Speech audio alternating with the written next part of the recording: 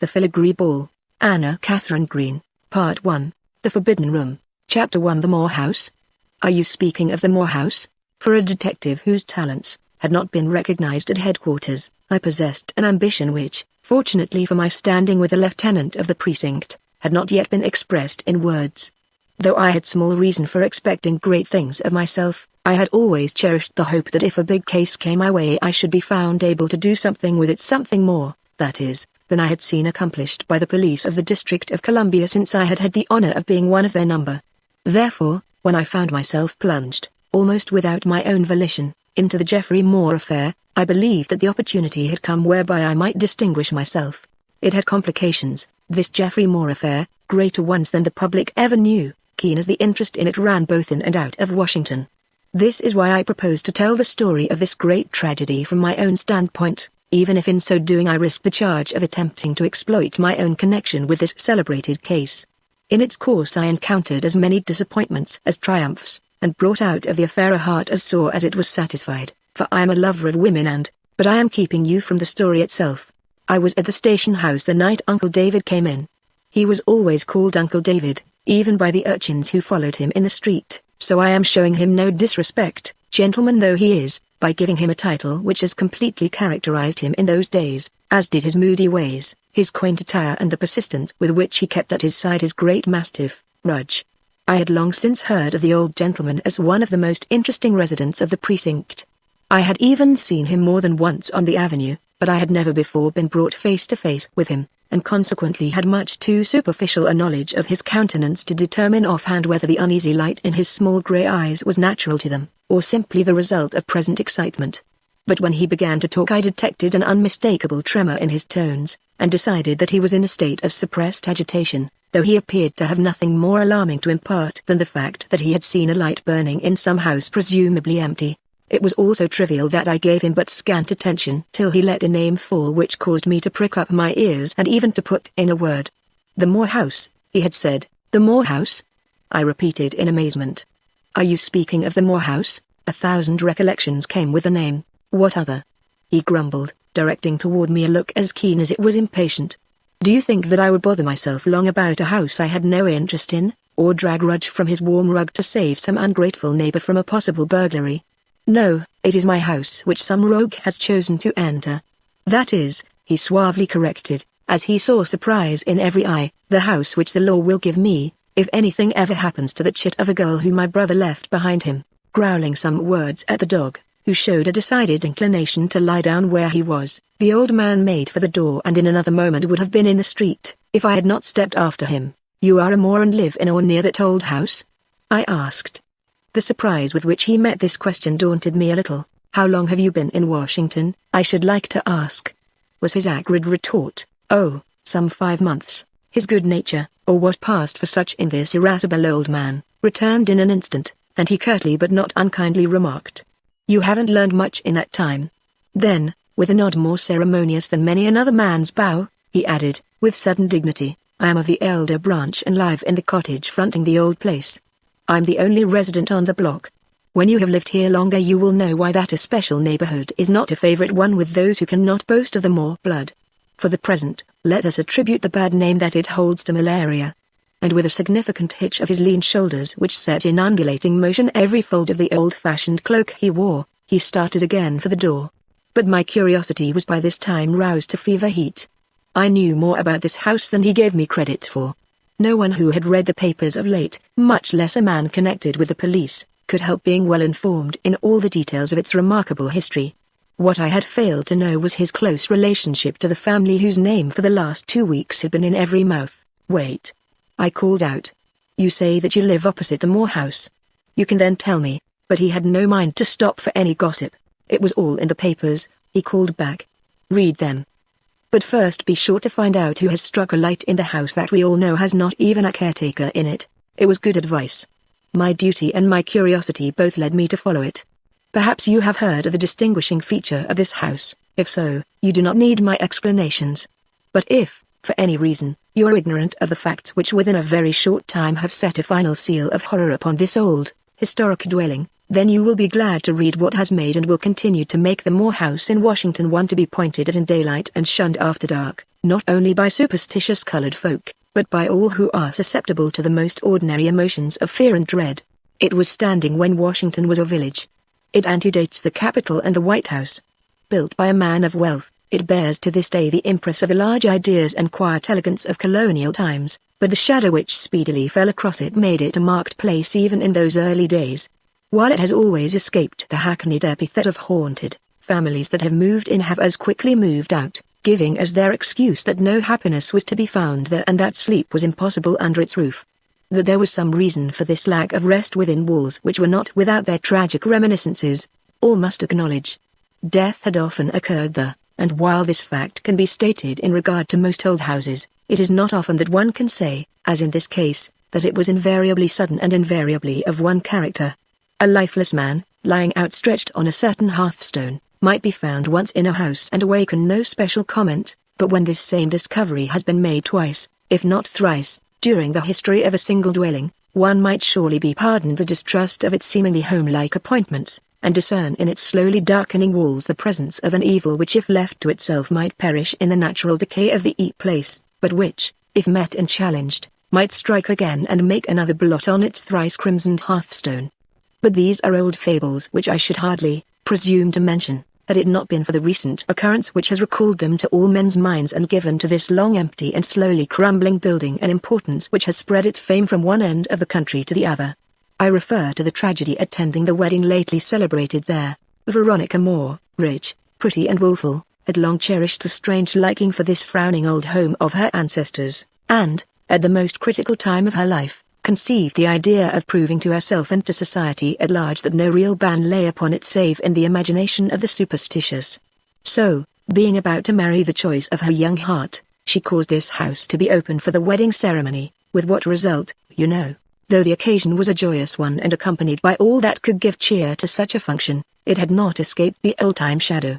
One of the guests straying into the room of ancient and unhallowed memory, the one room which had not been thrown open to the crowd, had been found within 5 minutes of the ceremony lying on its dolorous hearthstone, dead, and though the bride was spared a knowledge of the dreadful fact till the holy words were said, a panic had seized the guests and emptied the houses suddenly and completely as though the plague had been discovered there. This is why I hastened to follow Uncle David when he told me that all was not right in this house of tragic memories. Chapter 2. I enter. Though past 70, Uncle David was a brisk walker, and on this night in particular he sped along so fast that he was halfway down H Street by the time I had turned the corner at New Hampshire Avenue. His gaunt but not ungraceful figure, merged in that of the dog trotting closely at his heels, was the only moving object in the dreary vista of this the most desolate block in Washington. As I neared the building, I was so impressed by the surrounding stillness that I was ready to vow that the shadows were denser here than elsewhere and that the few gas lamps, which flickered at intervals down the street, shone with a more feeble ray than in any other equal length of street in Washington. Meanwhile, the shadow of Uncle David had vanished from the pavement. He had paused beside a fence which, hung with vines, surrounded and nearly hid from sight the little cottage he had mentioned as the only house on the block with the exception of the Great Moore place, in other words, his own home. As I came abreast of him I heard him muttering, not to his dog as was his custom, but to himself. In fact, the dog was not to be seen, and this desertion on the part of his constant companion seemed to add to his disturbance and affect him beyond all reason. I could distinguish these words amongst the many he directed toward the unseen animal. "You're a knowing one, too knowing. You see that loosened shutter over the way as plainly as I do, but you're a coward to slink away from it. I don't. I face the thing, and what's more, I'll show you yet what I think of a dog that can't stand his ground and help his old master out with some show of courage. Creaks. Does it? Well, let it creak. I don't mind its creaking, glad as I should be to know whose hand halloo. You've come, have you?" This to me. I had just stepped up to him. "Yes, I've come. Now what is the matter with the Moore house?" He must have expected the question, yet his answer was a long time coming. His voice, too, sounded strained, and was pitched quite too high to be natural. But he evidently did not expect me to show surprise at his manner. "Look at that window over there," he cried at last. "That one with the slightly open shutter. Watch and you will see that shutter move. There. It creaked. Didn't you hear it?" A growl that was more like a moan came from the porch behind us. Instantly the old gentleman turned and with a gesture as fierce as it was instinctive, shouted out, "Be still there. If you haven't the courage to face a blowing shutter, keep your jaws shut and don't let every fellow who happens along know what a fool you are. I declare," he maundered on, half to himself and half to me, "that dog is getting old. He can't be trusted any more. He forsakes his master just when the rest was lost in his throat, which rattled with something more than impatient anger." Meanwhile I had been attentively scrutinizing the house thus pointedly brought to my notice. I had seen it many times before, but, as it happened, had never stopped to look at it when the huge trees surrounding it were shrouded in darkness. The black hollow of its disused portal looked out from shadows which acquired some of their somberness from the tragic memories connected with its empty void. Its aspect was scarcely reassuring.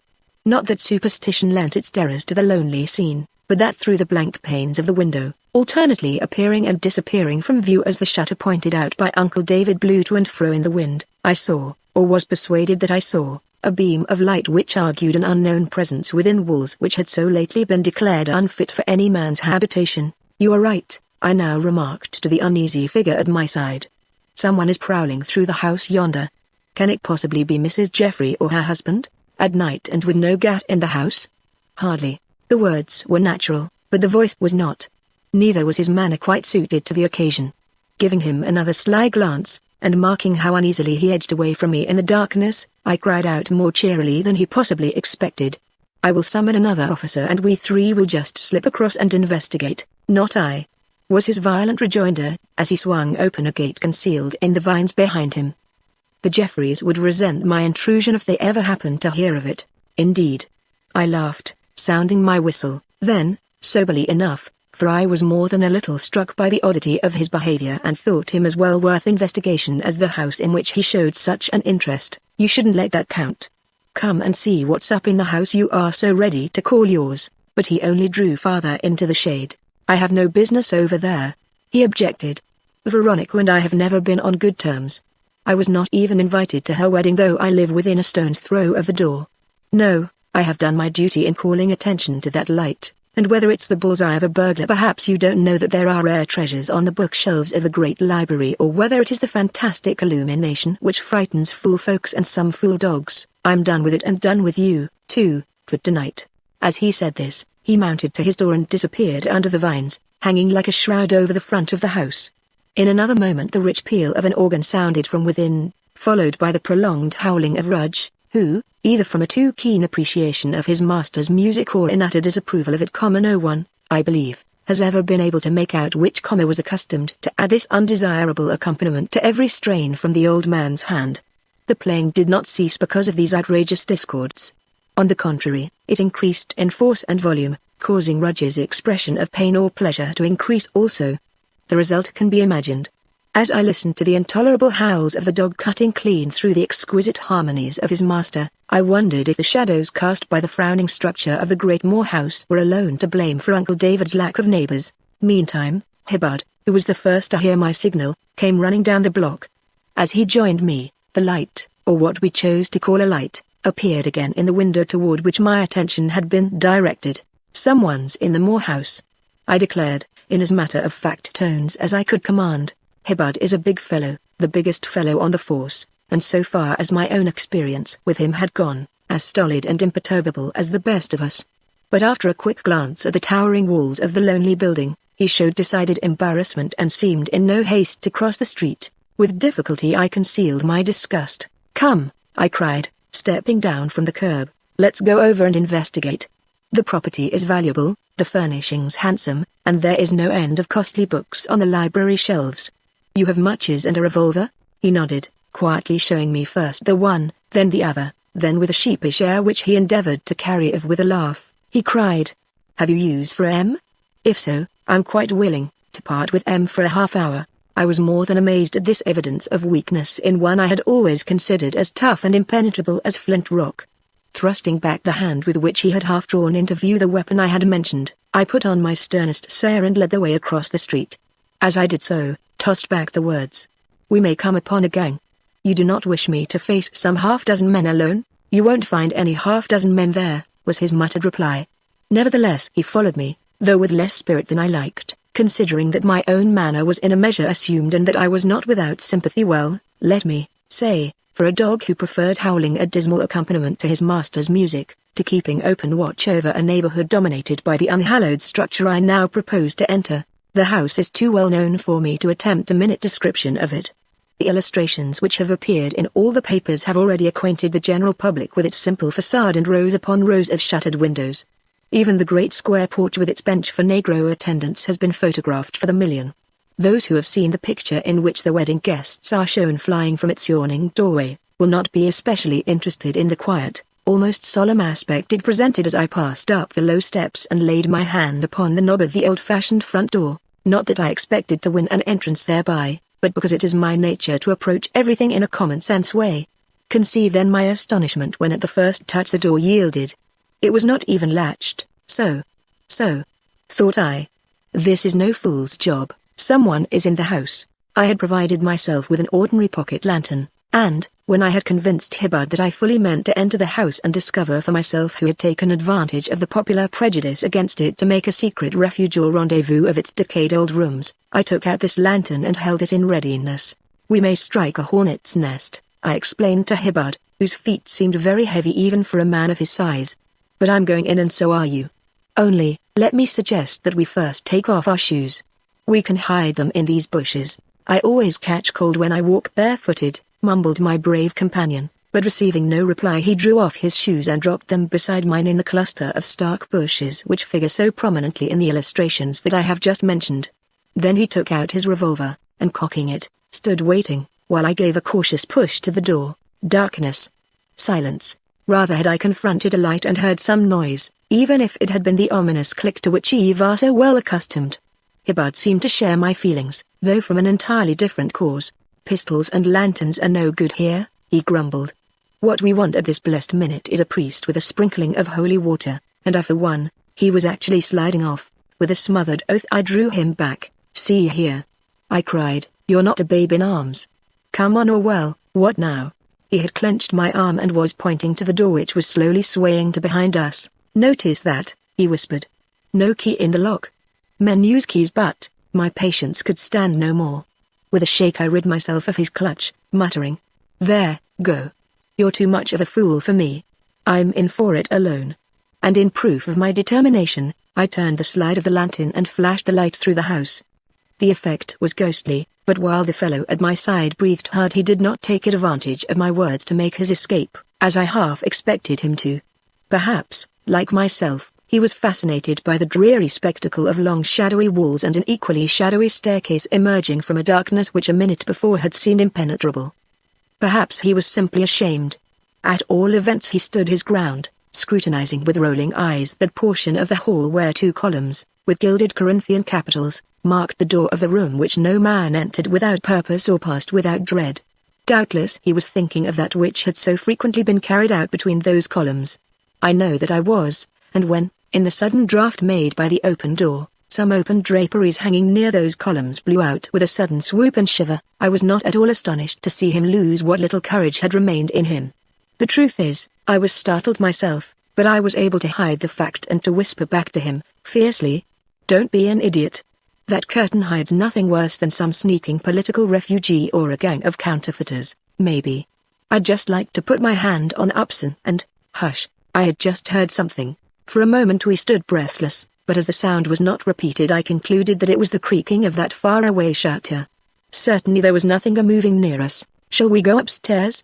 whispered Hibbard. "Not till we have made sure that all is right down here." A door stood slightly ajar on our left. Pushing it open, we looked in. A well-furnished parlor was before us. "Here's where the wedding took place," remarked Hibbard, straining his head over my shoulder. There were signs of this wedding on every side. Walls and ceilings had been hung with garlands, and these still clung to the mantelpiece and over and around the various doorways. Torn-off branches and the remnants of old bouquets, dropped from the hands of flying guests, littered the carpet, adding to the general confusion of overturned chairs and tables. Everywhere were evidences of the haste with which the place had been vacated as well as the superstitious dread which had prevented it being re-entered for the commonplace purpose of cleaning. Even the piano had not been shut, and under it lay some scattered sheets of music which had been left where they fell, to the probable loss of some poor musician. The clock occupying the center of the mantelpiece alone gave evidence of life. It had been wound for the wedding and had not yet run down. Its tick-tick came faint enough, however, through the darkness, as if it too had lost heart and would soon lapse into the deadly quiet of its ghostly surroundings. "It's funeral-like," chattered Hibbard. He was right. I felt as if I were shutting the lid of a coffin when I finally closed the door. Our next steps took us into the rear where we found little to detain us, and then, with a certain dread fully justified by the event, we made for the door defined by the 2 Corinthian columns. It was ajar like the rest, and, call me coward or call me fool, I have called Hibbard both. You will remember I found that it cost me an effort to lay my hand on its mahogany panels. Danger, if danger there was, lurked here, and while I had never known myself to quail before any ordinary antagonist, I, like others of my kind, have no especial fondness for unseen and mysterious perils. Hibbard, who up to this point had followed me almost too closely, now accorded me all the room that was necessary. It was with a sense of entering alone upon the scene that I finally thrust wide the door and crossed the threshold of this redoubtable room where, but 2 short weeks before, a fresh victim had been added to the list of those who had by some unheard of, unimaginable means found their death within its recesses. My first glance showed me little save the ponderous outlines of an old settle, which jutted from the corner of the fireplace halfway out into the room. As it was seemingly from this seat that the men, who at various times had been found lying here, had fallen to their doom, a thrill passed over me as I noted its unwieldy bulk and the deep shadow it threw on the ancient and dishonored hearthstone. To escape the ghastly memories it evoked and also to satisfy myself that the room was really as empty as it seemed, I took another step forward. This caused the light from the lantern I carried to spread beyond the point on which it had hitherto been so effectively concentrated, but the result was to emphasize rather than detract from the extreme desolation of the great room. The settle was a fixture, as I afterwards found, and was almost the only article of furniture to be seen on the wide expanse of uncarpeted floor. There was a table or two in hiding somewhere amid the shadows at the other end from where I stood, and possibly some kind of stool or settee, but the general impression made upon me was that of a completely dismantled place given over to moth and rust. I do not include the walls. They were not bare like the floor, but covered with books from floor to ceiling. These books were not the books of today. They had stood so long in their places unnoted and untouched, that they had acquired the color of fungus, and smelt well. There is no use adding to the picture. Everyone knows the spirit of sickening desolation pervading rooms which have been shut up for an indefinite length of time from air and sunshine. The elegance of the heavily stuccoed ceiling, admitted to be one of the finest specimens of its kind in Washington, as well as the richness of the carvings ornamenting the mantel of Italian marble rising above the accursed hearthstone, only served to make more evident the extreme neglect into which the rest of the room had sunk. Being anything but anxious to subject myself further to its unhappy influence and quite convinced that the place was indeed as empty as it looked, I turned to leave, when my eyes fell upon something so unexpected and so extraordinary, seen as it was under the influence of the old tragedies with which my mind was necessarily full, that I paused, balked in my advance, and well nigh uncertain whether I looked upon a real thing or on some strange and terrible fantasy of my aroused imagination. A form lay before me, outstretched on that portion of the floor which had hitherto been hidden from me by the half-open door. A woman's form, which even in that first casual look impressed itself upon me as one of aerial delicacy and extreme refinement, and this form lay as only the dead lie, the dead. And I had been looking at the hearthstone for just such a picture. No, not just such a picture, for this woman lay face uppermost, and, on the floor beside her was blood. A hand had plucked my sleeve. It was Hibbard's. Startled by my immobility and silence, he had stepped in with quaking members, expecting he hardly knew what. But no sooner did his eyes fall on the prostrate form which held me spellbound, than an unforeseen change took place in him. What had unnerved me, restored him to full self-possession. Death in this shape was familiar to him. He had no fear of blood. He did not show surprise at encountering it, but only at the effect it appeared to produce on me. Shot, was his laconic comment as he bent over the prostrate body. Shot through the heart. She must have died before she fell. Shot. That was a new experience for this room. No wound had ever before disfigured those who had fallen here, nor had any of the previous victims been found lying on any other spot than the one over which that huge settle kept guard. As these thoughts crossed my mind, I instinctively glanced again toward the fireplace for what I almost refused to believe lay outstretched at my feet. When nothing more appeared than that old seat of sinister memory, I experienced a thrill which poorly prepared me for the cry which I now heard raised by Hibbard. "Look here, What do you make of this?" He was pointing to what, upon closer inspection, proved to be a strip of white satin ribbon running from one of the delicate wrists of the girl before us to the handle of a pistol which had fallen not far away from her side. "It looks as if the pistol was attached to her. That is something new in my experience. What do you think it means?" Alas! There was but one thing it could mean. The shot to which she had succumbed had been delivered by herself. This fair and delicate creature was a suicide. But suicide in this place? How could we account for that? Had the story of this room's ill-acquired fame acted hypnotically on her, or had she stumbled upon the open door in front and been glad of any refuge where her misery might find a solitary termination?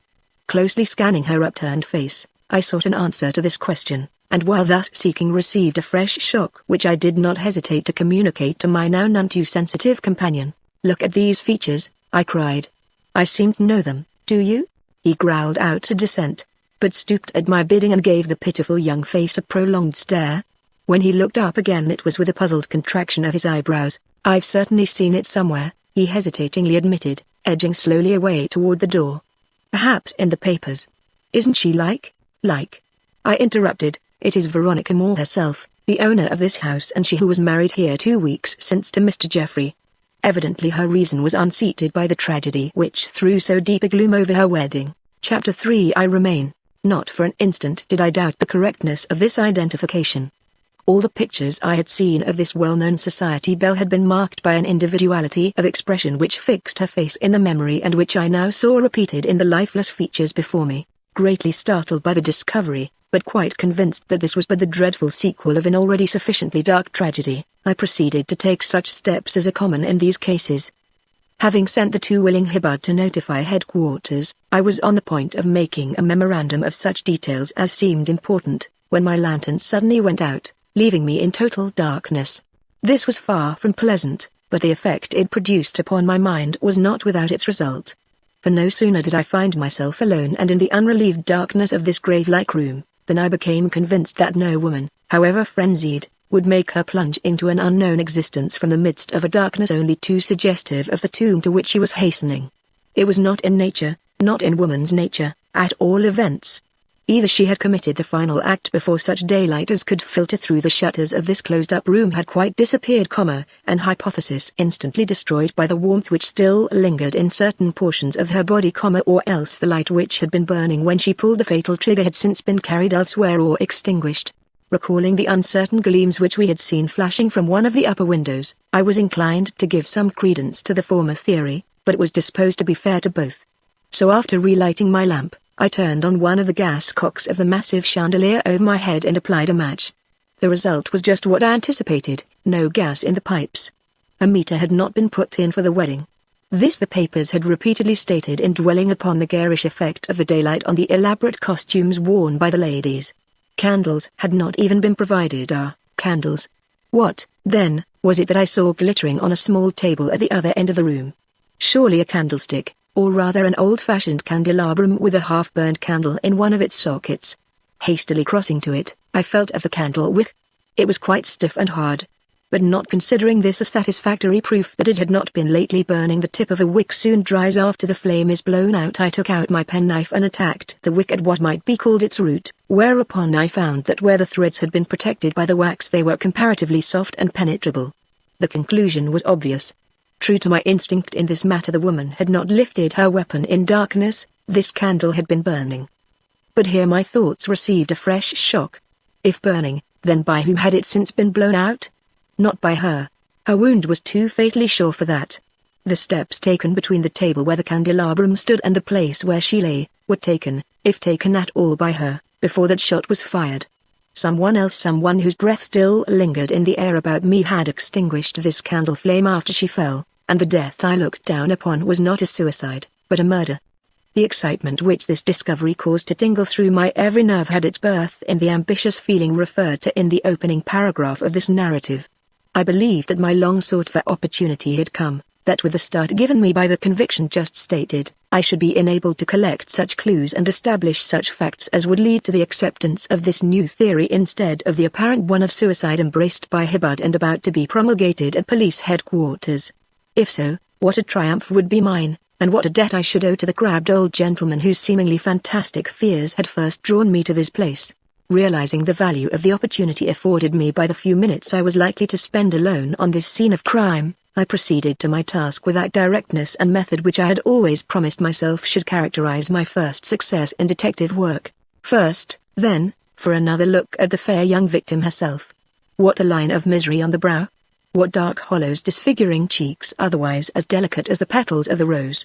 An interesting, if not absolutely beautiful face. It told me something I could hardly put into words, so that it was like leaving a fascinating but unsolved mystery when I finally turned from it to study the hands, each of which presented a separate problem. That offered by the right wrist, you already know, the long white ribbon connecting it with the discharged pistol. But the secret concealed by the left, while less startling, was perhaps fully as significant. All the rings were gone, even the wedding ring which had been placed there such a short time before. Had she been robbed? There were no signs of violence visible, nor even such disturbances as usually follow despoliation by a criminal's hand.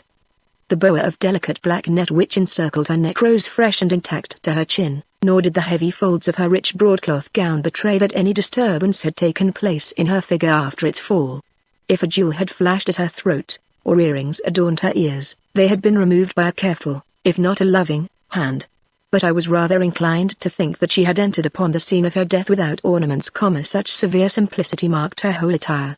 Her hat, which was as plain and also as elegant as the rest of her clothing, lay near her on the floor. It had been taken off and thrown down, manifestly by an impatient hand. That this hand was her own was evident from a small but very significant fact. The pin which had held it to her hair had been thrust again into the hat. No hand but hers would have taken this precaution. A man would have flung it aside just as he would have flung the hat. Question. Did this argue a natural expectation on her part of resuming her hat? Or was the action the result of an unconscious habit? Having thus noted all that was possible concerning her without infringing on the rights of the coroner, I next proceeded to cast about for clues to the identity of the person whom I considered responsible for the extinguished candle. But here a great disappointment awaited me. I could find nothing expressive of a second person's presence save a pile of cigar ashes scattered near the legs of a common kitchen chair which stood face to face with the bookshelves in that part of the room where the candelabrum rested on a small table. But these ashes looked old, nor could I detect any evidence of tobacco smoke in the general mustiness pervading the place. Was the man who died here a fortnight since accountable for these ashes? If so, his unfinished cigar must be within sight. Should I search for it? No, for this would take me to the hearth, and that was quite too deadly a place to be heedlessly approached. Besides, I was not yet finished with the spot where I then stood. If I could gather nothing satisfactory from the ashes, perhaps I could from the chair or the shelves before which it had been placed. Someone with an interest in books had sat there, someone who expected to spend sufficient time over these old tomes to feel the need of a chair. Had this interest been a general one, or had it centered in a particular volume? I ran my eye over the shelves within reach, possibly with an idea of settling this question, and though my knowledge of books is limited, I could see that these were what one might call rarities. Some of them contained specimens of black letter, all mouldy and smothered in dust. In others I saw dates of publication which placed them among volumes dear to a collector's heart. But none of them, so far as I could see, gave any evidence of having been lately handled, and anxious to waste no time on puerile details, I hastily quitted my chair, and was proceeding to turn my attention elsewhere, when I noticed on an upper shelf, a book projecting slightly beyond the others. Instantly my foot was on the chair and the book in my hand. Did I find it of interest? Yes, but not on account of its contents, for they were pure Greek to me, but because it lacked the dust on its upper edge which had marked every other volume I had handled. This, then, was what had attracted the unknown to these shelves. This, let me see if I can remember its title: Disquisition upon Old Coastlines. Sure. I was wasting my time. What had such a dry compendium as this to do with a body lying in its blood a few steps behind me, or with a hand which had put out the candle upon this dreadful deed? Nothing. I replaced the book, but not so hastily as to push it 1 inch beyond the position in which I found it. For, if it had a tale to tell, then was it my business to leave that tale to be read by those who understood books better than I did. My next move was toward the little table holding the candelabrum with the glittering pendants. This table was one of a nest standing against a nearby wall. Investigation proved that it had been lifted from the others and brought to its present position within a very short space of time. For the dust lying thick on its top was almost entirely lacking from the one which had been nested under it. Neither had the candelabrum been standing the long, dust being found under as well as around it. Had her hand brought it there? Hardly, if it came from the top of the mantel toward which I now turned in my course of investigation. I have already mentioned this mantel more than once. This I could hardly avoid, since in and about it lay the heart of the mystery for which the room was remarkable. But though I have thus freely spoken of it, and though it was not absent from my thoughts for a moment, I had not ventured to approach it beyond a certain safe radius. Now, in looking to see if I might not lessen this radius, I experienced that sudden and overwhelming interest in its every feature which attaches to all objects peculiarly associated with danger. I even took a step toward it, holding up my lamp so that a stray ray struck the faded surface of an old engraving hanging over the fireplace. It was the well-known one in Washington, at least, of Benjamin Franklin at the court of France, interesting no doubt in a general way, but scarcely calculated to hold the eye at so critical an instant. Neither did the shelf below call for more than momentary attention, for it was absolutely bare.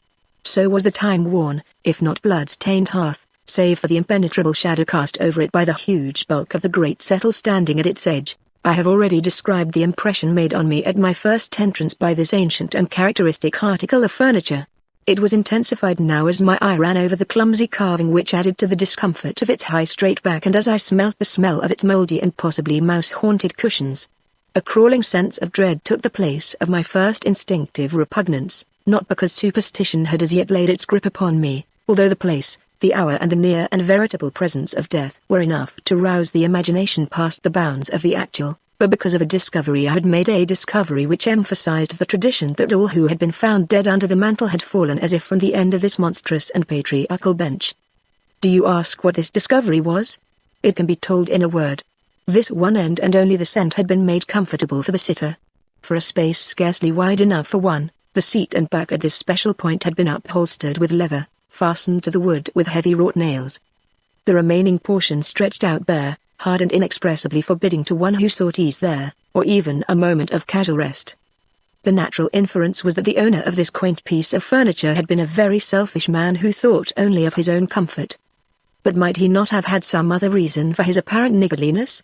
As I asked myself this question and noted how the long and embracing arm which guarded this cushioned retreat was flattened on top for the convenient holding of decanter and glass, feelings to which I can give no name and which I had fondly believed myself proof against, began to take the place of judgment and reason. Before I realized the nature of my own impulse or to what it was driving me, I found myself moving slowly and steadily toward this formidable seat, under an irresistible desire to fling myself down upon these old cushions but here the creaking of some far-off shutter, possibly the one I had seen swaying from the opposite side of the street, recalled me to the duties of the hour, and, remembering that my investigations were but half completed and that I might be interrupted any moment by detectives from headquarters, I broke from the accursed charm, which horrified me the moment I escaped it, and quitting the room by a door at the further end, sought to find in some of the adjacent rooms the definite traces I had failed to discover on this, the actual scene of the crime. It was a dismal search, revealing at every turn the almost maddened haste with which the house had been abandoned. The dining room especially roused feelings which were far from pleasant. The table, evidently set for the wedding breakfast, had been denuded in such breathless hurry that the food had been tossed from the dishes and now lay in mouldering heaps on the floor. The wedding cake, which someone had dropped, possibly in the effort to save it, had been stepped on, and broken glass, crumpled napery and withered flowers made all the corners unsightly and rendered stepping over the unwholesome floors at once disgusting and dangerous. The pantries opening out of this room were in no better case. Shrinking from the sights and smells I found there, I passed out into the kitchen and so on by a close and narrow passage to the negro quarters clustered in the rear. Here I made a discovery. One of the windows in this long disused portion of the house was not only unlocked but partly open. But as I came upon no marks showing that this outlet had been used by the escaping murderer, I made my way back to the front of the house and thus to the stairs communicating with the upper floor. It was on the rug lying at the foot of these stairs that I came upon the first of a dozen or more burned matches which lay in a distinct trail up the staircase and along the floors of the upper halls. As these matches were all burned as short as fingers could hold them, it was evident that they had been used to light the steps of someone seeking refuge above, possibly in the very room where we had seen the light which had first drawn us to this house. How then? Should I proceed or await the coming of the boys before pushing in upon a possible murderer? I decided to proceed, fascinated, I think, by the nicety of the trail which lay before me, but when, after a careful following in the steps of him who had so lately preceded me, I came upon a tightly closed door at the end of a side passage. I own that I stopped a moment before lifting hand to it. So much may lie behind a tightly closed door. But my hesitation, if hesitation it was, lasted but a moment. My natural impatience and the promptings of my vanity overcame the dictates of my judgment, and, reckless of consequences, perhaps disdainful of them, I soon had the knob in my grasp. I gave a slight push to the door and, on seeing a crack of light leap into life along the jamb, pushed the door wider and wider till the whole room stood revealed. The instantaneous banging of a shutter in one of its windows proved the room to be the very one which we had seen lighted from below. Otherwise all was still, nor was I able to detect, in my first hurried glance, any other token of human presence than a candle sputtering in its own grease at the bottom of a tumbler placed on one corner of an old-fashioned dressing table. This, the one touch of incongruity in a room otherwise rich if not stately in its appointments, was loud in its suggestion of some hidden presence given to expedience and reckless of consequences, but of this presence nothing was to be seen. Not satisfied with this short survey, a survey which had given me the impression of a spacious old-fashioned chamber, fully furnished but breathing of the bygone rather than of the present, and resolved to know the worst, or, rather, to dare the worst and be done with it, I strode straight into the center of the room and cast about me quickly a comprehensive glance which spared nothing, not even the shadows lurking in the corners. But no low-lying figure started up from those corners, nor did any crouching head rise into sight from beyond the leaves of the big screen behind which I was careful to look. Greatly reassured, and indeed quite convinced that wherever the criminal lurked at that moment he was not in the same room with me, I turned my attention to my surroundings, which had many points of interest. Foremost among these was the big four-poster which occupied a large space at my right. I had never seen its like in use before, and I was greatly attracted by its size and the air of mystery imparted to it by its closely drawn curtains of faded brocade. In fact, this bed, whether from its appearance or some occult influence inherent in it, had a fascination for me. I hesitated to approach it, yet could not forbear surveying it long and earnestly. Could it be possible that those curtains concealed someone in hiding behind them? Strange to say, I did not feel quite ready to lay hand on them and see. A dressing table laden with woman's fixings and various articles of the toilet, all of an unexpected value and richness, occupied the space between the two windows, and on the floor, immediately in front of a high mahogany mantel, there lay, amid a number of empty boxes, an overturned chair. This chair and the conjectures its position awakened led me to look up at the mantel with which it seemed to be in some way connected, and thus I became aware of a one-old drawing hanging on the wall above it. Why this picture, which was a totally uninteresting sketch of a simpering girl face, should have held my eye after the first glance, I cannot say even now. It had no beauty even of the sentimental kind and very little, if any, meaning. Its lines, weak at the best, were nearly obliterated and in some places quite faded out. Yet I not only paused to look at it, but in looking at it forgot myself and well nigh my errand. Yet there was no apparent reason for the spell it exerted over me, nor could I account in any way for the really superstitious dread which from this moment seized me, making my head move slowly round with shrinking backward looks as that swaying shutter creaked, or some of the fitful noises, which grow out of silence in answer to our inner expectancy, drew my attention or appalled my sense. To all appearance there was less here than below to affect a man's courage. No inanimate body with the mark of the slayer upon it lent horror to these walls, yet sensations which I had easily overcome in the library below clung with strange insistence to me here, making it an effort for me to move, and giving to the unexpected reflection of my own image in the mirror I chanced to pass, a power to shock my nerves which has never been repeated in my experience. It may seem both unnecessary and out of character for a man of my calling to acknowledge these chance sensations, but only by doing so can I account for the minutes which elapsed before I summoned sufficient self-possession to draw aside the closed curtains of the bed and take the quick look inside which my present doubtful position demanded. But once I had broken the spell and taken the look just mentioned, I found my manhood return, and with it my old ardor for clues. The bed held no gaping, chattering criminal, yet was it not quite empty. Something lay there, and this something, while commonplace in itself, was enough out of keeping with the place and hour to rouse my interest and awaken my conjectures. It was a lady's wrap so rich in quality and of such a festive appearance that it was astonishing to find it lying in a neglected state in this grumbling old house. Though I know little of the cost of women's garments, I do know the value of lace, and this garment was covered with it. Interesting as was this find, it was followed by one still more so. Nestled in the folds of the cloak, lay the withered remains of what could only have been the bridal bouquet.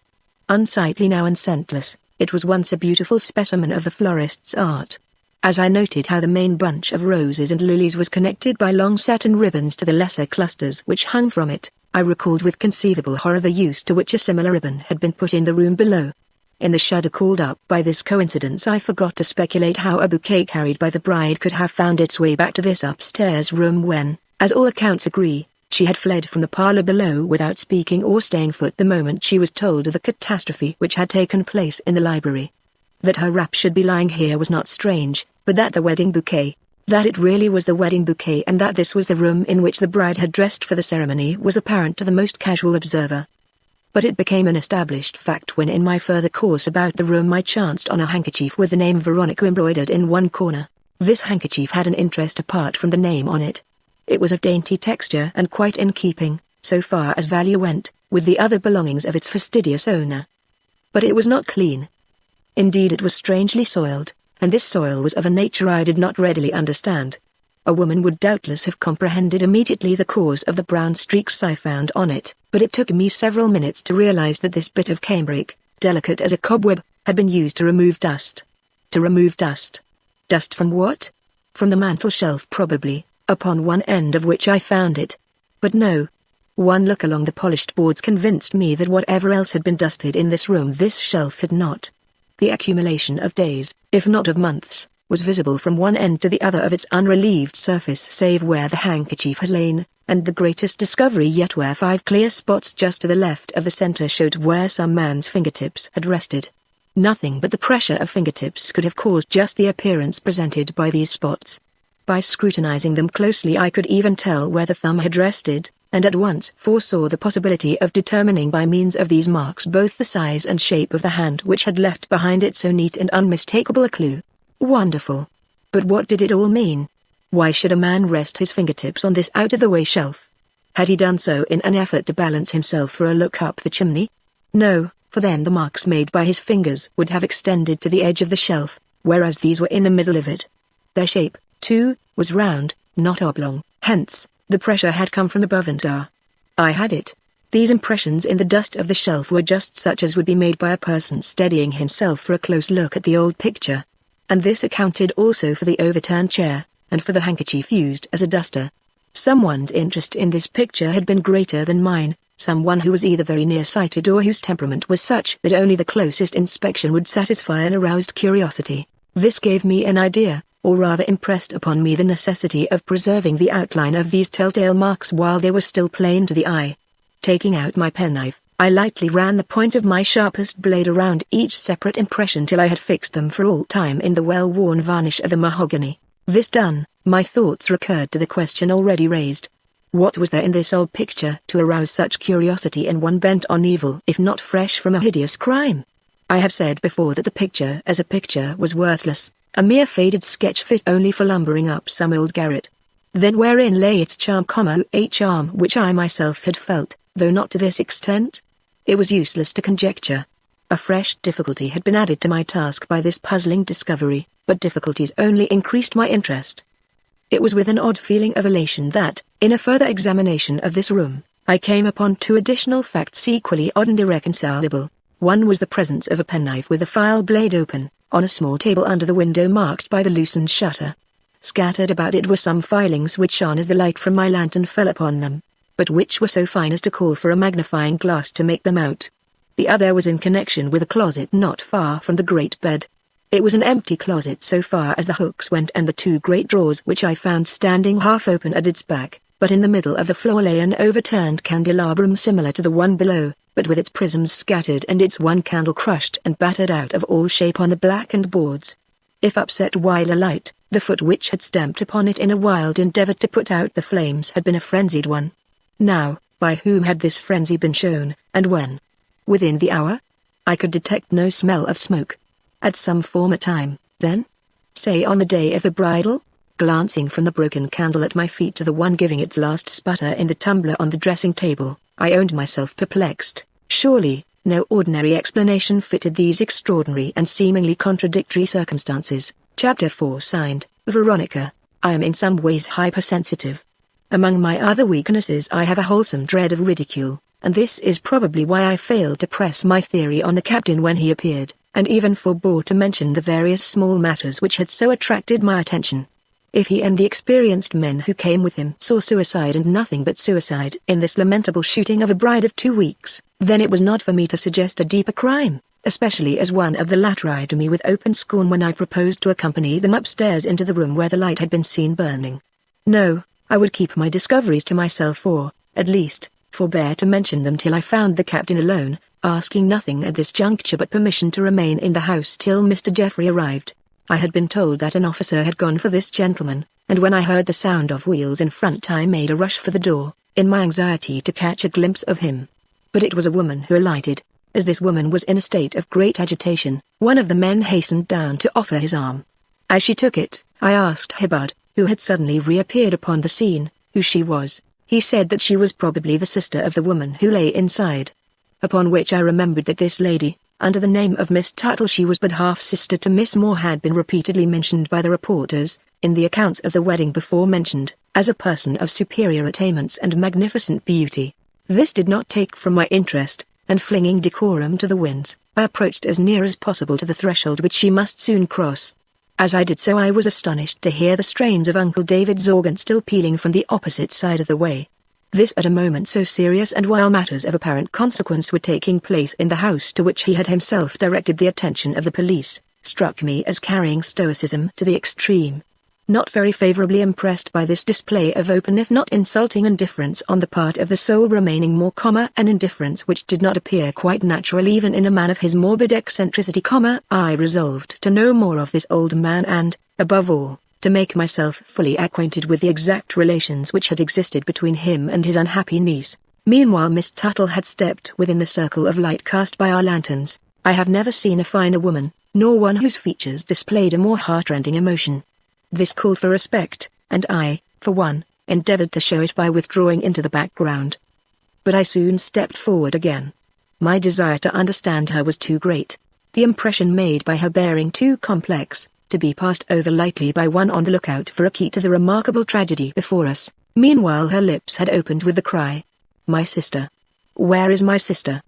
The captain made a hurried movement toward the rear, and then, with the laudable intention, doubtless, of preparing her for the ghastly sight which awaited her, returned and opened a way for her into the drawing-room.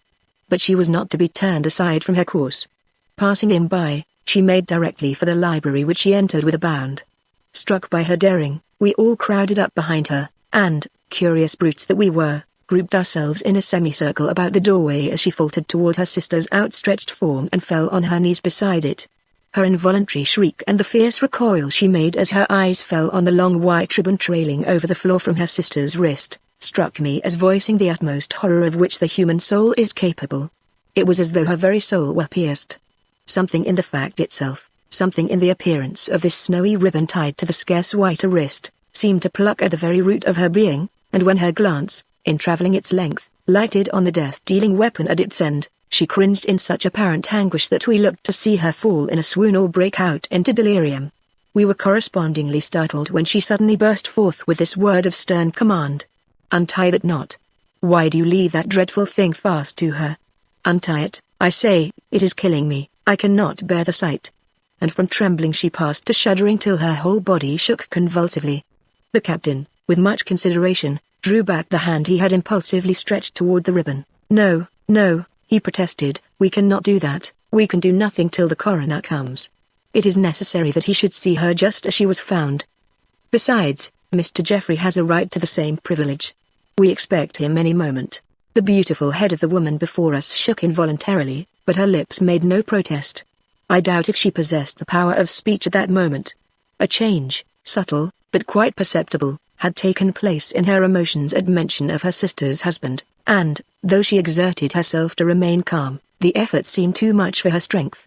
Anxious to hide this evidence of weakness, she rose impetuously, and then we saw how tall she was, how the long lines of her cloak became her, and what a glorious creature she was altogether. "It will kill him," she groaned in a deep inward voice.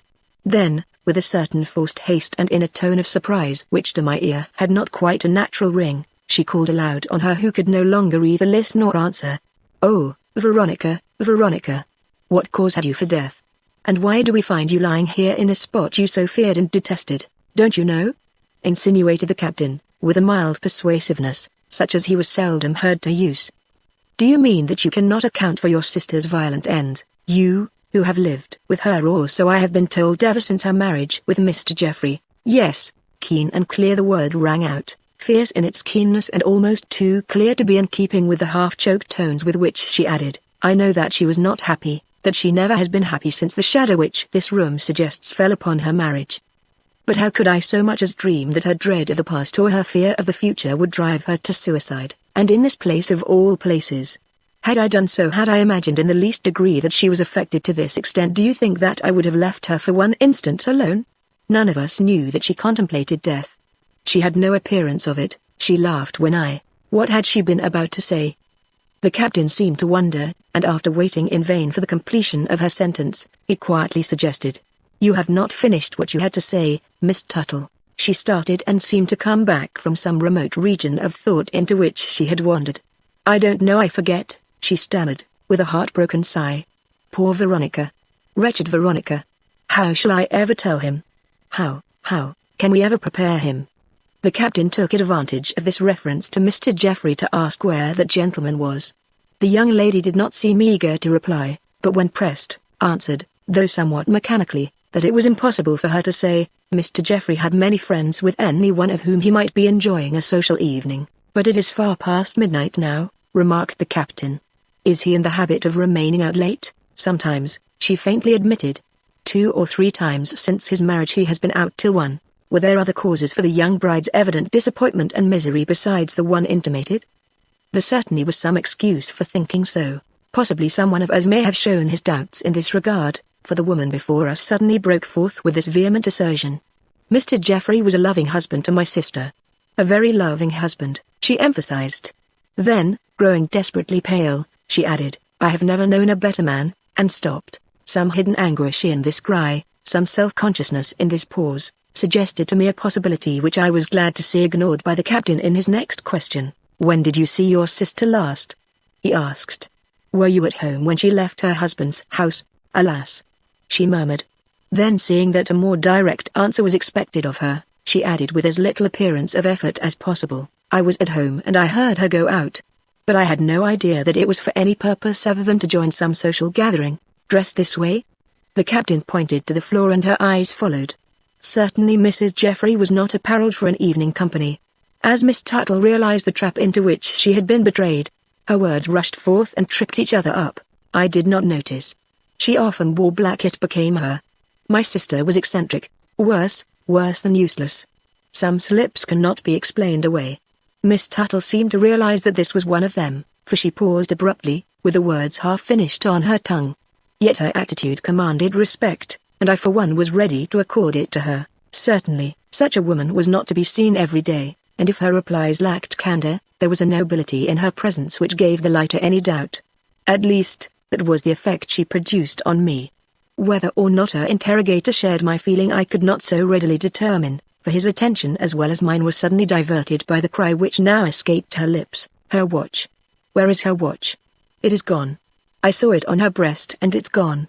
It hung just where." "Wait!" cried one of the men who had been peering about the floor. "Is this it?" He held aloft a small object blazing with jewels. "Yes," she gasped, trying to take it, but the officer gave it to the captain instead. "It must have slipped from her as she fell," remarked the latter, after a cursory examination of the glittering trinket. "The pin by which she attached it to her dress must have been insecurely fastened." Then quickly and with a sharp look at Miss Tuttle, "Do you know if this was considered an accurate timepiece?" "Yes." "Why do you ask?" "Is it? Look." He held it up with the face toward us. The hand stood at 13 minutes past 7. "The hour and the moment when it struck the floor," he declared. "And consequently the hour and the moment when Mrs. Geoffrey fell," finished Durbin. Miss Tuttle said nothing, only gasped. "Valuable evidence," quoth the captain, putting the watch in his pocket. Then, with a kind look at her, called forth by the sight of her misery, "Does this hour agree with the time of her leaving the house?" "I cannot say. I think so. It was some time before or after 7. I don't remember the exact minute. It would take 15 for her to walk here." "Did she walk?" "I do not know. I didn't see her leave. My room is at the back of the house. You can say if she left alone or in the company of her husband." "Mr. Geoffrey was not with her?" Was Mr. Geoffrey in the house? He was not. This last negative was faintly spoken. The captain noticed this and ventured upon interrogating her further. How long had he been gone? Her lips parted, she was deeply agitated, but when she spoke it was coldly and with studied precision. Mr. Geoffrey was not at home tonight at all. He has not been in all day. Not at home? Did his wife know that he was going to dine out? She said nothing about it. The captain cut short his questions, and in another moment I understood why. A gentleman was standing in the doorway, whose face once seen, was enough to stop the words on any man's lips. Miss Tuttle saw this gentleman almost as quickly as we did and sank with an involuntary moan to her knees. It was Francis Geoffrey come to look upon his dead bride. I have been present at many tragic scenes and have beheld men under almost every aspect of grief, terror and remorse, but there was something in the face of this man at this dreadful moment that was quite new to me, and, as I judge, equally new to the other hardy officials about me. To be sure, he was a gentleman, and a very high-bred one at that, and it is but seldom we have to do with any of his ilk. Breathlessly we awaited his first words. Not that he showed frenzy or made any display of the grief or surprise natural to the occasion. On the contrary, he was the quietest person present, and among all the emotions his white face mirrored I saw no signs of what might be called sorrow. Yet his appearance was one to wring the heart and rouse the most contradictory conjectures as to just what chord in his evidently highly strung nature throbbed most acutely to the horror and astonishment of this appalling end of so short a married life. His eye, which was fixed on the prostrate body of his bride, did not yield up its secret. When he moved and came to where she lay and caught his first sight of the ribbon and the pistol attached to it, the most experienced among us were baffled as to the nature of his feelings and thoughts.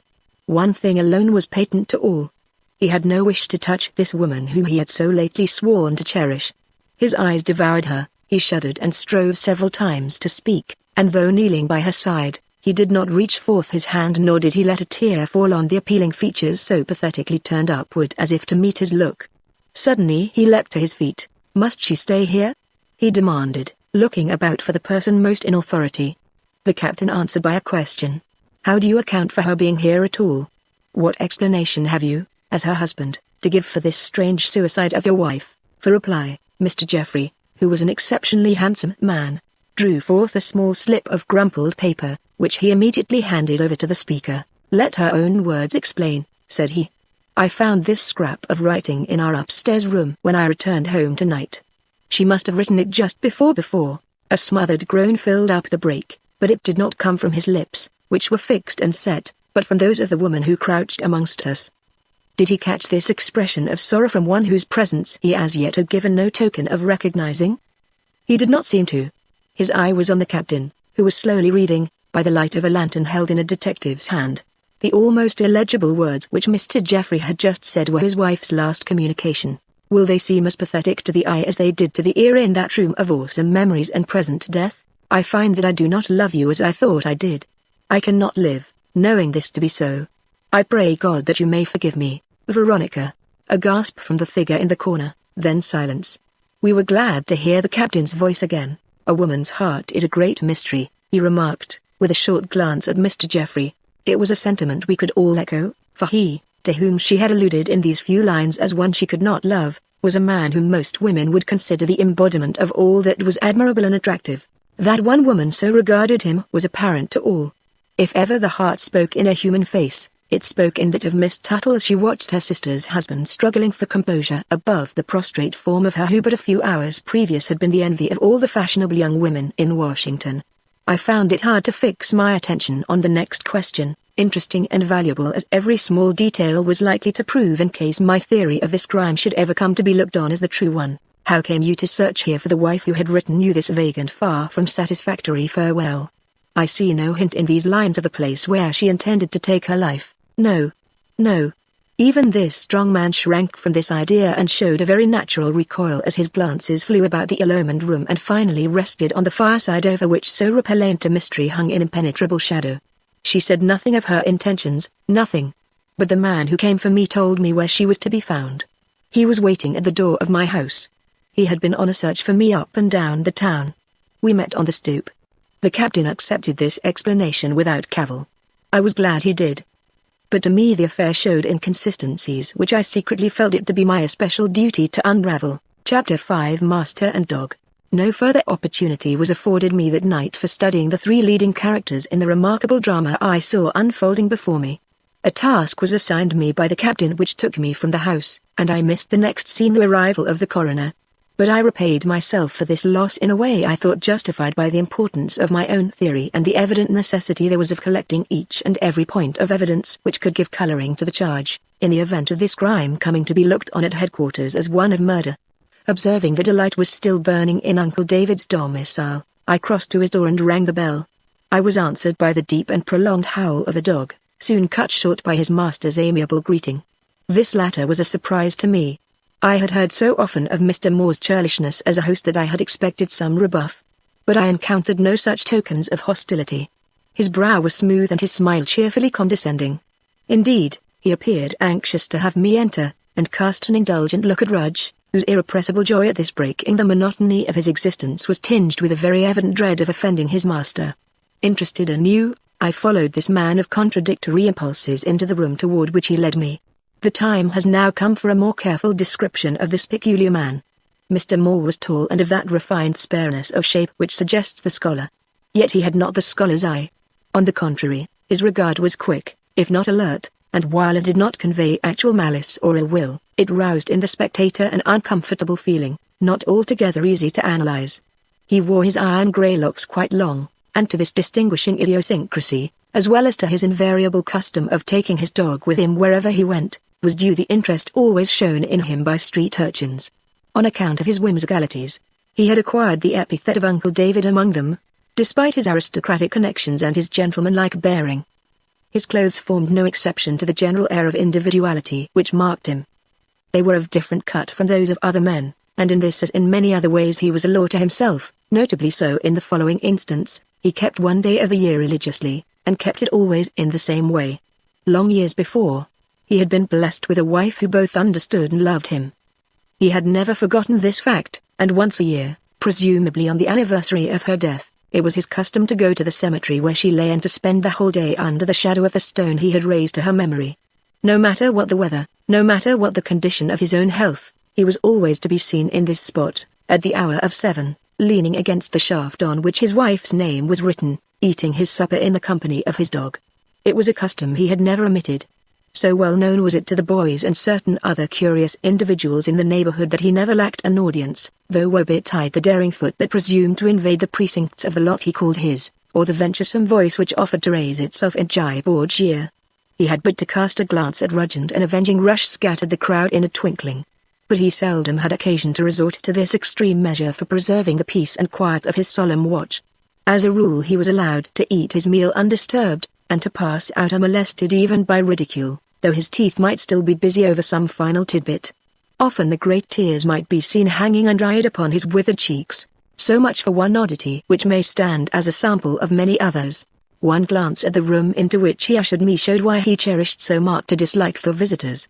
It was bare to the point of discomfort, and had it not been for a certain quaintness in the shape of the few articles to be seen there, I should have experienced a decided feeling of repulsion. So pronounced was the contrast between this poverty-stricken interior and the polished bearing of its owner. He, I am sure, could have shown no more elevated manners if he had been doing the honors of a palace. The organ, with the marks of home construction upon it, was the only object visible which spoke of luxury or even comfort, but enough of these possibly uninteresting details. I did not dwell on them myself, except in a vague way and while waiting for him to open the conversation. This he did as soon as he saw that I had no intention of speaking first. "And did you find anyone in the old house?" he asked, keeping him well under my eye. I replied with intentional brusqueness. "She has gone there once too often." The stare he gave me was that of an actor who feels that some expression of surprise is expected from him. "She?" he repeated. "Whom can you possibly mean by she?" The surprise I expressed at this bold attempt at ingenuousness was better simulated than his. "I hope you don't know," I exclaimed. "Can you live directly opposite a place of such remarkable associations and not interest yourself in who goes in and out of its deserted doors?" "I don't sit in my front windows," he peevishly returned. I let my eye roam toward a chair standing suspiciously near the very window he had designated. "But you saw the light?" I suggested.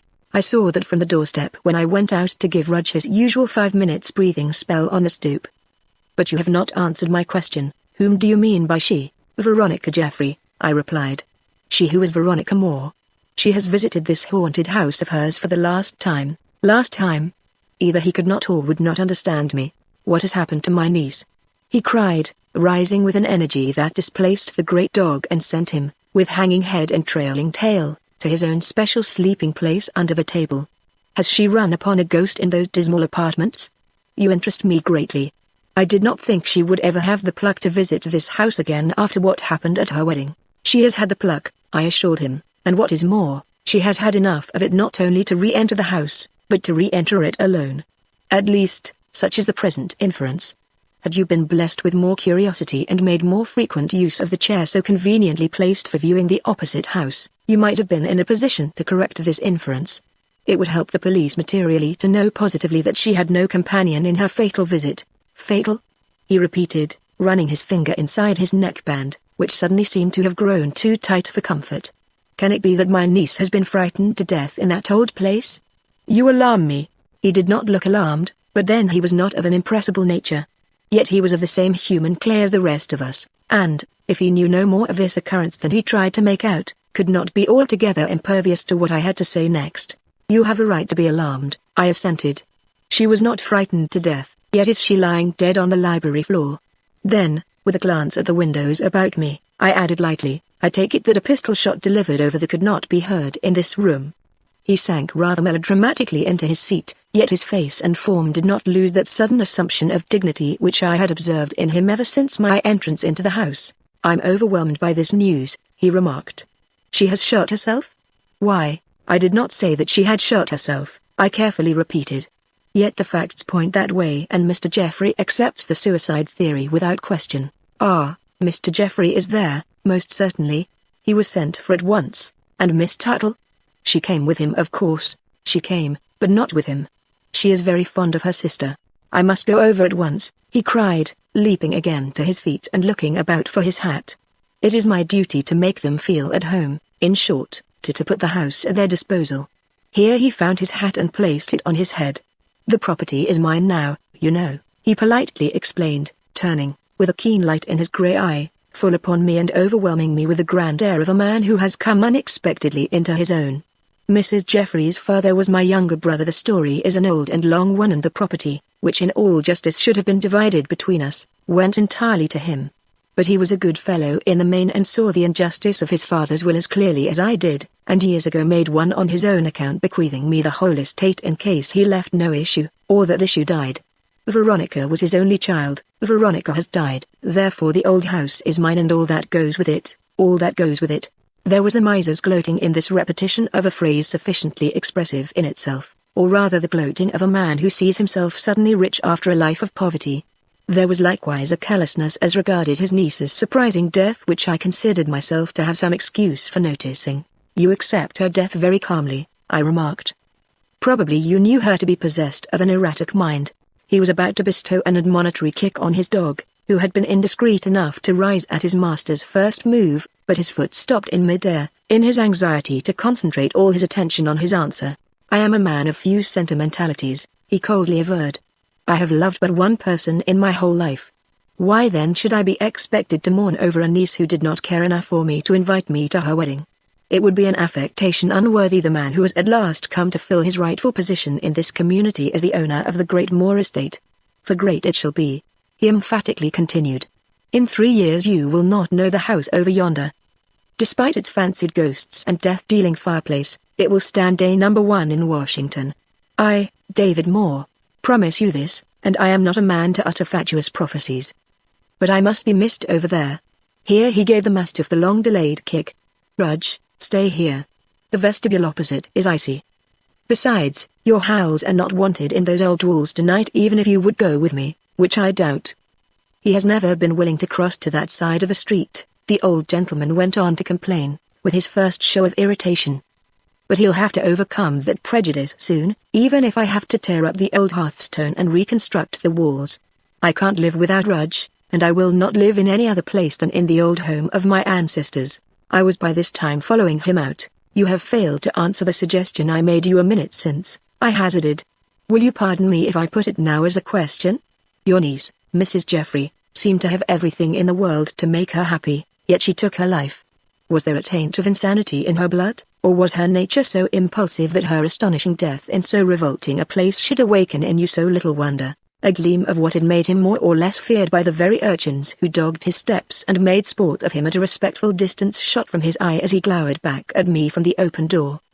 But he hastily suppressed this sign of displeasure and replied with the faintest tinge of sarcasm. "There. You are expecting from me feelings which belong to you thought to men of much more heart than understanding.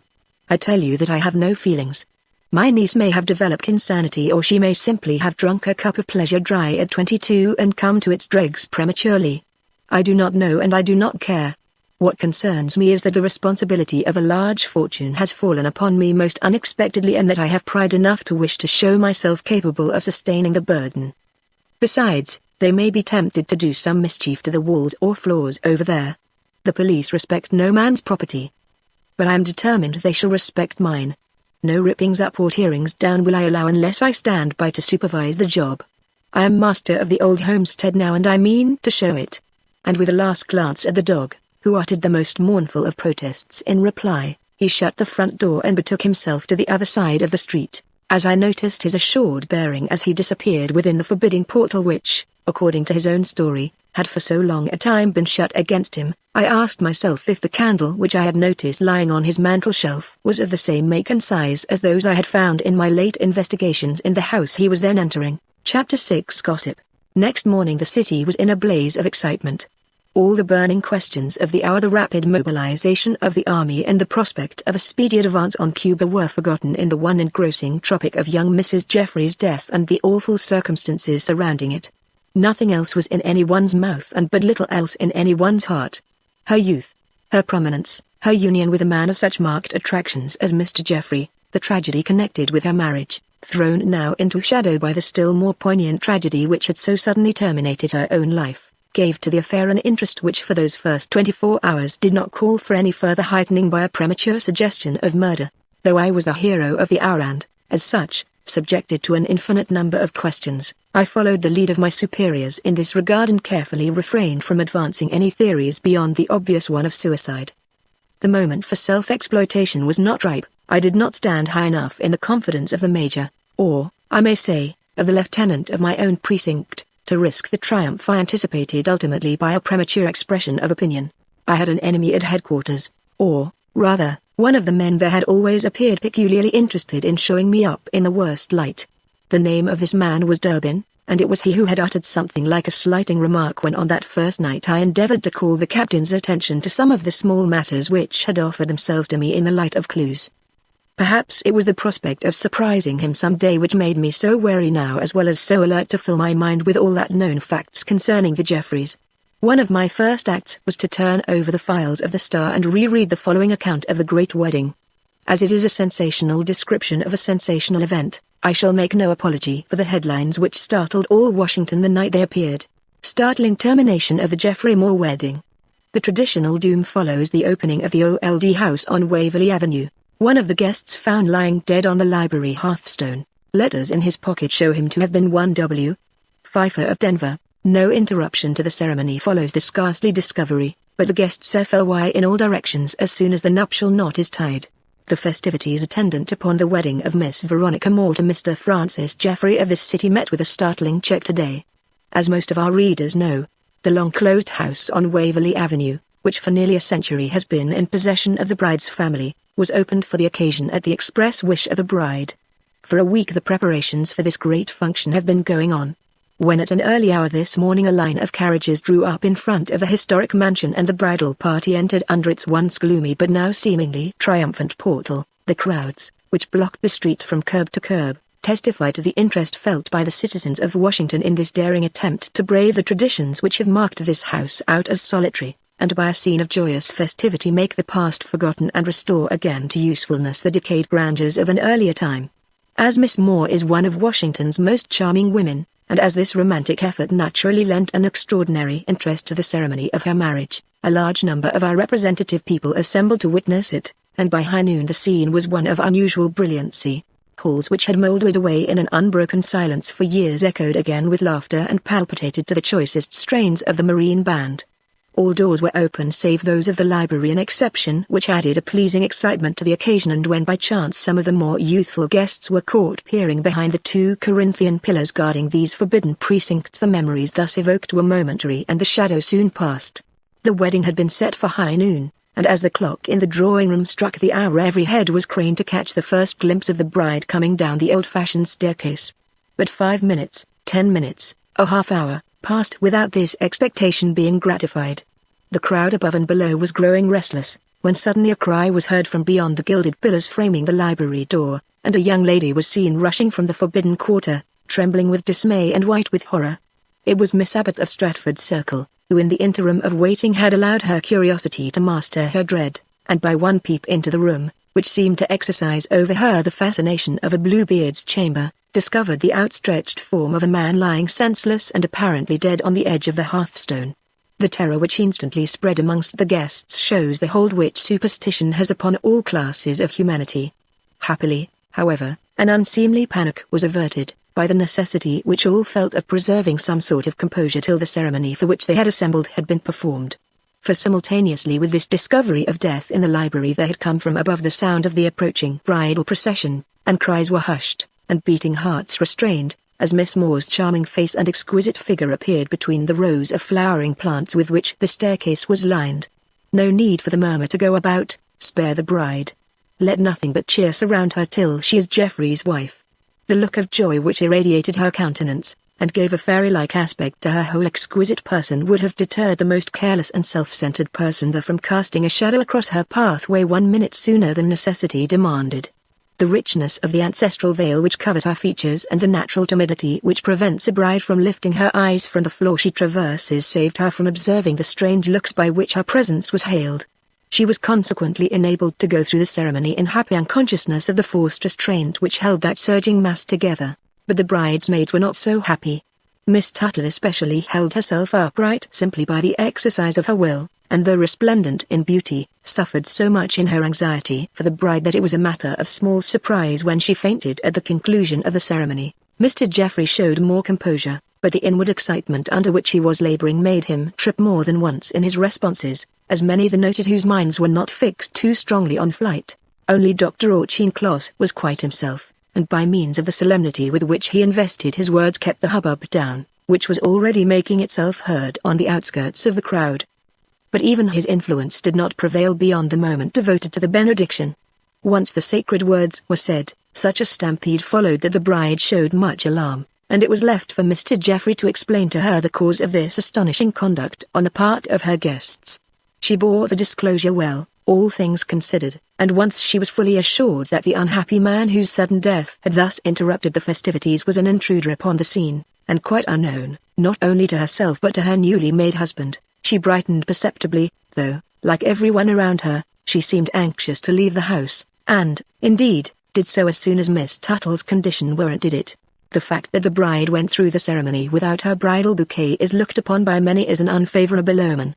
In her anxiety not to impose any longer upon the patience of her guests, she had descended without it. As to the deceased, but little is known of him.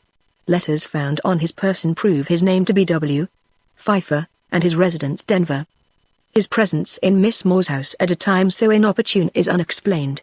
No such name is on the list of wedding guests, nor was he recognized as one of Miss Moore's friends either by Mr. Geoffrey or by such of her relatives and acquaintances as had the courage to enter the library to see him, with the exception of the discolored mark on his temple, showing where his head had come in contact with the hearthstone. His body presents an appearance of natural robustness, which makes his sudden end seem all the more shocking. His name has been found registered at the National Hotel. Turning over the files, I next came upon the following dispatch from Denver.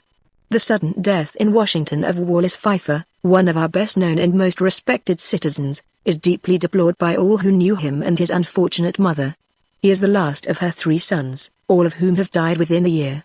The demise of Wallace leaves her entirely unprovided for. It was not known here that Mr. Pfeiffer intended to visit Washington. He was supposed to go in quite the opposite direction, having said to more than one that he had business in San Francisco. His intrusion into the house of Miss Moore during the celebration of a marriage in which he could have taken no personal interest is explained in the following manner by such as knew his mental peculiarities. Though a merchant by trade and latterly a miner in the Klondike, He had great interest in the occult and was a strong believer in all kinds of supernatural manifestations.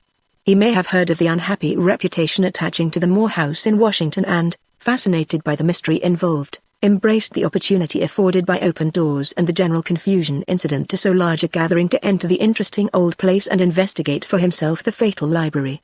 The fact of his having been found secluded in this very room, at a moment when every other person in the house was pushing forward to see the bride, lends color to this supposition, and his sudden death under circumstances tending to rouse the imagination shows the extreme sensitiveness of his nature. He will be buried here. The next paragraph was short. Fresher events were already crowding this 3 days old wonder to the wall. Verdict in the case of Wallace Pfeiffer, found lying dead on the hearthstone of the old Moore House library. Concussion of the brain, preceded by mental shock or heart failure. The body went on to Denver to equals day, and below, separated by the narrowest of spaces. Mr. and Mrs. Francis Jeffrey have decided to give up their wedding tour and spend their honeymoon in Washington. They will occupy the Ransom House on K Street. The last paragraph brought me back to the question then troubling my mind.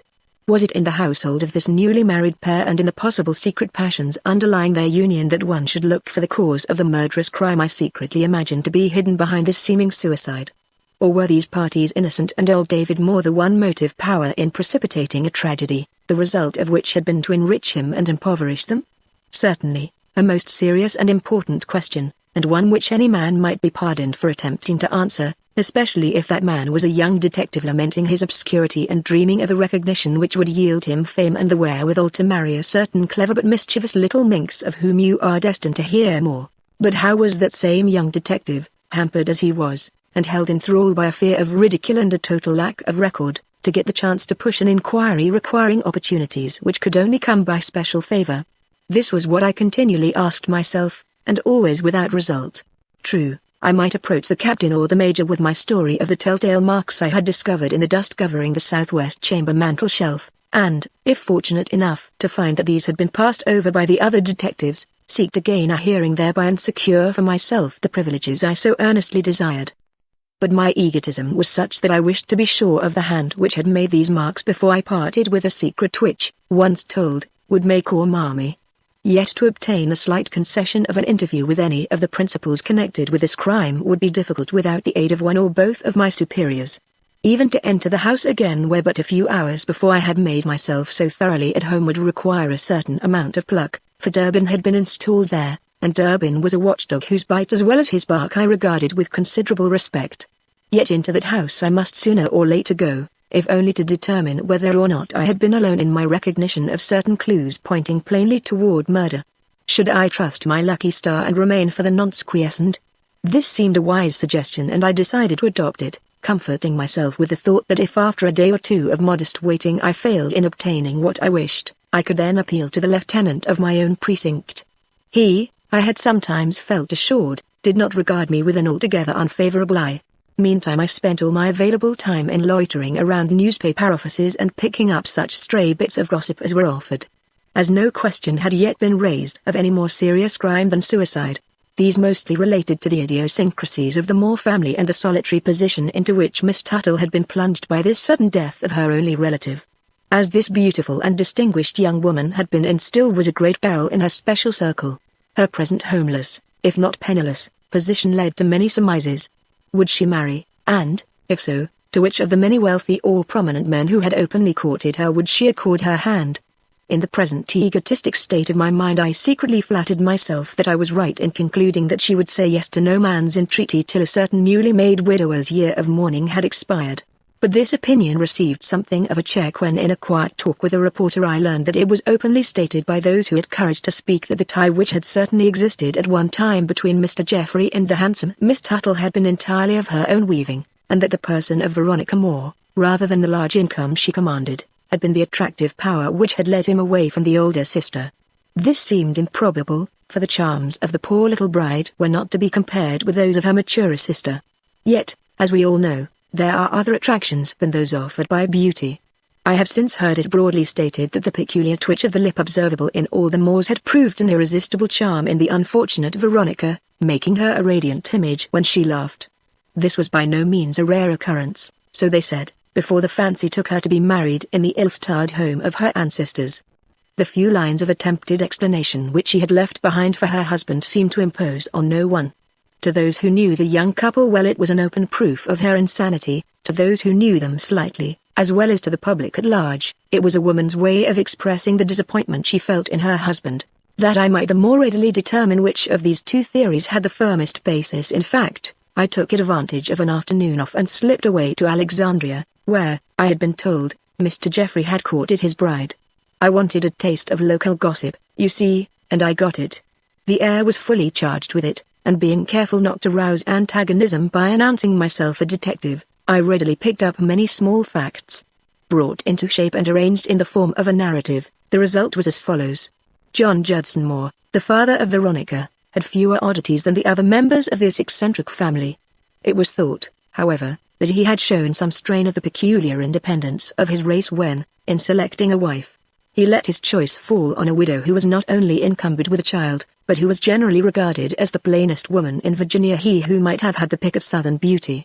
But when in the course of time this despised woman proved to be the possessor of those virtues and social graces which eminently fitted her to conduct the large establishment of which she had been made mistress, he was forgiven his lack of taste. Little more was said of his peculiarities until, his wife having died and his child proved weakly, he made the will in his brother's favor, which has since given that gentleman such deep satisfaction. Why this proceeding should have been so displeasing to their friends report says not, but that it was so, is evident from the fact that great rejoicing took place on all sides when Veronica suddenly developed into a healthy child and the probability of David Moore's inheriting the coveted estate decreased to a minimum. It was not a long rejoicing, however, for John Judson followed his wife to the grave before Veronica had reached her 10th year, leaving her and her half-sister, Cora, to the guardianship of a crabbed old bachelor who had been his father's lawyer. This lawyer was morose and peevish, but he was never positively unkind.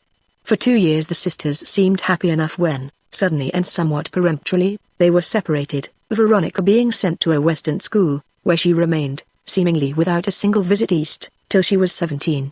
During this long absence Miss Tuttle resided in Washington, developing under masters into an accomplished woman. Veronica's guardian, severe in his treatment of the youthful owner of the large fortune of which he had been made sole executor, was unexpectedly generous to the penniless sister, hoping, perhaps, in his close, peevish old heart, that the charms and acquired graces of this lovely woman would soon win for her a husband in the brilliant set in which she naturally found herself. But Cora Tuttle was not easy to please, and the first men of Washington came and went before her eyes without awakening in her any special interest till she met Francis Geoffrey, who stole her heart with a look. Those who remember her that winter say that under his influence she developed from a handsome woman into a lovely one. Yet no engagement was announced, and society was wondering what held Francis Geoffrey back from so great a prize, when Veronica Moore came home, and the question was forever answered. Veronica was now nearly 18, and during her absence has blossomed into womanhood. She was not as beautiful as her sister, but she had a bright and pleasing expression with enough spice in her temperament to rob her girlish features of insipidity and make her conversation witty, if not brilliant. Yet when Francis Geoffrey turned his attentions from Miss Tuttle and fixed them without reserve, or seeming shame, upon this pretty butterfly, but one term could be found to characterize the proceeding, and that was, fortune-hunting. Of small but settled income, he had hitherto shown a certain contentment with his condition calculated to inspire respect and make his attentions to Miss Tuttle seem both consistent and appropriate. But no sooner did Veronica's bright eyes appear than he fell at the young heiress' feet and pressed his suit so close and fast that in 2 months they were engaged and at the end of the half-year, married, with the disastrous consequences just made known. So much for the general gossip of the town. Now for the special. A certain gentleman, whom it is unnecessary to name, had been present at one critical instant in the lives of these 3 persons. He was not a scandalmonger, and if everything had gone on happily, if Veronica had lived and Cora settled down into matrimony, he would never have mentioned what he heard and saw one night in the great drawing-room of a hotel in Atlantic City. It was at the time when the engagement was first announced between Geoffrey and the young heiress. This and his previous attentions to Cora had made much talk, both in Washington and elsewhere, and there were not lacking those who had openly twitted him for his seeming inconstancy. This had been over the cups, of course, and Geoffrey had borne it well enough from his so-called friends and intimates. But when, on a certain evening in the parlor of one of the large hotels in Atlantic City, a fellow whom nobody knew and nobody liked accused him of knowing on which side his bread was buttered, and that certainly it was not on the side of beauty and superior attainments, Geoffrey got angry. heedless of who might be within hearing. He spoke up very plainly in these words: "You are all of a kind, rank money worshippers and self-seeker, or you would not be so ready to seek greed in my admiration for Miss Moore. Disagreeable as I find it to air my sentiments in this public manner, yet since you provoke me to it, I will say once and for all, that I am deeply in love with Miss Moore, and that it is for this reason only I am going to marry her. Were she the penniless girl her sister is, and Miss Tuttle the proud possessor of the wealth which, in your eyes, confers such distinction upon Miss Moore, you would still see me at the latter's feet, and at hers only. Miss Tuttle's charms are not potent enough to hold the heart which has once been fixed by her sister's smile." This was pointed enough, certainly, but when at the conclusion of his words a tall figure rose from a near corner and Cora Tuttle passed the amazed group with a bow, I dare warrant that not one of the men composing it but wished himself 100 miles away. Geoffrey himself was chagrined, and made a move to follow the woman he had so publicly scorned, but the look she cast back at him was one to remember, and he hesitated. What was there left for him to say, or even to do? The avowal had been made in all its bold frankness and nothing could alter it. As for her, she behaved beautifully, and by no word or look, so far as the world knew, ever showed that her woman's pride, if not her heart, had been cut to the quick, by the one man she adored. With this incident filling my mind, I returned to Washington. I had acquainted myself with the open facts of this family's history, but what of its inner life? Who knew it? Did anyone? Even the man who confided to me the contretemps in the hotel parlor could not be sure what underlay Mr. Geoffrey's warm advocacy of the woman he had elected to marry. He could not even be certain that he had really understood the feeling shown by Cora Tuttle when she heard the man, who had once lavished attentions on her, express in this public manner a preference for her sister. A woman has great aptness in concealing a mortal hurt, and, from what I had seen of this one, I thought it highly improbable that all was quiet in her passionate breast because she had turned an impassive front to the world. I was becoming confused in the maze of my own imaginings. To escape the results of this confusion, I determined to drop theory and confine myself to facts, and thus passed the first few days succeeding the tragic discovery in the Moore house. Chapter 7 SLY Work. The next morning my duty led me directly in the way of that little friend of mine whom I have already mentioned. It is strange how often my duty did lead me in her way. She is a demure little creature, with wits as bright as her eyes, which is saying a great deal, and while, in the course of our long friendship, I had admired without making use of the special abilities I saw in her, I felt that the time had now come when they might prove of inestimable value to me. Greeting her with pardonable abruptness, I expressed my wishes in these possibly alarming words. "Ginny, you can do something for me. Find out I know you can, and that, too, without arousing suspicion or compromising either of us, where Mr. Moore, of Waverly Avenue, buys his groceries, and when you have done that, whether or not he has lately resupplied himself with candles." The surprise which she showed had a touch of naivete in it which was very encouraging. "Mr. Moore?" she cried. "The uncle of her who?" "The very same," I responded, and waited for her questions without adding a single word in way of explanation. She gave me a look. Oh, what a look! It was as encouraging to the detective as it was welcome to the lover, after which she nodded, once in doubt, once in question and once in frank and laughing consent, and darted off. I thanked Providence for such a self-contained little aide-de-camp and proceeded on my way, in a state of great self-satisfaction. An hour later I came upon her again. It is really extraordinary how frequently the paths of some people cross. "Well?" I asked. "Mr. Moore deals with Simpkins, just 2 blocks away from his house, and only a week ago he bought some candles there." I rewarded her with a smile which summoned into view the most exasperating of dimples. "You had better patronize Simpkins yourself for a little while," I suggested, and by the arch glance with which my words were received, I perceived that my meaning was fully understood. Experiencing from this moment an increased confidence, not only in the powers of my little friend, but in the line of investigation thus happily established, I cast about for means of settling the one great question which was a necessary preliminary to all future action, whether the marks detected by me in the dust of the mantel in the southwest chamber had been made by the hand of him who had lately felt the need of candles, albeit his house appeared to be fully lighted by gas. The subterfuge by which, notwithstanding my many disadvantages, I was finally enabled to obtain unmistakable answer to this query was the fruit of much hard thought. Perhaps I was too proud of it. Perhaps I should have mistrusted myself more from the start. But I was a great egotist in those days, and reckoned quite above their inherent worth any bright ideas which I could safely call my own. The point aimed at was this: to obtain without Moore's knowledge an accurate impression of his fingertips, The task presented difficulties, but these served duly to increase my ardor. Confiding to the lieutenant of the precinct my great interest in the mysterious house with whose suggestive interior I had made myself acquainted under such tragic circumstances, I asked him as a personal favor to obtain for me an opportunity of spending another night there. He was evidently surprised by the request, not cherishing, as I suppose, any great longings himself in this direction, but recognizing that for some reason I set great store on this questionable privilege, I do not think that he suspected in the least what that reason was, and being, as I have intimated, favorably disposed to me, he exerted himself to such good effect that I was formally detailed to assist in keeping watch over the premises that very night. I think that it was at this point I began to reckon on the success which, after many failures and some mischances, was yet to reward my efforts. As I prepared to enter the old house at nightfall, I allowed myself one short glance across the way to see if my approach had been observed by the man whose secret, if secret he had, I was laying plans to surprise. I was met by a sight I had not expected. Pausing on the pavement in front of me stood a handsome elderly gentleman whose appearance was so fashionable and thoroughly up to date, that I should have failed to recognize him if my glance had not taken in at the same instant the figure of Rudge crouching obstinately on the edge of the curb where he had evidently posted himself in distinct refusal to come any farther. In vain his master, for the well-dressed man before me was no less a personage than the will and butt of all the boys between the Capitol and the Treasury building, signaled and commanded him to cross to his side. Nothing could induce the mastiff to budge from that quarter of the street where he felt himself safe. Mr. Moore, glorying in the prospect of unlimited wealth, presented a startling contrast in more ways than one to the poverty-stricken old man whose curious garb and lonely habits had made him an object of ridicule to half the town.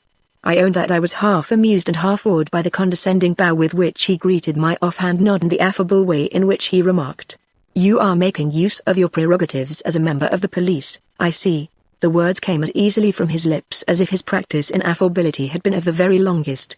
"I wonder how the old place enjoys its present distinction," he went on, running his eye over the dilapidated walls under which we stood, with very evident pride in their vast proportions and the air of gloomy grandeur which signalized them. "If it partakes in the slightest degree of the feelings of its owner, I can vouch for its impatience at the free use which is made of its time-worn rooms and halls. Are these intrusions necessary? Now that Mrs. Jeffrey's body has been removed, do you feel that the scene of her demise need hold the attention of the police any longer?" "That is a question to put to the superintendent and not to me," was my deprecatory reply. "The major has issued no orders for the watch to be taken off, so we men have no choice. I am sorry if it offends you. Doubtless a few days will end the matter and the keys will be given into your hand. I suppose you are anxious to move in?" He cast a glance behind him at his dog, gave a whistle which passed unheeded, and replied with dignity, if but little heart. When a man has passed his 7th decade he is not apartment to be so patient with delay as when he has a prospect of many years before him. "I am anxious to enter my own house. Yes, I have much to do there." I came very near asking him what, but feared to seem too familiar, in case he was the cold but upright man he would fain appear, and too interested and inquiring if he were the whited sepulchre I secretly considered him. So with a nod a trifle more pronounced than if I had been unaffected by either hypothesis, I remounted the steps, carelessly remarking, "I'll see you again after taking a turn through the house. If I discover anything ghost marks or human marks which might be of interest to you I'll let you know." Something much like a growl answered me. But whether it came from master or dog, I did not stop to inquire. I had serious work before me, very serious, considering that it was to be done on my own responsibility and without the knowledge of my superiors.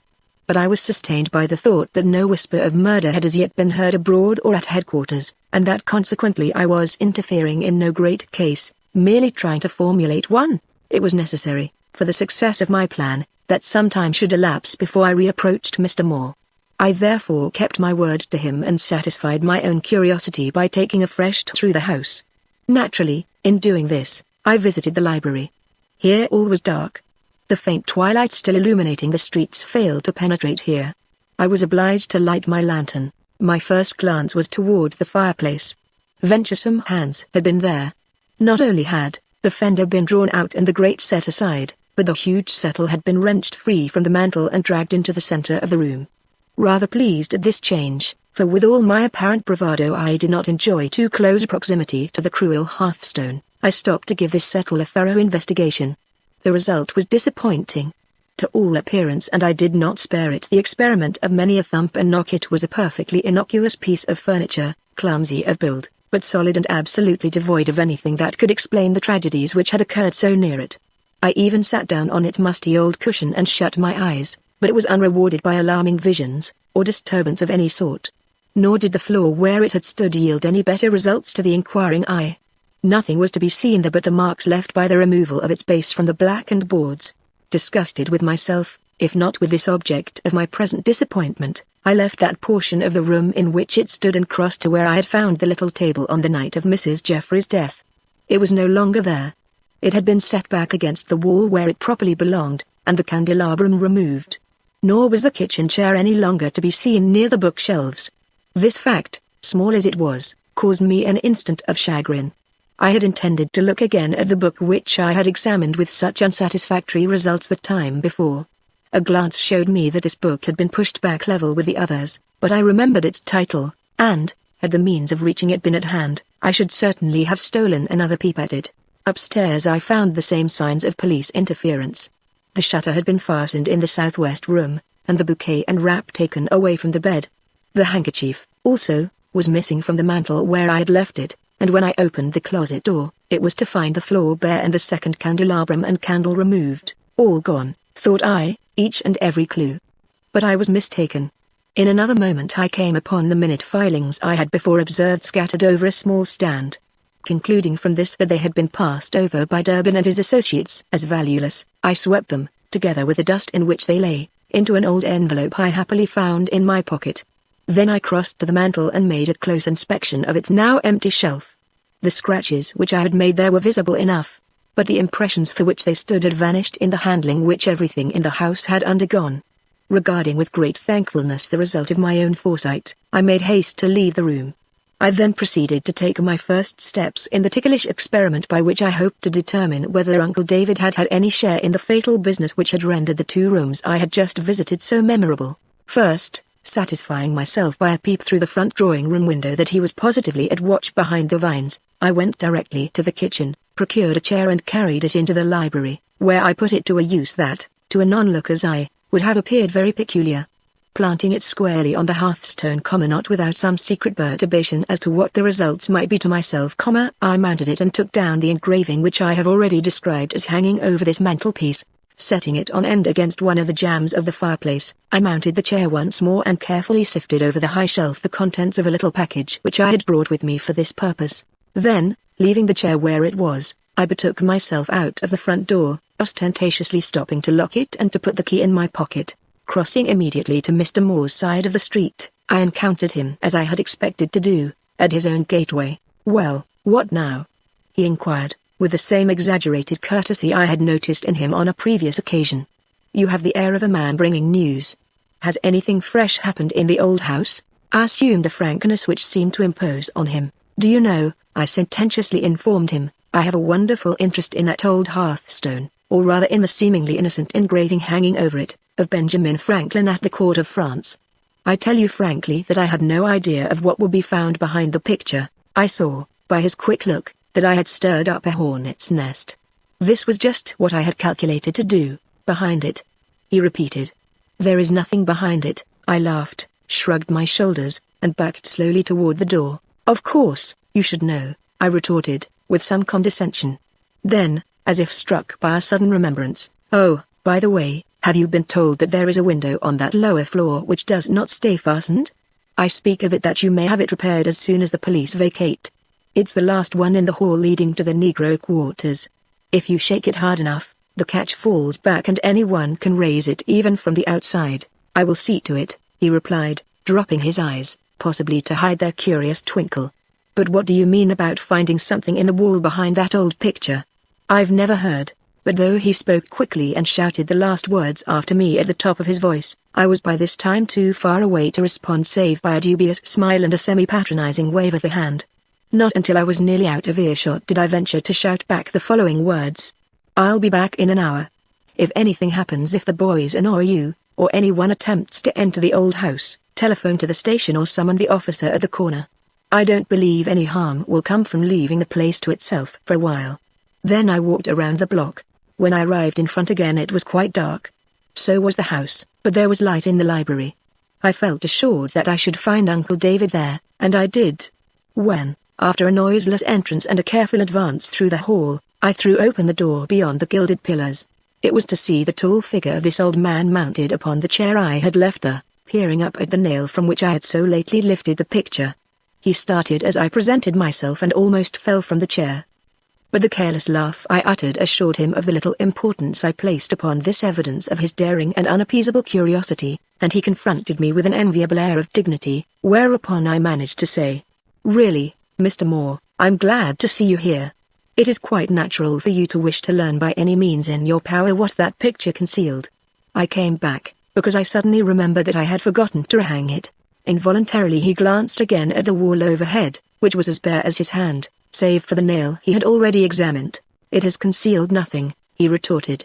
"You can see yourself that the wall is bare and that it rings as sound as any chimney piece ever made." Here he struck it heavily with his fist. "What did you imagine that you had found?" I smiled, shrugged my shoulders in tantalizing repetition of my former action upon a like occasion, and then answered brusquely. "I did not come back to betray police secrets, but to restore this picture to its place. Or perhaps you prefer to have it down rather than up?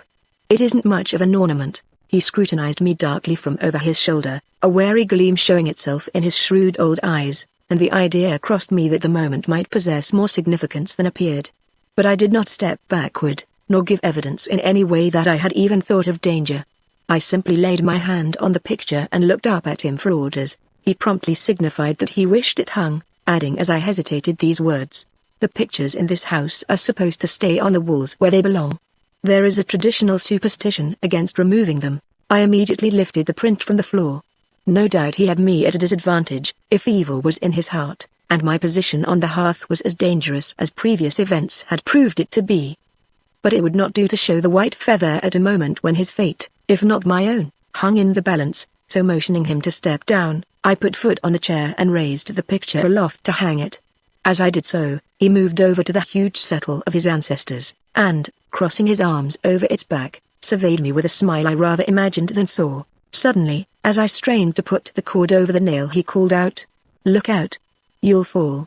If he had intended to give me a start in payment for my previous rebuff, he did not succeed, for my nerves had grown steady and my arm firm at the glimpse I had caught of the shelf below me. The fine brown powder I had scattered there had been displaced in 5 distinct spots, and not by my fingers. I had preferred to risk the loss of my balance, rather than rest my hand on the shelf, but he had taken no such precaution. The clue I so anxiously desired and for which I had so recklessly worked, was obtained. But when half an hour later I found an opportunity of measuring these marks and comparing them with those upstairs, I did not enjoy the full triumph I had promised myself. For the 2 impressions utterly failed to coincide, thus proving that whoever the person was who had been in this house with Mrs. Jeffrey on the evening she died, it was not her Uncle David. Chapter 8 Sly Woes. Let me repeat. The person who had left the marks of his presence in the upper chamber of the Moore house was not the man popularly known as Uncle David. Who, then, had it been? But one name suggested itself to me, Mr. Jeffrey. It was not so easy for me to reach this man as it had been for me to reach his singular and unimaginative uncle. In the first place, his door had been closed to everyone since his wife's death. Neither friends nor strangers could gain admittance there unless they came vested with authority from the coroner. And this, even if I could manage to obtain it, would not answer in my case. What I had to say and do would better follow a chance encounter. But no chance encounter with this gentleman seemed likely to fall to my lot, and finally I swallowed my pride and asked another favor of the lieutenant. Would he see that I was given an opportunity for carrying some message, or of doing some errand which would lead to my having an interview with Mr. Jeffrey? If he would, I stood ready to promise that my curiosity should stop at this point and that I would cease to make a nuisance of myself. I think he suspected me by this time, but he made no remark, and in a day or so I was summoned to carry a note to the house in K Street. Mrs. Jeffrey's funeral had taken place the day before and the house looked deserted. But my summons speedily brought a neat-looking, but very nervous maid to the door, whose eyes took on an unmistakable expression of resistance when I announced my errand and asked to see Mr. Jeffrey. The expression would not have struck me as peculiar if she had raised any objection to the interview I had solicited. But she did not. Her fear and antipathy, consequently, sprang from some other source than her interest in the man most threatened by my visit. Could it be, on her own account? Recalling what I had heard whispered about the station concerning a maid of the Jeffreys who always seemed on the point of saying something which never really left her lips, I stopped her as she was about to slip upstairs and quietly asked, "Are you Loretta?" The way she turned, the way she looked at me as she gave me a short affirmative, and then quickly proceeded on her way, convinced me that my colleagues were right as to her being a woman who had some cause for dreading police interference. I instantly made up my mind that here was a mind to be worked and that I knew just the demure little soul best equipped to act the part of Mina. In a moment she came back, and I had a chance to note again her pretty but expressionless features, among which the restless eyes alone bespoke character or decision. "Mr. Jeffrey is in the back room upstairs," she announced. "He says for you to come up." "Is it the room Mrs. Jeffrey used to occupy?" I asked with open curiosity, as I passed her. An involuntary shudder proved that she was not without feeling. So did the quick disclaimer. "No, no. Those rooms are closed. He occupies the one Miss Tuttle had before she went away." "Oh, then, Miss Tuttle is gone." Loretta disdained to answer. She had already said enough to cause her to bite her lip as she disappeared down the basement stair. Decidedly the boys were right. An uneasy feeling followed any conversation with this girl. Yet, while there was slyness in her manner, there was a certain frank honesty visible in it too, which caused me to think that if she could ever be made to speak, her evidence could be relied on. Mr. Jeffrey was sitting with his back to the door when I entered, but turned as I spoke his name and held out his hand for the note I carried. I had no expectation of his remembering me as one of the men who had stood about that night in the Moore house, and I was not disappointed. To him I was merely a messenger, or common policeman, and he consequently paid me no attention, while I bestowed upon him the most concentrated scrutiny of my whole life. Till now I had seen him only in half-lights, or under circumstances precluding my getting a very accurate idea of him as a man and a gentleman. Now he sat with the broad daylight on his face, and I had every opportunity for noting both his features and expression. He was of a distinguished type, but the cloud enshrouding him was as heavy as any I had ever seen darkening about a man of his position and character. His manner, fettered though it was by gloomy thoughts, was not just the manner I had expected to encounter. He had a large, clear eye, but the veil which hid the brightness of his regard was misty with suspicion, not with tears. He appeared to shrink from observation, and shifted uneasily as long as I stood in front of him, though he said nothing and did not lift his eyes from the letter he was perusing till he heard me step back to the door I had purposely left open and softly close it. Then he glanced up, with a keen, if not an alarmed look, which seemed an exaggerated one for the occasion, that is, if he had no secret to keep. "Do you suffer so from drafts?" he asked, rising in a way which in itself was a dismissal. I smiled in amused denial, then with the simple directness I thought most likely to win me his confidence, entered straight upon my business in these plain words. "Pardon me, Mr. Jeffrey, I have something to say which is not exactly fitted for the ears of servants." Then, as he pushed his chair suddenly back, I added reassuringly, "It is not a police matter, sir, but an entirely personal one. It may strike you as important, and it may not. Mr. Jeffrey, I was the man who made the unhappy discovery in the Moore mansion, which has plunged this house into mourning." This announcement startled him and produced a visible change in his manner. His eyes flew first to one door and then to another, as if it were he who feared intrusion now. "I beg your pardon for speaking on so painful a topic," I went on, as soon as I saw he was ready to listen to me. "My excuse is that I came upon a little thing that same night which I have not thought of sufficient importance to mention to anyone else, but which it may interest you to hear about." Here I took from a book I held, a piece of blotting paper. It was white on one side and blue on the other. The white side I had thickly chalked, though this was not apparent. Laying down this piece of blotting paper, chalked side up, on the end of a large table near which we were standing, I took out an envelope from my pocket, and, shaking it gently to and fro, remarked, "In an upper room of the Moore house, you remember the southwest chamber, sir? Ali." Didn't he? There was no misdoubting the quick emotion, the shrinking and the alarm with which he heard this room mentioned. It was in that room that I found these. Tipping up the envelope, I scattered over the face of the blotter a few of the glistening particles I had collected from the place mentioned. He bent over them, astonished. Then, as was natural, brushed them together in a heap with the tips of his fingers, and leaned to look again, just as I breathed a heavy sigh which scattered them far and wide. Instinctively, he withdrew his hand, whereupon I embraced the opportunity of turning the blotter over, uttering meanwhile the most profuse apologies. Then, as if anxious not to repeat my misadventure, I let the blotter lie where it was, and pouring out the few remaining particles into my palm, I held them toward the light in such a way that he was compelled to lean across the table in order to see them. Naturally, for I had planned the distance well, his fingertips, white with the chalk he had unconsciously handled, touched the blue surface of the blot now lying uppermost and left their marks there. I could have shouted in my elation at the success of this risky maneuver, but managed to suppress my emotion, and to stand quite still while he took a good look at the filings. They seemed to have great and unusual interest for him, and it was with no ordinary emotion that he finally asked, "What do you make out of these, and why do you bring them here?" My answer was written under his hand, but this it was far from my policy to impart.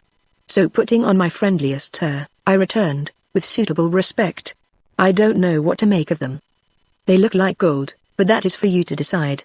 "Do you want them, sir?" "No," he replied, starting erect and withdrawing his hand from the blotter. "It's but a trifle, not worth our attention.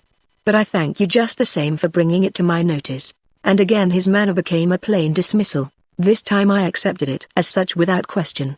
Carelessly restoring the piece of blotting paper to the book from which I had taken it, I made a bow and withdrew toward the door. He seemed to be thinking, and the deep furrows which I am sure had been lacking from his brow a week previous, became startlingly visible. Finally he observed, "Mrs. Jeffrey was not in her right mind when she so unhappily took her life. I see now that the change in her dates back to her wedding day, consequently any little peculiarity she may have shown at that time is not to be wondered at." "Certainly not," I boldly ventured, "if such peculiarities were shown after the fright given her by the catastrophe which took place in the library." His eyes, which were fixed on mine, flashed, and his hands closed convulsively. "We will not consider the subject," he muttered, reseating himself in the chair from which he had risen. I bowed again and went out. I did not dwell on the interview in my own mind, nor did I allow myself to draw any conclusions from it, till I had carried the blotter into the southwest chamber of the Moore house and carefully compared the impressions made on it with the marks I had scratched on the surface of the mantel shelf. This I did by laying the one over the other, after having made holes where his fingertips had touched the blotter. The holes in the blotter and the marks outlined upon the shelf coincided exactly. Chapter 9. Ginny. I have already mentioned the man whom I secretly looked upon as standing between me and all preferment. He was a good-looking fellow, but he wore a natural sneer which for some reason I felt to be always directed toward myself. This sneer grew pronounced about this time, and that was the reason, no doubt, why I continued to work as long as I did in secret. I dreaded the open laugh of this man, a laugh which always seemed hovering on his lips and which was only held in restraint by the awe we all felt of the Major. Notwithstanding, I made one slight move. Encountering the deputy coroner, I ventured to ask if he was quite satisfied with the evidence collected in the Jeffrey case. His surprise did not prevent him from asking my reasons for this question. I replied to this effect: "Because I have a little friend, winsome enough and subtle enough to worm the truth out of the devil. I hear that the girl Loretta is suspected of knowing more about this unfortunate tragedy than she is willing to impart.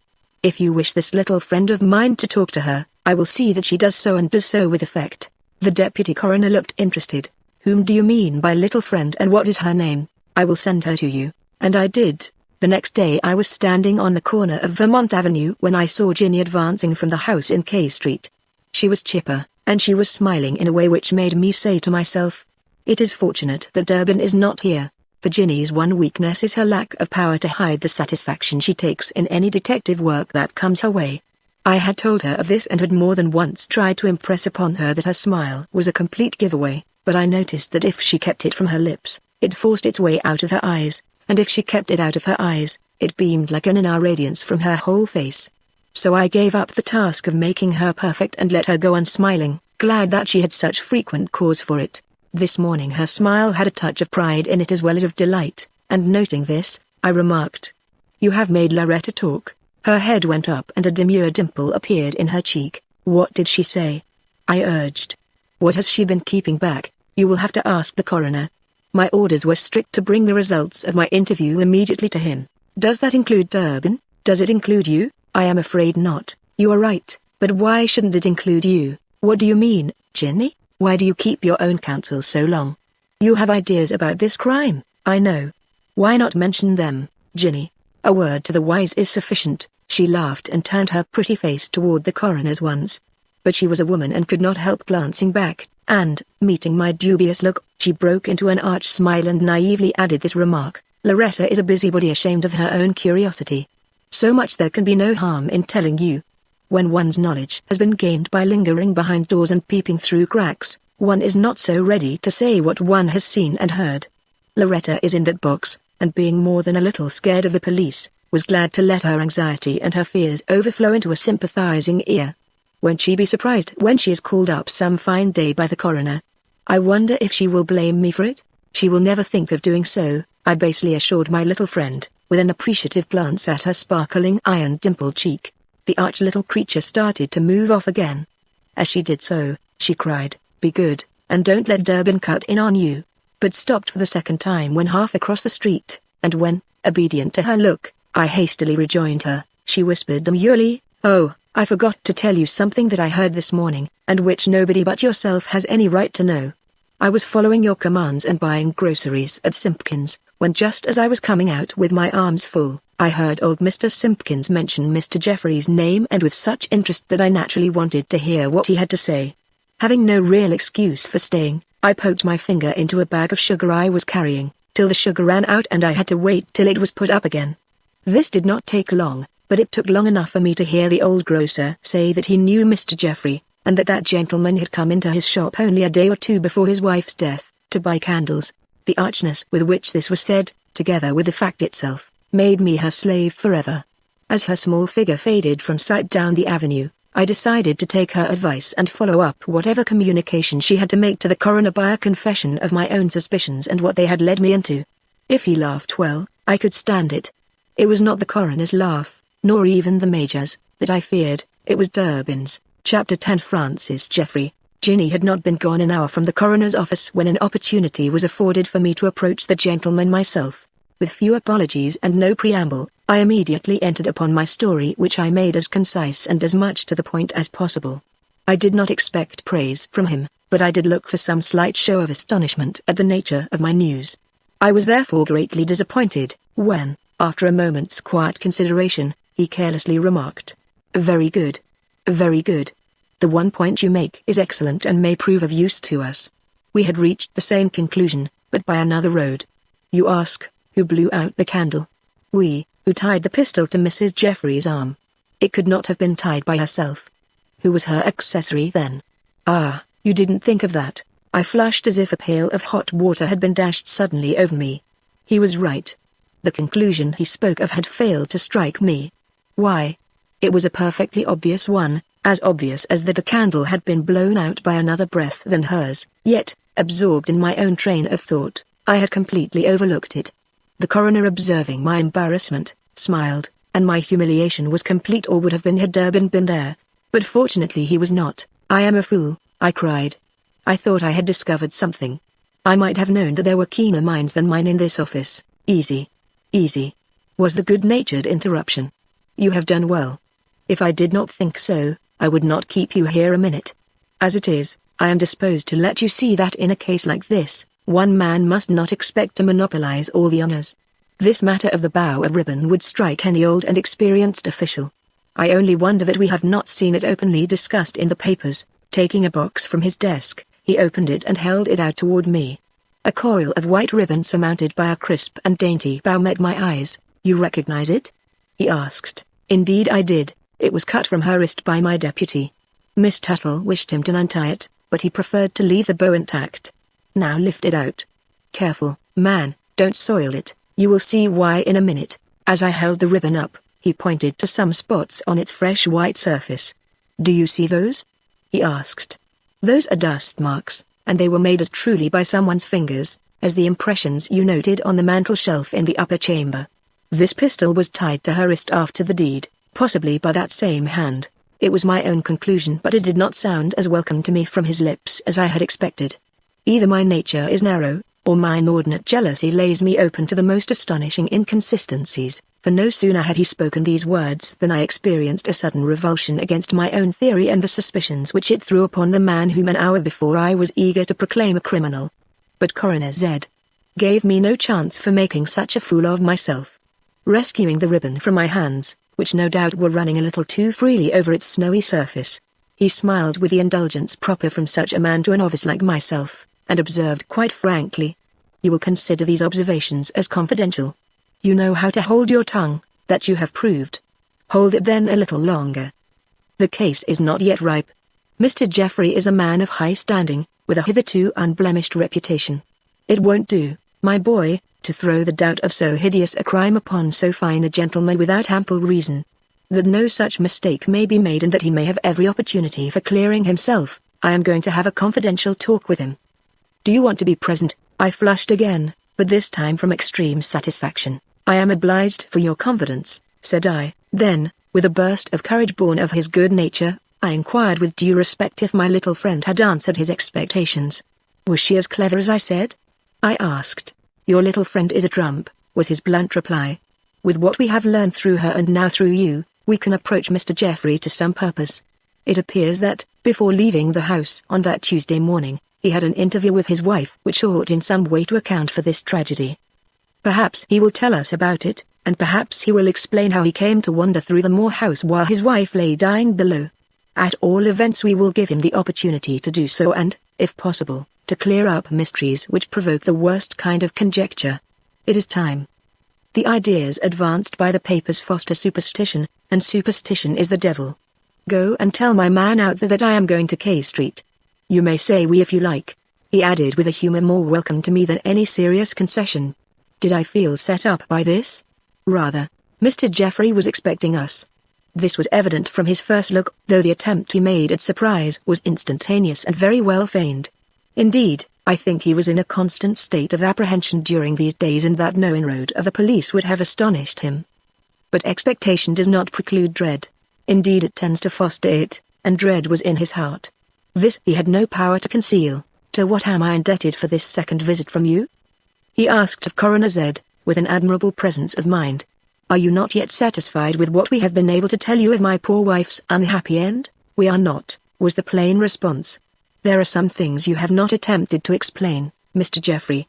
For instance, why you went to the Moore house previous to your being called there by the death of your wife. It was a shot that told, an arrow which found its mark. Mr. Jeffrey flushed, then turned pale, rallied and again lost himself in a maze of conflicting emotions from which he only emerged to say, How do you know that I was there? Have I said so, or do those old walls babble in their sleep? Old walls have been known to do this, was the grave reply. Whether they had anything to say in this case is at present quite immaterial. That you are where I charge you with being is evident from your own manner. May I then ask if you have anything to say about this visit? When a person has died under such peculiar circumstances as Mrs. Jeffrey, everything bearing upon the case is of interest to the coroner. I was sorry he added that last sentence, sorry that he felt obliged to qualify his action by anything savoring of apology, for the time spent in its utterance afforded his agitated hearer an opportunity not only of collecting himself but of preparing an answer for which he would not have been ready an instant before. Mrs. Jeffrey's death was a strange one, her husband admitted with tardy self-control.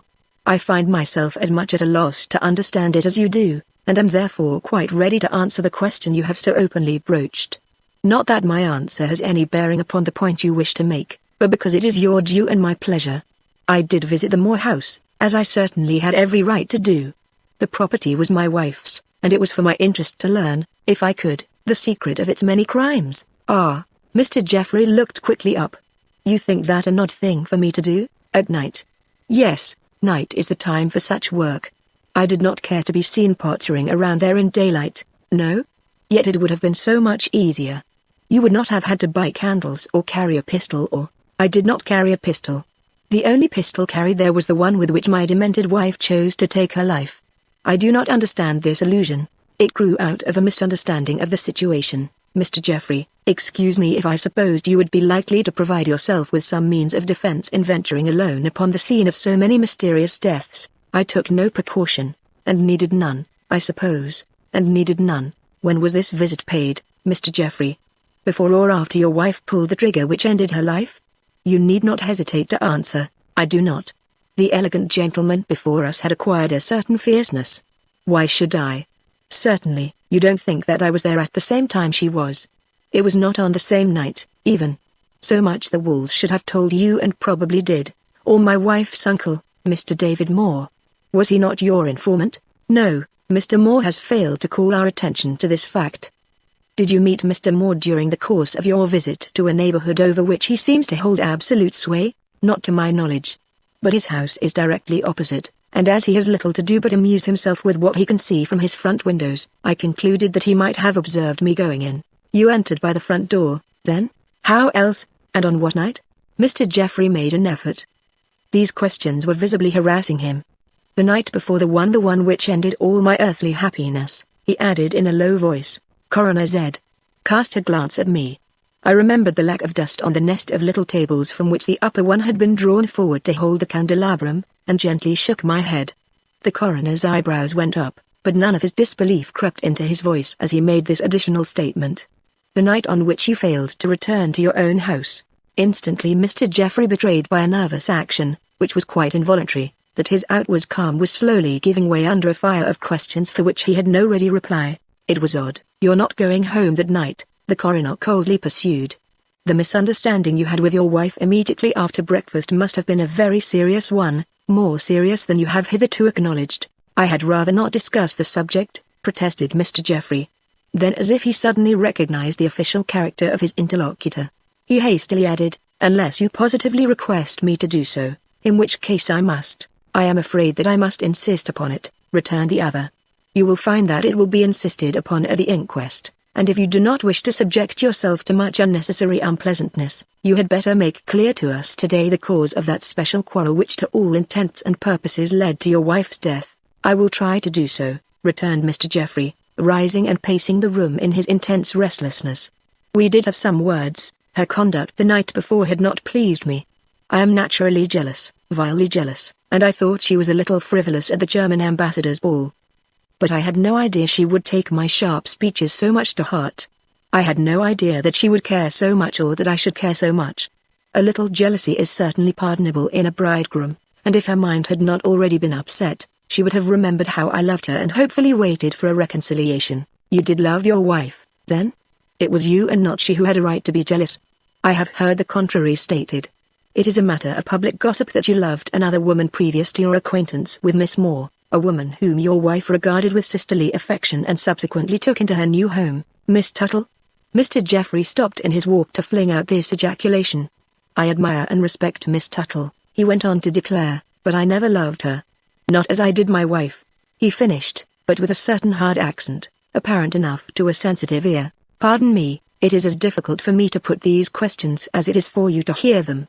Were you and Miss Tuttle ever engaged? I started. This was a question which half of Washington had been asking itself for the last 3 months. Would Mr. Geoffrey answer it?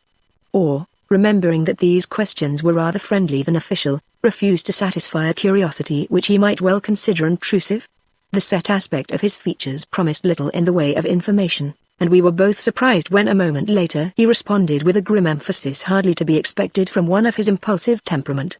Unhappily, no. My attentions never went so far.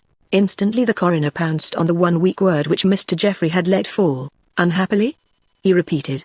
Why do you say, unhappily? Mr. Geoffrey flushed and seemed to come out of some dream. Did I say unhappily? He inquired. Well, I repeat it, Miss Tuttle would never have given me any cause for jealousy. The coroner bowed and for the present dropped her name out of the conversation. You speak again of the jealousy aroused in you by your wife's impetuosities. Was this increased or diminished by the tone of the few lines she left behind her? The response was long in coming. It was hard for this man to lie. The struggle he made at it was pitiful. As I noted what it cost him, I began to have new and curious thoughts concerning him and the whole matter under discussion. I shall never overcome the remorse roused in me by those few lines, he finally rejoined. She showed a consideration for me. What? The coroner's exclamation showed all the surprise he felt. Mr. Geoffrey tottered under it, then grew slowly pale as if only through amazed looks he had come to realize the charge of inconsistency to which he had laid himself open. I mean, he endeavored to explain that Mrs. Geoffrey showed an unexpected tenderness toward me by taking all the blame of our misunderstanding upon herself. It was generous of her and will do much toward making my memory of her a gentle one. He was forgetting himself again. Indeed, his manner and attempted explanations were full of contradictions. To emphasize this fact, Coroner Z exclaimed, I should think so. She paid a heavy penalty for her professed lack of love. You believe that her mind was unseated? Does not her action show it? Unseated by the mishap occurring at her marriage? Yes. You really think that? Yes. By anything that passed between you? Yes. May I ask you to tell us what passed between you on this point? Yes. He had uttered the monosyllable so often it seemed to come unconsciously from his lips. But he recognized almost as soon as we did that it was not a natural reply to the last question, and, making a gesture of apology, he added, with the same monotony of tone which had characterized these replies. She spoke of her strange guest's unaccountable death more than once, and whenever she did so, it was with an unnatural excitement and in an unbalanced way. This was so noticeable to us all that the subject presently was tabooed amongst us, but though she henceforth spared us all allusion to it, she continued to talk about the house itself and of the previous deaths which had occurred until we were forced to forbid that topic also. She was never really herself after crossing the threshold of this desolate house to be married. The shadow which lurks within its walls fell at that instant upon her life. May God have mercy. The prayer remained unfinished. His head which had fallen on his breast sank lower. He presented the aspect of one who is quite done with life, even its sorrows, but men in the position of Coroner Z cannot afford to be compassionate. Everything the bereaved man said deepened the impression that he was acting a part.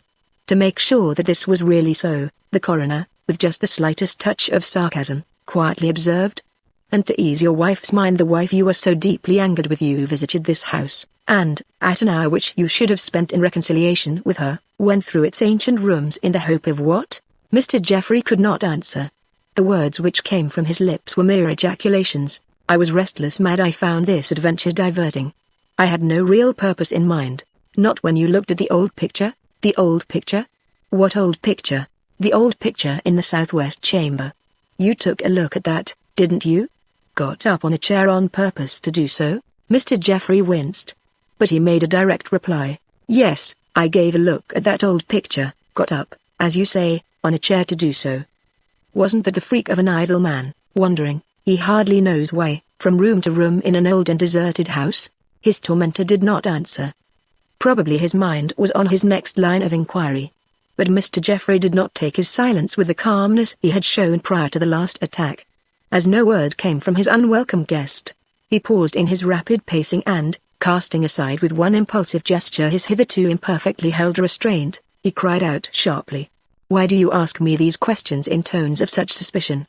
Is it not plain enough that my wife took her own life under a misapprehension of my state of mind toward her, that you should feel it necessary to rake up these personal matters, which, however interesting to the world at large, are of a painful nature to me, Mr. Geoffrey?" retorted the other, with a sudden grave assumption of dignity not without its effect in a case of such serious import. "We do nothing without purpose.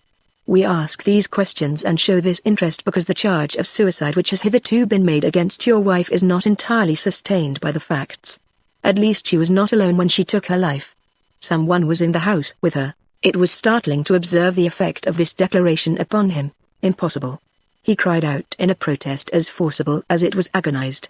"You are playing with my misery. She could have had no one there, she would not.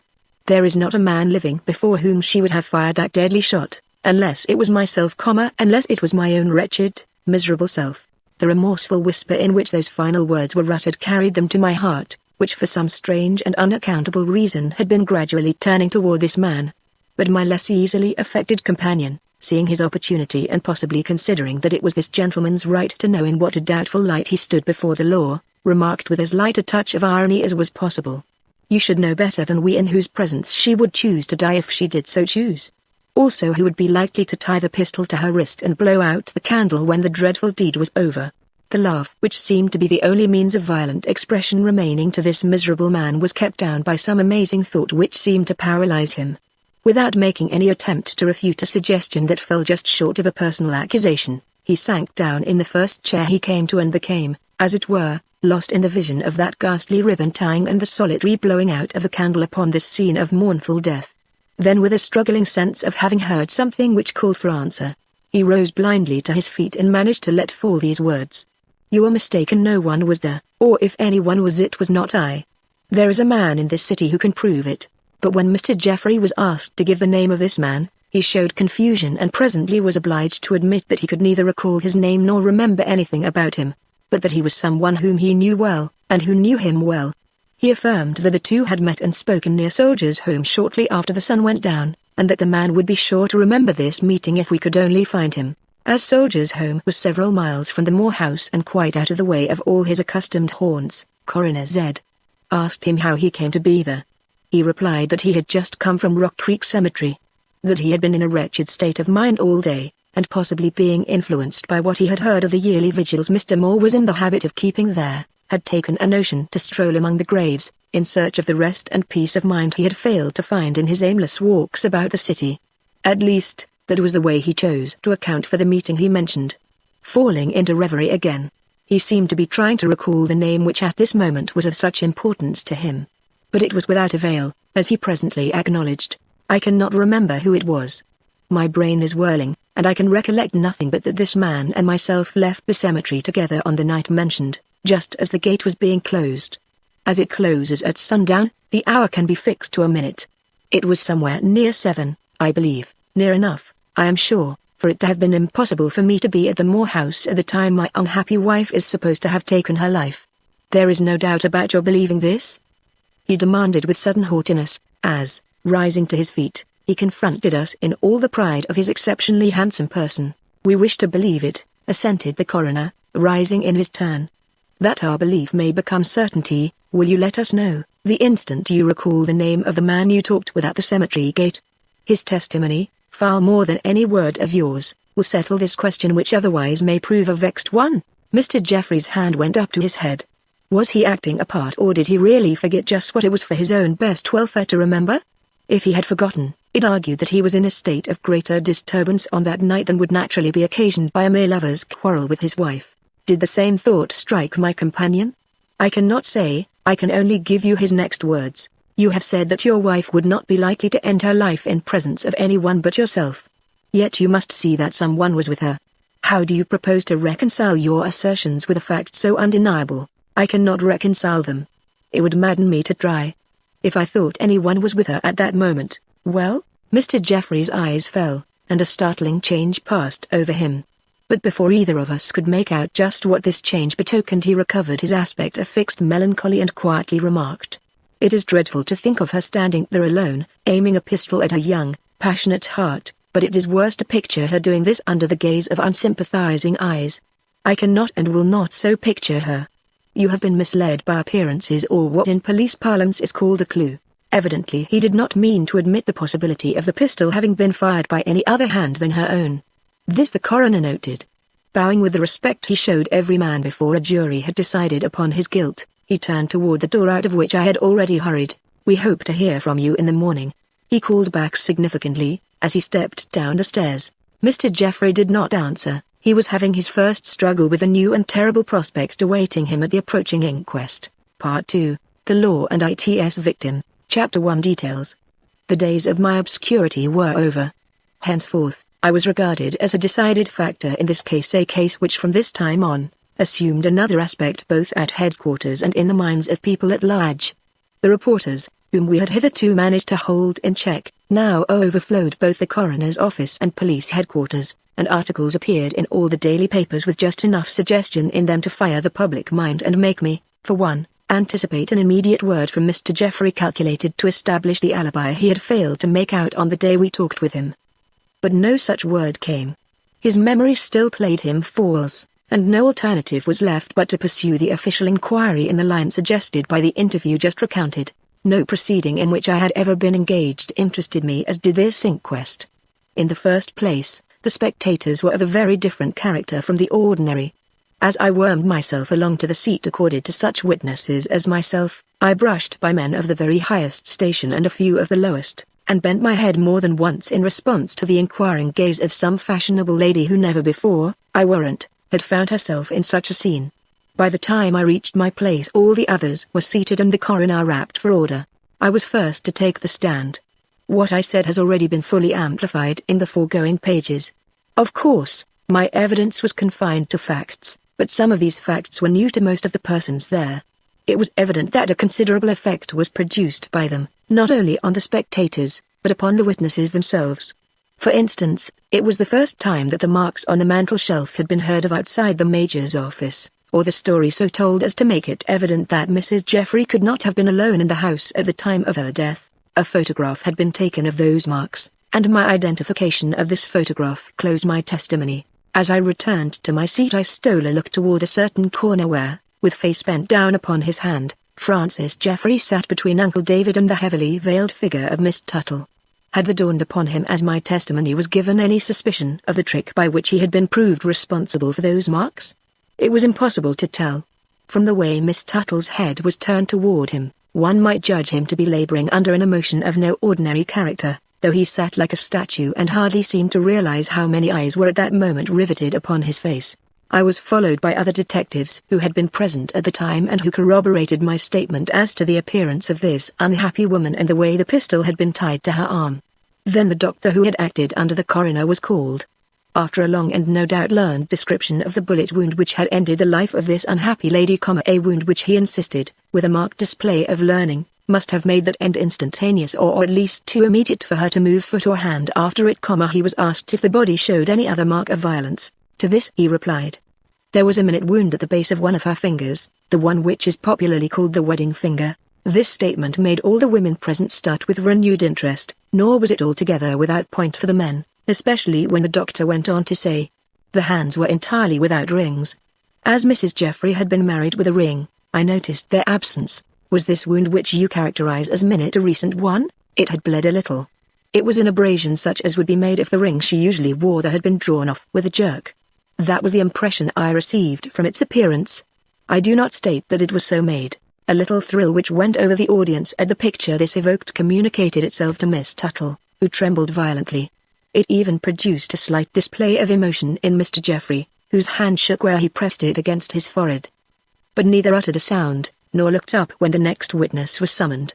This witness proved to be Loretta, who, on hearing her name called, evinced great reluctance to come forward.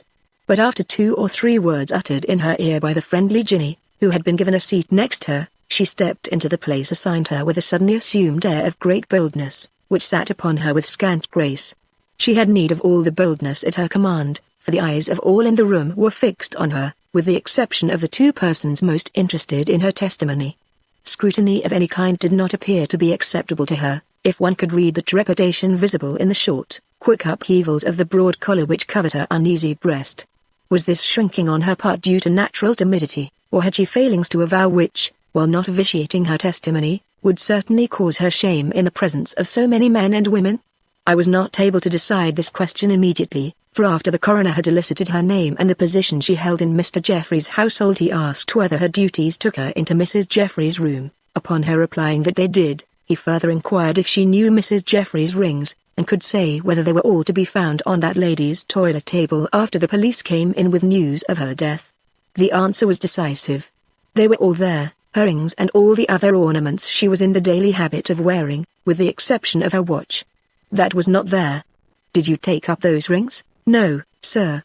Did you see anyone else take them up? No, sir, not till the officer did so. Very well, Loretta, sit down again till we hear what Durbin has to say about these rings. And then the man I hated came forward, and though I shrank from acknowledging it even to myself, I could but observe how strong and quiet and self-possessed he seemed and how decisive was his testimony. But it was equally brief. He had taken up the rings and he had looked at them, and on one, the wedding ring, he had detected a slight stain of blood. He had called Mr. Jeffrey's attention to it, but that gentleman had made no comment. This remark had the effect of concentrating general attention upon Mr. Jeffrey. But he seemed quite oblivious of it. His attitude remained unchanged, and only from the quick stretching out and withdrawal of Miss Tuttle's hand could it be seen that anything had been said calculated to touch or arouse this man. The coroner cast an uneasy glance in his direction, then he motioned Durbin aside and recalled Loretta. And now I began to be sorry for the girl. It is hard to have one's weaknesses exposed, especially if one is more foolish than wicked. But there was no way of letting this girl off without sacrificing certain necessary points, and the coroner went relentlessly to work. How long have you been in this house? 3 weeks.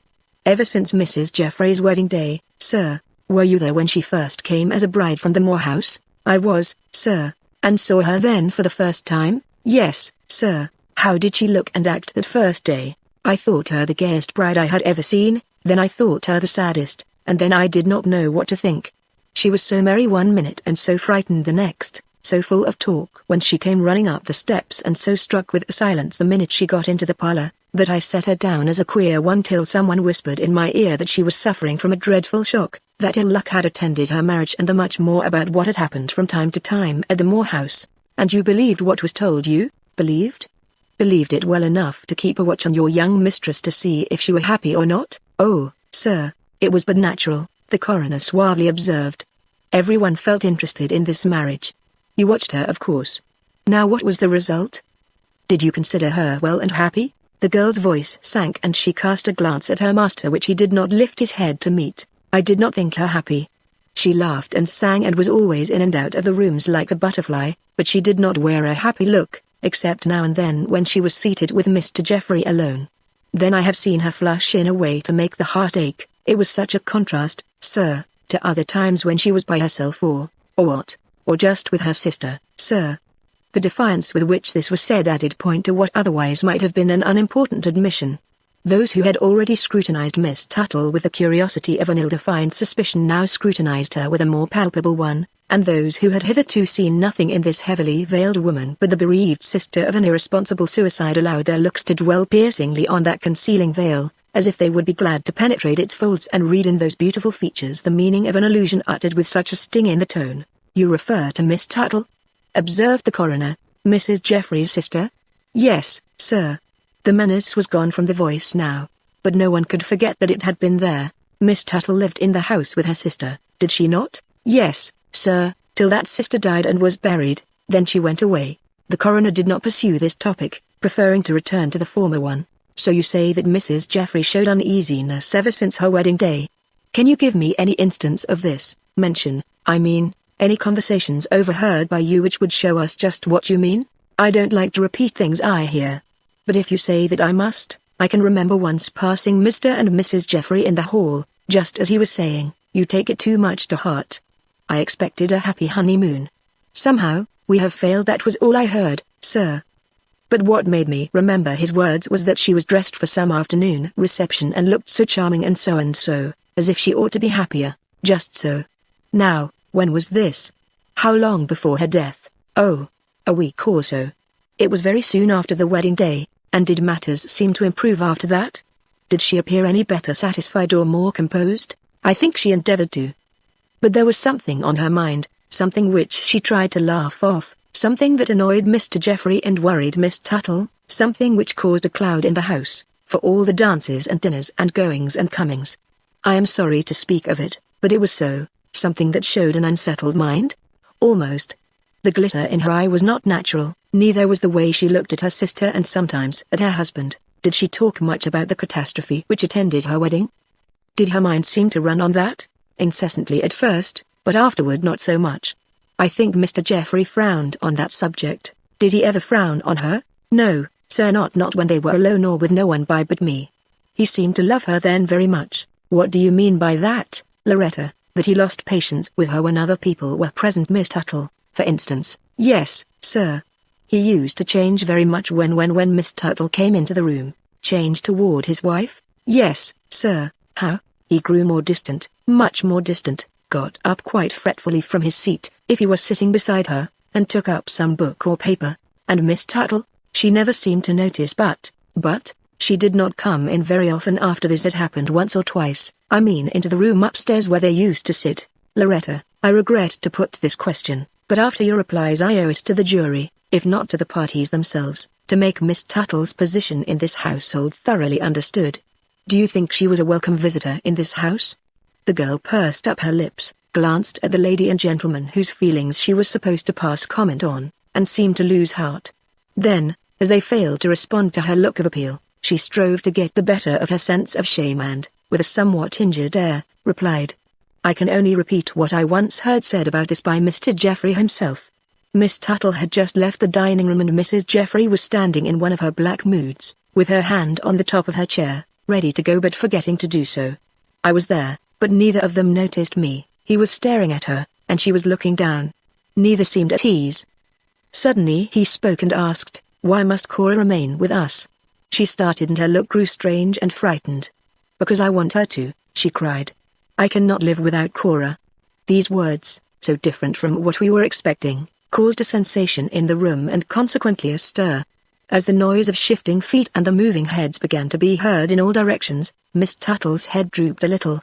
But Francis Geoffrey did not betray any sign of feeling or even of attention. The coroner, embarrassed, perhaps, by this exhibition of silent misery so near him, hesitated a little before he put his next question. Loretta, on the contrary, had gathered courage with every word she spoke and now looked ready for anything. It was Mrs. Jeffrey, then, who clung most determinedly to her sister. The coroner finally suggested, "I have told you what she said, yet these sisters spent but little time together, very little, as little as two persons could who lived together in one house." This statement, which seemed such a contradiction to her former one, increased the interest, and much disappointment was covertly shown when the coroner veered off from this topic and brusquely inquired, "Did you ever know Mr. and Mrs. Jeffrey to have any open rupture?" The answer was a decided one, yes. On Tuesday morning preceding her death they had a long and angry talk in their own room, after which Mrs. Jeffrey made no further effort to conceal her wretchedness. Indeed, one may say she began to die from that hour. Mrs. Jeffrey's death had occurred on Wednesday evening. Let us hear what you have to say about this quarrel and what happened after it. The girl, with a renewed flush, cast a deprecatory look at the mass of faces before her, and, meeting on all sides but one look of intense and growing interest, drew up a neat figure with a relieved air and began a story which I will proceed to transcribe for you in the fewest possible words. Tuesday morning's breakfast had been a silent one. There had been a ball the night before at some great place on Massachusetts Avenue, but no one spoke of it. Miss Tuttle made some remark about a friend she had met there, but as no one listened to her, she soon stopped and in a little while left the table. Mr. and Mrs. Jeffrey sat on, but neither said anything. Finally Mr. Jeffrey rose and, speaking in a voice hardly recognizable, remarked that he had something to say to her, and led the way to their room. Mrs. Jeffrey looked frightened as she followed him, so frightened that it was evident that something very serious had occurred or was about to occur between them. As nothing of this kind had ever happened before, Loretta could not help waiting about till Mr. Jeffrey reappeared, and when he did so and she saw no signs of relief in his face or manner, she watched, with the silly interest of a girl who had nothing else to occupy her mind, to see if he would leave the house in such a mood, and without making peace with his young bride. To her surprise, he did not go out at the usual time, but went to Miss Tuttle's room, where for a full half-hour he remained closeted with his sister-in-law, talking in excited and unnatural tones. Then he went back for a few minutes to where he had left his wife, in her own boudoir. But he could not have had much to say to her this time, for he presently came out again and ran hastily downstairs and out, almost without stopping to catch up his hat. As it was Mary's business, and not the witness, to make Mrs. Jeffrey's bed in the morning, Loretta could think of no excuse for approaching her mistress' room at this moment, but later, when letters came, followed by various messages and some visitors, she went more than a dozen times to Mrs. Jeffrey's door. She was not admitted, nor were her appeals answered, except by a sharp go-away, nor was Miss Tuttle received any better, though she tried more than once to see her sister, especially as night came on and the hour approached for Mr. Jeffrey's return. Mrs. Jeffrey was simply determined to remain alone, and when dinner time arrived, and no Mr. Jeffrey, she could be induced to open her door only wide enough to take in the cup of tea which Miss Tuttle insisted upon sending her. The witness here confessed that she had been very much excited by these unusual proceedings and by the effect which they seemed to have on the lady just mentioned, so she was ready to notice that Mrs. Jeffrey's hand shook like that of an old and palsied woman when she reached out for the tray. Gladly would Loretta have caught one glimpse of her face, but it was hidden by the door, nor did Mrs. Jeffrey answer a single one of her questions. She simply closed her door and kept it so till toward midnight, when Miss Tuttle, coming into the hall, ordered the house to be closed for the night. Then the long-shut door softly swung open, but before anyone could reach it, it was again pulled to and locked. The next day brought no relief. Miss Tuttle, who had changed greatly during this unhappy day and night, succeeded no better than before in getting access to her sister, nor could Loretta gain the least word from her mistress till toward the latter part of the afternoon, when that lady, ringing her bell, gave her first order, a substantial dinner, she cried, and when Loretta, greatly relieved, brought up the required meal she was astonished to find the door open and herself bidden to enter. The sight which met her eyes staggered her. From one end of the room to the other were signs of great nervous unrest and of terrible suffering. The chairs were pushed into corners as if the wretched bride had tramped the floor in an agony of excitement. Curtains were torn and the piano cover was hanging half on and half off the open upright, as if she had clutched at it to keep herself from falling. On the floor beneath lay several pieces of broken china, vases of whose value Mrs. Jeffrey had often spoken, but which, jerked off with the cover, had been left where they fell, while immediately in front of the fireplace lay one of the rugs tossed into a heap, as if she had rolled in it on the floor or used it to smother her cries of pain or anger. So much for the state in which the witness found the boudoir. The adjoining bedroom was not in much better case, though it was evident that the bed itself had not been lain in since it was made up the day before at breakfast time. By this token Mrs. Jeffrey had not slept the night before, or if she had laid her head anywhere it had been on the rug already spoken of. These signs of extreme mental suffering, so much more extreme than any Loretta had ever before witnessed, frightened her so that the tray shook in her hand as she set it down on the table among the countless objects Mrs. Jeffrey always had about her. The noise seemed to startle her mistress, who had walked to the window after opening the door, for she wheeled impetuously about and Loretta saw her face. It was as if a blight had passed over it. Once scared, animated beyond the power of anyone to describe, it had become in 24 hours a ghost's face, with the glare of some awful resolve on it. Or so it would appear from the way Loretta described it. But such girls do not always see correctly, and perhaps all that can be safely stated is that Mrs. Jeffrey was unnaturally pale and had lost her butterfly-like way of incessant movement.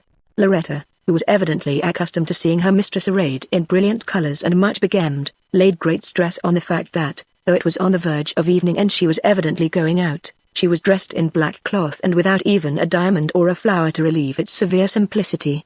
Her hair, too, which was always her pride, was piled in a careless mass upon her head as if she had tried to arrange it herself and had forgotten what she was doing while her fingers were but half through their work.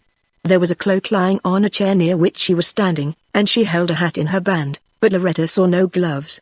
As the maid's glance and that of her mistress crossed, Mrs. Jeffrey spoke, and the effort she made in doing so naturally frightened the girl still more. "I am going out," were her words. "I may not be home till late." "What are you looking at?" Loretta declared that the words took her by surprise and that she did not know what to say, but managed to cover up her embarrassment by intimating that if her mistress would let her touch up her hair a bit she would make her look more natural. At this suggestion, Mrs. Jeffrey cast a glance in the glass and impetuously declared, "It doesn't matter." But she seemed to think better of it the next minute, for, throwing herself in a chair, she bade the girl to bring a comb, and sat quiet enough, though evidently in a great tremor of haste and impatience, while Loretta combed her hair and put it up in the old way. But the old way was not as becoming as usual, and Loretta was wondering if she ought to call in Miss Tuttle, when Mrs. Jeffrey jumped to her feet and went over to the table and began to eat with the feverish haste of one who forces himself to take food in spite of hurry and distaste. This was the moment for Loretta to leave the room, but she did not know how to do so. She felt herself fixed to the spot and stood watching Mrs. Jeffrey till that lady, suddenly becoming conscious of the girl's presence, turned, and in the midst of the moans which broke unconsciously from her lips, said with a pitiable effort at her old manner, "Go away, Loretta, I am ill, have been ill for 2 days. I don't like people to look at me like that." Then, as the girl shrank back, added in a breaking voice, "When Mr. Jeffrey comes home," and said no more for several minutes, during which she clutched her throat with both hands and struggled with herself till she got her voice back and found herself able to repeat, "When Mr. Jeffrey comes, if he does come, tell him that I was right about the way that novel ended. Remember that you are to say to him the moment you see him that I was right about the novel, and that he is to look and see if it did not end as I said it would." And Loretta, here she rose and approached the speaker with a sweet, appealing look which brought tears to the impressionable girl's eyes. "Don't go gossiping about me downstairs. I shan't be sick long. I am going to be better soon, very soon. By the time you see me here again I shall be quite like my old self." Forget how and Loretta said she seemed to have difficulty in finding the right word here. "How childish I have been." Of course Loretta promised, but she is not sure that she would have had the courage to keep all this to herself if she had not heard Mrs. Jeffrey stop in Miss Tuttle's room on her way out. That relieved her, and enabled her to go downstairs to her own supper with more appetite than she had thought ever to have again. Alas! It was the last good meal she was able to eat for days. In 3 hours afterward a man came from the station house with the news of Mrs. Jeffrey's suicide in the horrible old house in which she had been married only 2 weeks before. As this had been a continuous narrative and concisely told, the coroner had not interrupted her. When at this point a little gasp escaped Miss Tuttle and a groan broke from Francis Jeffrey's hitherto sealed lips, the feelings of the whole assemblage seemed to find utterance. A young wife's misery culminating in death on the very spot where she had been so lately married. What could be more thrilling, or appeal more closely to the general heart of humanity? But the cause of that misery. This was what everyone present was eager to have explained. This is what we now expected the coroner to bring out. But instead of continuing on the line he had opened up, he proceeded to ask, "Where were you when this officer brought the news you mention?" "In the hall, sir." I opened the door for him. And to whom did he first mention his errand? To Miss Tuttle. She had come in just before him and was standing at the foot of the stairs. What? Was Miss Tuttle out that evening? Yes, she went out very soon after Mrs. Jeffrey left. When she came in she said that she had been around the block, but she must have gone around it more than once, for she was absent 2 hours. Did you let her in? Yes, sir. And she said she had been around the block? Yes, sir. Did she say anything else? She asked if Mr. Jeffrey had come in. Anything else? Then if Mrs. Jeffrey had returned, to both of which questions you answered a plain no. Now tell us about the officer. He rang the bell almost immediately after she did. Thinking she would want to slip upstairs before I admitted anyone, I waited a minute for her to go, but she did not do so, and when the officer stepped in she shrieked. What? Before he spoke? Yes, sir. Just at sight of him? Yes, sir. Did he wear his badge in plain view? Yes, on his breast. So that you knew him to be a police officer? Yes. And Miss Tuttle shrieked at seeing a police officer? Yes, and sprang forward. Did she say anything? Not then. What did she do? Waited for him to speak, which he did, at once, and very brutally. He asked if she was Mrs. Jeffrey's sister, and when she nodded and gasped yes, he blurted out that Mrs. Jeffrey was dead, that he had just come from the old house in Waverley Avenue, where she had just been found, and Miss Tuttle didn't know what to say, just hid her face. She was leaning against the newel post, so it was easy for her to do so. I remember that the man stared at her for taking it so quietly and asking no questions. And did she speak at all? Oh, yes, afterwards. Her face was wrapped in the folds of her cloak, but I heard her whisper, as if to herself, "No. No. That old hearth is not a lodestone. She cannot have fallen there." And then she looked up quite wildly and cried, "There is something more. Something which you have not told me." She shot herself, if that's what you mean.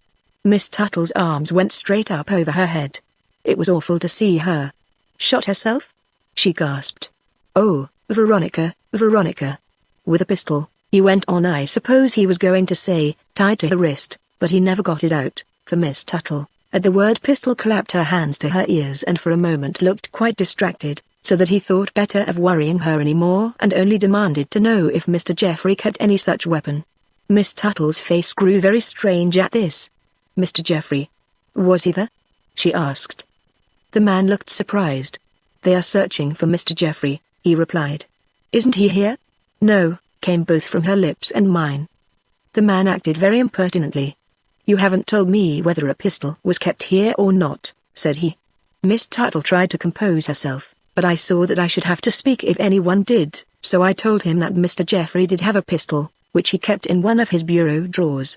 But when the officer wanted Miss Tuttle to go up and see if it was there, she shook her head and made for the front door, saying that she must be taken directly to her sister. And did no one go up? Was no attempt made to see if the pistol was or was not in the drawer? Yes. The officer went up with me. I pointed out the place where it was kept, and he rummaged all through it, but found no pistol. I didn't expect him to hear. The witness paused and bit her lip, adding confusedly, "Mrs. Jeffrey had taken it, you see." The jurors, who sat very much in the shadow, had up to this point attracted but little attention. But now they began to make their presence felt, perhaps because the break in the witness' words had been accompanied by a sly look at Ginny. Possibly warned by this that something lay back of this hitherto timid witness' sudden volubility, one of them now spoke up. "In what room did you say this pistol was kept?" "In Mr. and Mrs. Jeffrey's bedroom, sir. The room opening out of the sitting room where Mrs. Jeffrey had kept herself shut up all day." "Does this bedroom of which you speak communicate with the hall as well as with the sitting room?" "No, sir, it is the defect of the house. Mr. and Mrs. Jeffrey often spoke of it as a great annoyance. You had to pass through the little boudoir in order to reach it." The juryman sank back, evidently satisfied with her replies, but we who marked the visible excitement with which the witness had answered this seemingly unimportant question, wondered what special interest surrounded that room and the pistol to warrant the heightened color with which the girl answered this new interlocutor. We were not destined to know at this time, for the coroner, when he spoke again, pursued a different subject. "How long was this before Mr. Jeffrey came in?" "Only a few minutes. I was terribly frightened at being left there alone and was on my way to ask one of the other girls to come up and stay with me, when I heard his key in the lock and came back. He had entered the house and was standing near the door talking to an officer, who had evidently come in with him. It was a different officer from the one who had gone away with Miss Tuttle. Mr. Jeffrey was saying. "What's that?" "My wife hurt. Dead, sir," blurted out the man. I had expected to see Mr. Jeffrey terribly shocked, but not in so awful a way. It really frightened me to see him, and I turned to run, but found that I couldn't and that I had to stand still and look whether I wanted to or not. Yet he didn't say a word or ask a question. What did he do, Loretta? I cannot say. He was on his knees and was white. Oh, how white. Yet he looked up when the man described how and where Mrs. Jeffrey had been found, and even turned toward me when I said something about his wife having left a message for him when she went out. This message, which I almost hesitated to give after the awful news of her death, was about the ending of some story, as you remember, and it seemed heartless to speak of it at a moment like this, but as she had told me to, I didn't dare to disobey her. So, with the man listening to my every word, and Mr. Jeffrey looking as if he would fall to the ground before I could finish, I repeated her words to him and was surprised enough when he suddenly started upright and went flying upstairs. But I was more surprised yet when, at the top of the first flight, he stopped and, looking over the balustrade, asked in a very strange voice where Miss Tuttle was. For he seemed just then to want her more than anything else in the world, and looked beaten and wild when I told him that she was already gone to Waverley Avenue. But he recovered himself before the man could draw near enough to see his face, and rushed into the sitting room above and shut the door behind him, leaving the officer and me standing down by the front door. As I didn't know what to say to a man like him, and he didn't know what to say to me, the time seemed long, but it couldn't have been very many minutes before Mr. Jeffrey came back with a slip of paper in his hand and a very much relieved look on his face. "The deed was premeditated," he cried. "My unfortunate wife has misunderstood my affection for her." And from being a very much broken down man, he stood up straight and tall and prepared himself very quietly to go to the Moore house. That is all I can tell about the way the news was received by him. Were these details necessary? Many appeared to regard them as futile and uncalled for. But Coroner Z was never known to waste time on trivialities, and if he called for these facts, those who knew him best felt certain that they were meant as a preparation for Mr. Jeffrey's testimony, which was now called for. Chapter 2 Thrust and Parry. When Francis Jeffrey's hand fell from his forehead and he turned to face the assembled people, an instinctive compassion arose in every breast at sight of his face, which, if not open in its expression, was at least surcharged with the deepest misery. In a flash the scene took on new meaning. Many remembered that less than a month before his eye had been joyous and his figure a conspicuous one among the favored sons of fortune. And now he stood in sight of a crowd, drawn together mainly by curiosity, to explain as best he might why this great happiness and hope had come to a sudden termination, and his bride of a fortnight had sought death rather than continued to live under the same roof with him. So much for what I saw on the faces about me. What my own face revealed I cannot say. I only know that I strove to preserve an impassive exterior. If I secretly held this man's misery to be a mask hiding untold passions and the darkness of an unimaginable deed, it was not for me to disclose in this presence either my suspicions or my fears. To me, as to those about me, he apparently was a man who at some sacrifice to his pride, would yet be able to explain whatever seemed dubious in the mysterious case in which he had become involved. His wife's uncle, who to all appearance shared the general curiosity as to the effect which this woeful tragedy had had upon his niece's most interested survivor, eyed with a certain cold interest, eminently in keeping with his general character, the pallid forehead, sunken eyes and nervously trembling lip of the once handsome Jeffrey, till that gentleman, rousing from his depression, manifested a realization of what was required of hire and turned with a bow toward the coroner. Miss Tuttle settled into a greater rigidity. I pass over the preliminary examination of this important witness and proceed at once to the point when the coroner, holding out the 2 or 3 lines of writing which Mr. Jeffrey had declared to have been left him by his wife, asked, "Are these words in your wife's handwriting?" Mr. Jeffrey replied hastily, and, with just a glance at the paper offered him, "They are." The coroner pressed the slip upon him. "Look at them carefully," he urged. "The handwriting shows hurry and in places is scarcely legible. Are you ready to swear that these words were written by your wife and by no other?" Mr. Jeffrey, with just a slight contraction of his brow expressive of annoyance, did as he was bid. He scanned, or appeared to scan, the small scrap of paper which he now took into his own hand. "It is my wife's writing," he impatiently declared. "Written, as all can see, under great agitation of mind, but hers without any doubt. Will you read aloud these words for our benefit?" asked the coroner. It was a cruel request, causing an instinctive protest from the spectators. But no protest disturbed Coroner said he had his reasons, no doubt, for thus trying this witness, and when Coroner Z had reason for anything, it took more than the displeasure of the crowd to deter him. Mr. Jeffrey, who had subdued whatever indignation he may have felt at this unmistakable proof of the coroner's intention to have his own way with him whatever the cost to his sensitiveness or pride, obeyed the latter's command in firmer tones than I expected. The lines he was thus called upon to read may bear repetition. I find that I do not love you as I thought. I cannot live knowing this to be so. Pray God you may forgive me, Veronica. As the last word fell with a little tremble from Mr. Jeffrey's lips, the coroner repeated.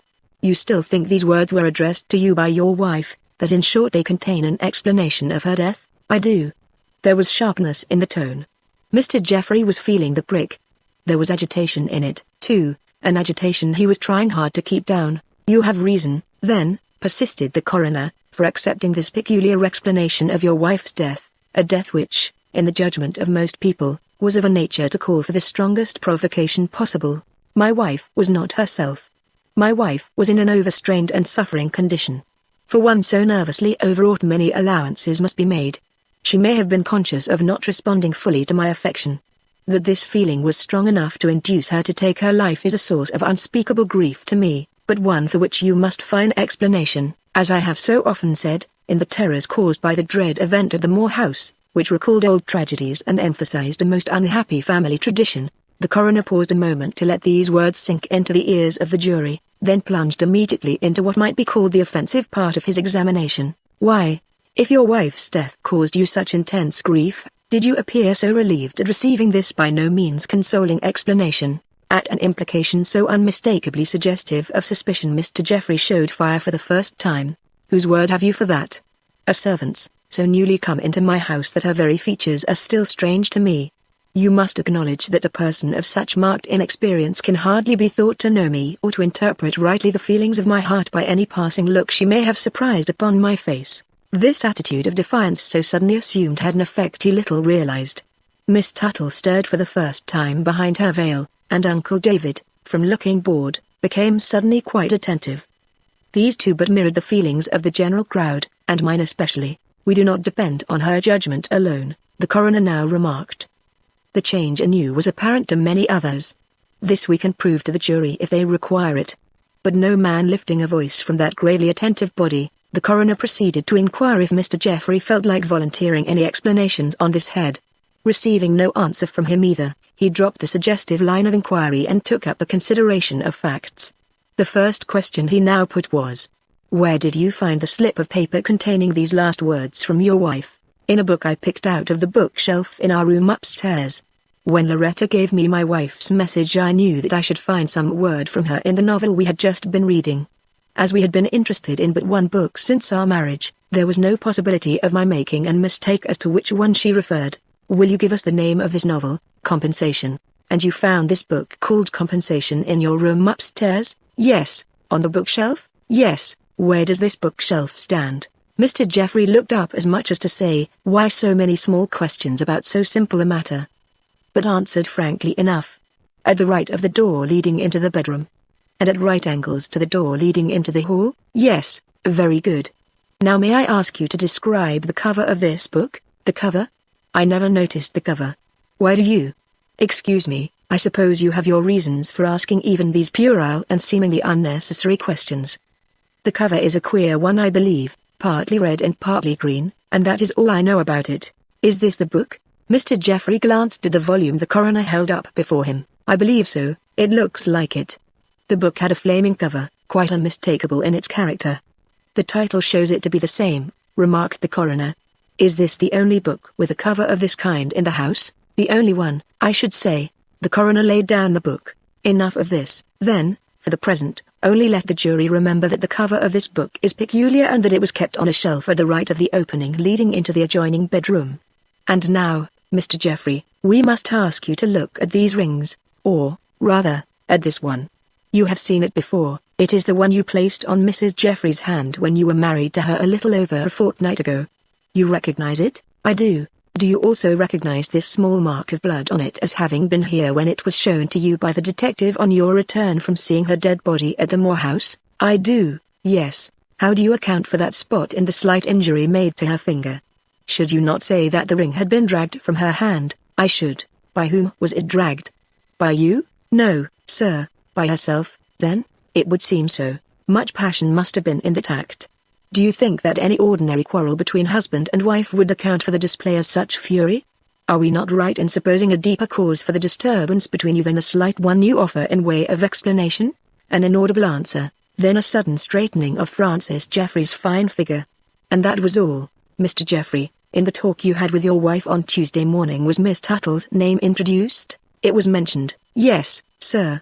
With recrimination or any display of passion on the part of your wife? You would not believe me if I said no, was the unexpected rejoinder. The coroner, taken aback by this direct attack from one who had hitherto borne all his innuendos with apparent patience, lost countenance for a moment, but, remembering that in his official capacity he was more than a match for the elegant gentleman, who under other circumstances would have found it only too easy to put him to the blush, he observed with dignity. Mr. Jeffrey, you are on oath. We certainly have no reason for not believing you. Mr. Jeffrey bowed. He was probably sorry for his momentary loss of self-control, and gravely, but with eyes bent downward, answered with the abrupt phrase, "Well, then, I will say no." The coroner shifted his ground. "Will you make the same reply when I ask if the like forbearance was shown toward your wife's name in the conversation you had with Miss Tuttle immediately afterward?" A halt in the eagerly looked-for reply, a hesitation, momentary indeed, but pregnant with nameless suggestions, caused his answer, when it did come, to lose some of the emphasis he manifestly wished to put into it. Miss Tuttle was Mrs. Jeffrey's half-sister. The bond between them was strong. Would I be apartment to speak of my young wife with bitterness? That is not an answer to my question, Mr. Jeffrey. I must request a more positive reply. Miss Tuttle made a move. The strain on all present was so great we could but notice it. He noticed it too, for his brows came together with a quick frown, as he emphatically replied. There were no recriminations uttered. Mrs. Jeffrey had displeased me and I said so, but I did not forget that I was speaking of my wife and to her sister. As this was in the highest degree noncommittal, the coroner could be excused for persisting. The conversation, then, was about your wife? It was. In criticism of her conduct? Yes. At the ambassador's ball? Yes. Mr. Jeffrey was a poor hand at lying. That last yes came with great effort. The coroner waited, possibly for the echo of this last yes to cease, then he remarked with a coldness which lifted at once the veil from his hitherto well-disguised antagonism to this witness. If you will recount to us anything which your wife said or did on that evening which, in your mind, was worthy of all this coil, it might help us to understand the situation. But the witness made no attempt to do so, and while many of us were ready to pardon him this show of delicacy, others felt that under the circumstances it would have been better had he been more open. Among the latter was the coroner himself, who, from this moment, threw aside all hesitation and urged forward his inquiries in a way to press the witness closer and closer toward the net he was secretly holding out for him. First, he obliged him to say that his conversation with Miss Tuttle had not tended to smooth matters, that no reconciliation with his wife had followed it, and that in the 36 hours which elapsed before he returned home again he had made no attempt to soothe the feelings of one, who, according to his own story, he considered hardly responsible for any extravagances in which he might have indulged. Then when this inconsistency had been given time to sink into the minds of the jury, Coroner Z. increased the effect produced by confronting Jeffrey with witnesses who testified to the friendly, if not lover-like relations which had existed between himself and Miss Tuttle prior to the appearance of his wife upon the scene, closing with a question which brought out the denial, by no means new, that an engagement had ever taken place between him and Miss Tuttle and hence that a bond had been cancelled by his marriage with Miss Moore. But his manner and careful choice of words in making this denial did not satisfy those present of his entire candor, especially as Miss Tuttle, for all her apparent immobility, showed, by the violent locking of her hands, both her anxiety and the suffering she was undergoing during this painful examination. Was the suffering merely one of outraged delicacy? We felt justified in doubting it, and looked forward, with cruel curiosity I admit, to the moment when this renowned and universally admired beauty would be called on to throw aside her veil to reveal the highly praised features which had been so openly scorned for the sake of one whose chief claims to regard lay in her great wealth. But this moment was as yet far distant. The coroner was a man of method, and his plan was now to prove, as had been apparent to most of us from the first, that the assumption of suicide on the part of Mrs. Jeffrey was open to doubt. The communication suggesting such an end to her troubles was the strongest proof Mr. Jeffrey could bring forward that her death had been the result of her own act. Consequently it was now the coroner's business to show that this communication was either a forgery, or a substitution, and that if she left some word in the book to which she had in so peculiar a manner directed his attention, it was not necessarily the one bewailing her absence of love for him and her consequent intention of seeking relief from her disappointment in death. Some hint of what the coroner contemplated had already escaped him in the persistent and seemingly inconsequent questions to which he had subjected this witness in reference to these very matters. But the time had now come for a more direct attack, and the interest rose correspondingly high, when the coroner, lifting again to cite the scrap of paper containing the few piteous lines so often quoted, asked of the now anxious and agitated witness, if he had ever noticed any similarity between the handwriting of his wife and that of Miss Tuttle. An indignant no was about to pass his lips, when he suddenly checked himself and said more mildly, "There may have been a similarity, I hardly know. I have seen too little of Miss Tuttle's hand to judge." This occasioned a diversion. Specimens of Miss Tuttle's handwriting were produced, which, after having been duly proved, were passed down to the jury along with a communication professedly signed by Mrs. Jeffrey. The grunts of astonishment which ensued as the knowing heads drew near over these several papers caused Mr. Jeffrey to flush and finally to cry out with startling emphasis, "I know that those words were written by my wife." But when the coroner asked him his reasons for this conviction, he could, or would not state them. "I have said," he stolidly repeated, and that was all. The coroner made no comment, but when, after some further inquiry, which added little to the general knowledge, he dismissed Mr. Jeffrey and recalled Loretta, there was that in his tone which warned us that the really serious portion of the day's examination was about to begin. Chapter 3 Chiefly Thrust. The appearance of this witness had undergone a change since she last stood before us. She was shamefaced still, but her manner showed resolve and a feverish determination to face the situation which could but awaken in the breasts of those who had Mr. Jeffrey's honor and personal welfare at heart a nameless dread, as if they already foresaw the dark shadow which minute by minute was slowly sinking over a household which, up to a week ago, has been the envy and admiration of all Washington society. The first answer she made revealed both the cause of her shame and the reason of her firmness. It was in response to the question whether she, Loretta, had seen Miss Tuttle before she went out on the walk she was said to have taken immediately after Mrs. Jeffrey's final departure from the house. Her words were these: "I did, sir. I do not think Miss Tuttle knows it, but I saw her in Mrs. Jeffrey's room." The emphatic tone, offering such a contrast to her former manner of speech, might have drawn all eyes to the speaker had not the person she mentioned offered a still more interesting subject to the general curiosity. As it was, all glances flew to that silent and seemingly impassive figure upon which all open suggestions and covert innuendo had hitherto fallen without creating more than a pressure of her interlaced fingers. This direct attack, possibly the most threatening she had received, appeared to produce no more effect upon her than the others, less, perhaps, for no stir was visible in her now, and to some eyes she hardly seemed to breathe. Curiosity, thus baffled, led the gaze on to Mr. Jeffrey, and even to Uncle David, but the former had dropped his head again upon his hand, and the other there was little to observe in Mr. Moore at any time, save the immense satisfaction he seemed to take in himself, so attention returned to the witness, who, by this time, had entered upon a consecutive tale. "As near as I can remember, these are the words with which he prefaced it. I'm not especially proud of what I did that night, but I was led into it by degrees, and I am sure I beg the lady's pardon." And then she went on to relate how, after she had seen Mrs. Jeffrey leave the house, she went into her room with the intention of putting it to rights. As this was no more than her duty, no fault could be found with her, but she owned that when she had finished this task and removed all evidence of Mrs. Jeffrey's frenzied condition, she had no business to linger at the table turning over the letters she found lying there. Here the coroner stopped her and made some inquiries in regard to these letters, but as they seemed to be ordinary epistles from friends and quite foreign to the investigation, he allowed her to proceed. Her cheeks were burning now, for she had found herself obliged to admit that she had read enough of these letters to be sure that they had no reference to the quarrel then pending between her mistress and Mr. Jeffrey. Her eyes fell and she looked seriously distressed as she went on to say that she was as conscious then as now of having no business with these papers, so conscious, indeed, that when she heard Miss Tuttle's step at the door, her one idea was to hide herself. That she could stand and face that lady never so much as occurred to her.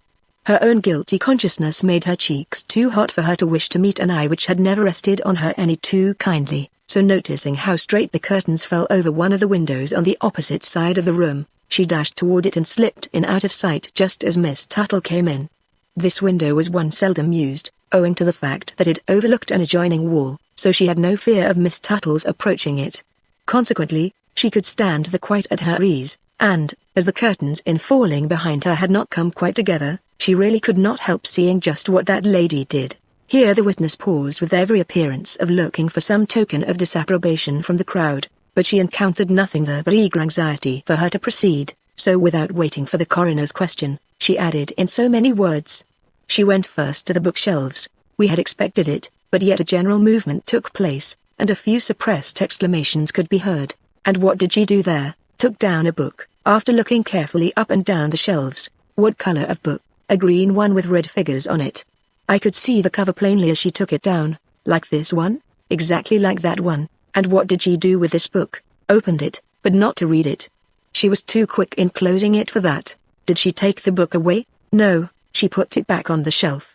After opening and closing it? Yes, sir. Did you see whether she put anything into the book? I cannot swear that she did, but then her back was to me, and I could not have seen it if she had.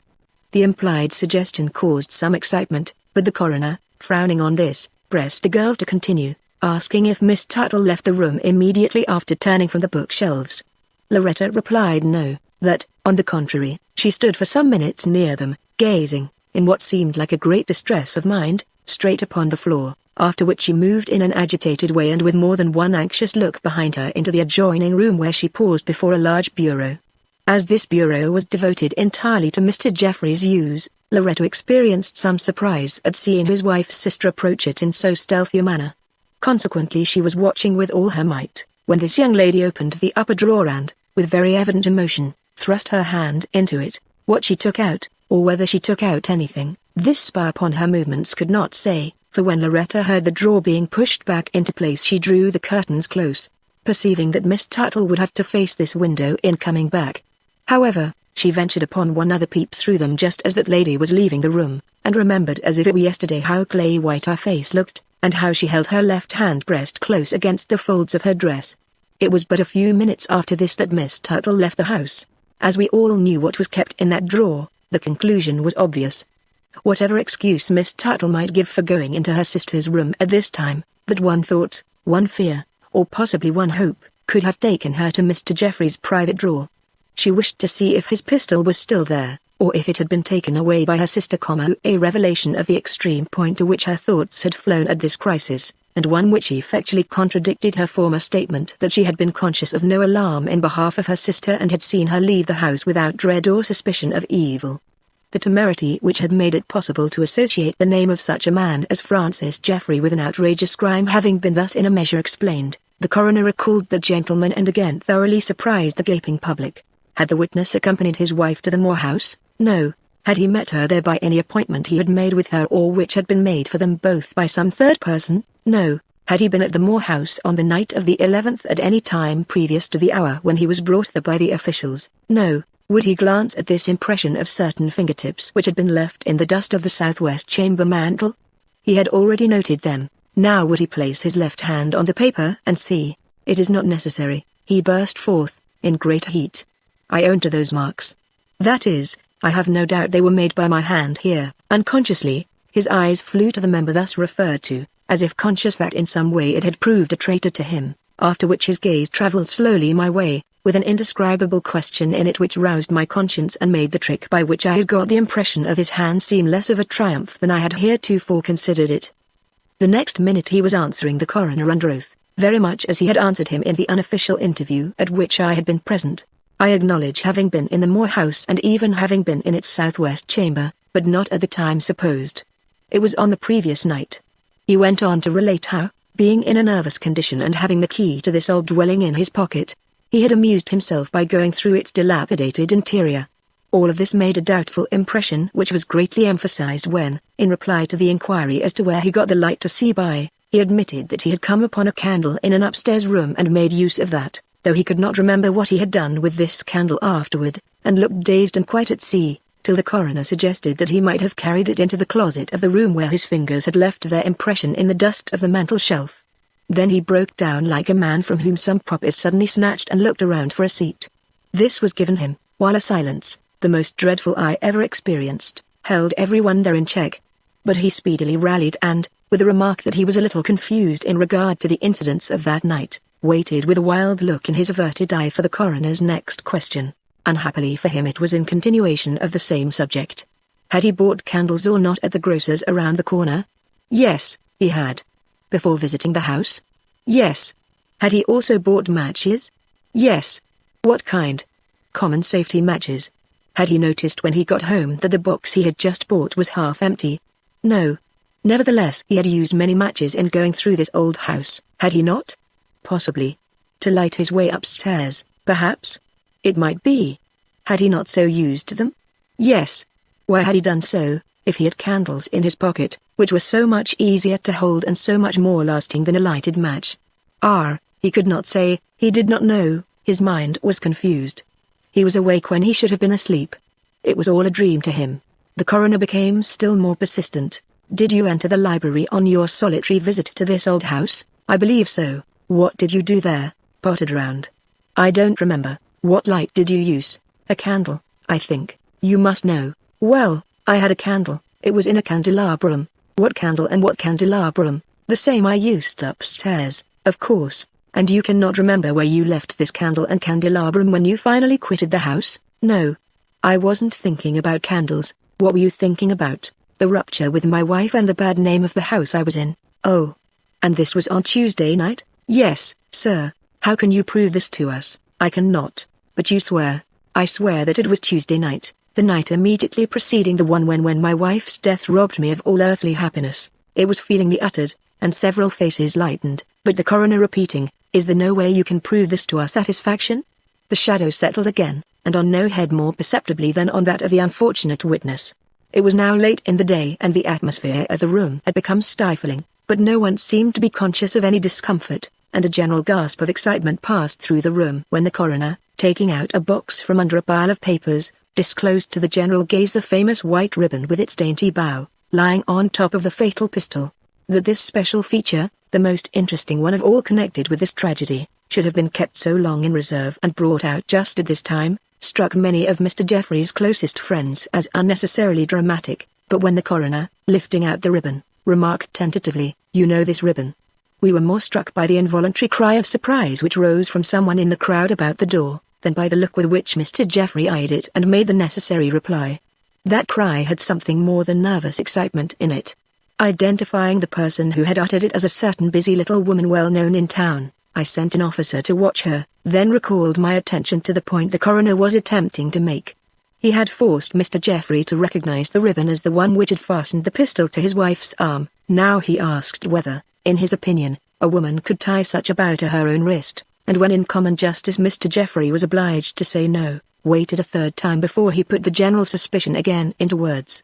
Cannot you, by some means or some witness, prove to us that it was on Tuesday night and not on Wednesday you spent the hours you speak of on this scene of your marriage and your wife's death? The hopelessness which more than once had marked Mr. Jeffrey's features since the beginning of this inquiry, reappeared with renewed force as this suggestive question fell again upon his ears, and he was about to repeat his plea of forgetfulness when the coroner's attention was diverted by a request made in his ear by one of the detectives. In another moment Mr. Jeffrey had been waved aside and a new witness sworn in. You can imagine everyone's surprise, mine most of all, when this witness proved to be Uncle David, Chapter 4 Tallman. Let the United States have Tallman. I do not know why the coroner had so long delayed to call this witness. In the ordinary course of events his testimony should have preceded mine, but the ordinary course of events had not been followed, and it was only at the request of Mr. Moore himself that he was now allowed the privilege of appearing before this coroner and jury. I speak of it as a privilege because he himself evidently regarded it as such. Indeed, his whole attitude and bearing as he addressed himself to the coroner showed that he was there to be looked at and that he secretly thought he was very well worth this attention. Possibly some remembrance of the old days, in which he had gone in and out before these people in a garb suggestive of penury, made the moment when he could appear before them in a guise more befitting his station one of incalculable importance to him. At all events, he confronted us all with an aspect which openly challenged admiration. When, in answer to the coroner's inquiries, it became his duty to speak, he did so with a condescension which would have called up smiles if the occasion had been one of less seriousness, and his connection with it as unimportant as he would have it appear. What he said was in the way of confirming the last witness' testimony as to his having been at the Moore house on Tuesday evening. Mr. Moore, who was very particular as to dates and days, admitted that the light which he had seen in a certain window of his ancestral home on the evening when he summoned the police was but the repetition of one he had detected the evening before. It was this repetition which alarmed him and caused him to break through all his usual habits and leave his home at night to notify the police. The old sneak, thought I. Why didn't he tell us this before? And I allowed myself a fresh doubt of his candor which had always seemed to me somewhat open to question. It is possible that the coroner shared my opinion, or that he felt it incumbent upon him to get what evidence he could from the sole person living within view of the house in which such ghastly events had taken place. For, without betraying the least suspicion, and yet with a quiet persistence for which men in his responsible position are noted, he subjected this suave old man to such a rigid examination as to what he had seen, or had not seen, from his windows, that no possibility seemed to remain of his concealing a single fact which could help to the elucidation of this or any other mystery connected with the old mansion. He asked him if he had seen Mr. Geoffrey go in on the night in question, if he had ever seen anyone go in there since the wedding, or even if he had seen anyone loitering about the steps, or sneaking into the rear yard. But the answer was always no, these same no's growing more and more emphatic, and the gentleman more and more impenetrable and dignified as the examination went on. In fact, he was as unassailable a witness as I have ever heard testify before any jury. Beyond the fact already mentioned of his having observed a light in the opposite house on the 2 evenings in question, he admitted nothing. His life in the little cottage was so engrossing. He had his organ, his dog. Why should he look out of the window? Had it not been for his usual habit of letting his dog run the pavements for a quarter of an hour before finally locking up for the night, he would not have seen as much as he did. Have you any stated hour for doing this? The coroner now asked. Yes, 9:30. And was this the hour when you saw that light? Yes, both times. As he had appeared at the station house at a few minutes before 10, he was probably correct in this statement. But, notwithstanding this, I did not feel implicit confidence in him. He was too insistent in his regret at not being able to give greater assistance in the disentanglement of a mystery so affecting the honor of the family of which he was now the recognized head. His voice, nicely attuned to the occasion, was admirable, so was his manner, but I mentally wrote him down as one I should enjoy outwitting if the opportunity ever came my way. He wound up with such a distinct repetition of his former emphatic assertion as to the presence of light in the old house on Tuesday as well as Wednesday evening that Mr. Geoffrey's testimony in this regard received a decided confirmation. I looked to see some open recognition of this, when suddenly, and with a persistence understood only by the police, the coroner recalled Mr. Geoffrey and asked him what proof he had to offer that his visit of Tuesday had not been repeated the next night and that he was not in the building when that fatal trigger was pulled. At this leading question, a lawyer sitting near me edged himself forward as if he hoped for some sign from Mr. Geoffrey which would warrant him in interfering. But Mr. Geoffrey gave no such sign. I doubt if he even noticed this man's proximity, though he knew him well and had often employed him as his legal adviser in times gone by. He was evidently exerting himself to recall the name which so persistently eluded his memory, putting his hand to his head and showing the utmost confusion. I cannot give you one, he finally stammered. There is a man who could tell if only I could remember his name. Suddenly, with a loud cry which escaped him involuntarily, he gave a gurgling laugh and we heard the name Tolman leap from his lips. The witness had at last remembered whom he had met at the cemetery gate at the hour, or near the hour. His wife lay dying in the lower part of the city. The effect was electrical. One of the spectators, some country boor, no doubt so far forgot himself as to cry out loud enough for all to hear. Tolman. Let us have Tolman. Of course he met with an instant rebuke, but I did not wait to hear it, or to see order restored. For a glance from the coroner had already sent me to the door in search of this new witness. My destination was the Cosmos Club, for Phil Tolman and his habits and haunts were as well known in Washington as the figure of liberty on the summit of the Capitol dome. When I saw him I did not wonder. Never have I seen a more amiable-looking man, or one with a more absent-minded expression. To my query as to whether he had ever met Mr. Geoffrey at or near the entrance of Rock Creek Cemetery, he replied with an amazed look and a quick response. Of course I did. It was the very night that his wife. But what's up? You look excited for a detective. Come to the morgue and see. This testimony of yours will prove invaluable to Mr. Geoffrey. I shall never forget the murmur of suppressed excitement which greeted us as I reappeared before coroner and jury accompanied by the gentleman who had been called for in such peremptory tones a short time before. Mr. Geoffrey, who had attempted to rise at our entrance, but seemed to lack the ability, gave a faint smile as Tolman's good-natured face appeared, and the coroner, feeling, perhaps, that some chords are liable to break if stretched too strongly, administered the oath and made the necessary inquiries with as little delay as was compatible with the solemnity of the occasion. The result was an absolute proof that Mr. Geoffrey had been near Soldier's Home as late as 7, which was barely 15 minutes previous to the hour Mrs. Geoffrey's watch was stopped by her fall in the old house on Waverley Avenue. As the distance between the two places could not be compassed in that time, Mr. Geoffrey's alibi could be regarded as established. When we were all rising, glad of an adjournment which restored free movement and an open interchange of speech, a sudden check in the general rush called our attention back to Mr. Geoffrey. He was standing facing Miss Tuttle, who was still sitting in a strangely immovable attitude in her old place. He had just touched her on the arm, and now, with a look of alarm, he threw up the veil which had kept her face hidden from all beholders. A vision of loveliness greeted us, but that was not all. It was an unconscious loveliness. Miss Tuttle had fainted away, sitting upright in her chair. Chapter 5 White Bow and Pink. Mr. Geoffrey's examination and its triumphant conclusion created a great furor in town. Topics which had hitherto absorbed all minds were forgotten in the discussion of the daring attempt which had been made by the police to fix crime upon one of Washington's most esteemed citizens, and the check which they had rightly suffered for this outrage. What might be expected next? Something equally bold and reprehensible, of course, but what? It was a question which at the next sitting completely filled the inquest room. To my great surprise, Mr. Geoffrey was recalled to the stand. He had changed since the night before. He looked older, and while still handsome, for nothing could rob him of his regularity of feature and extreme elegance of proportion, showed little of the spirit which, in spite of the previous day's depression, had upheld him through its most trying ordeal and kept his eye bright, if only from excitement. This was fact number one, and one which I stored away in my already well-furnished memory. Miss Tuttle sat in a less conspicuous position than on the previous day, and Mr. Moore, her uncle, was not there at all. The testimony called for revived an old point which, seemingly, had not been settled to the coroner's satisfaction. Had Mr. Geoffrey placed the small stand holding the candelabrum on the spot where it had been found?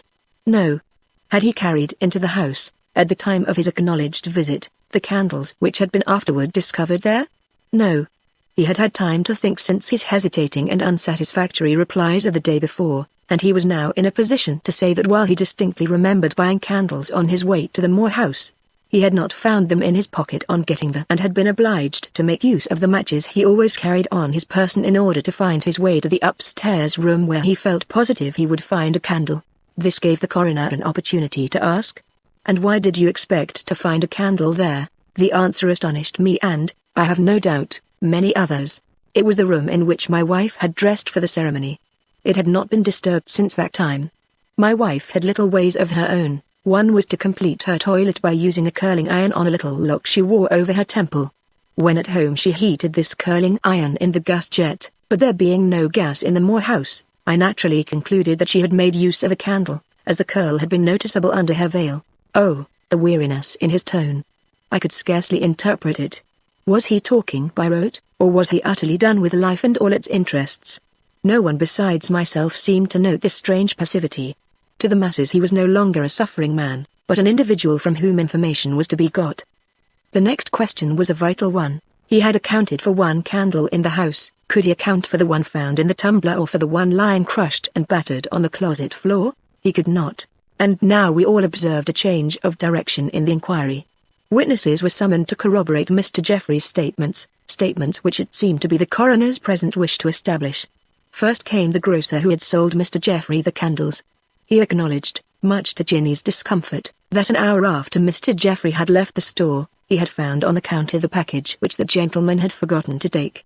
Poor Ginny had not stayed long enough to hear his story out.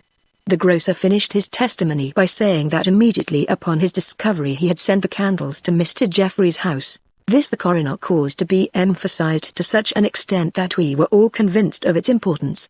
But as yet his purpose was not evident save to those who were more in his confidence than myself. The other witnesses were men from Roucher's, who had acted as waiters at the time of the marriage. One of them testified that immediately on Miss Moore's arrival he had been sent for a candle and a box of matches. The other, that he had carried up to her room a large candelabrum from the drawing-room mantel.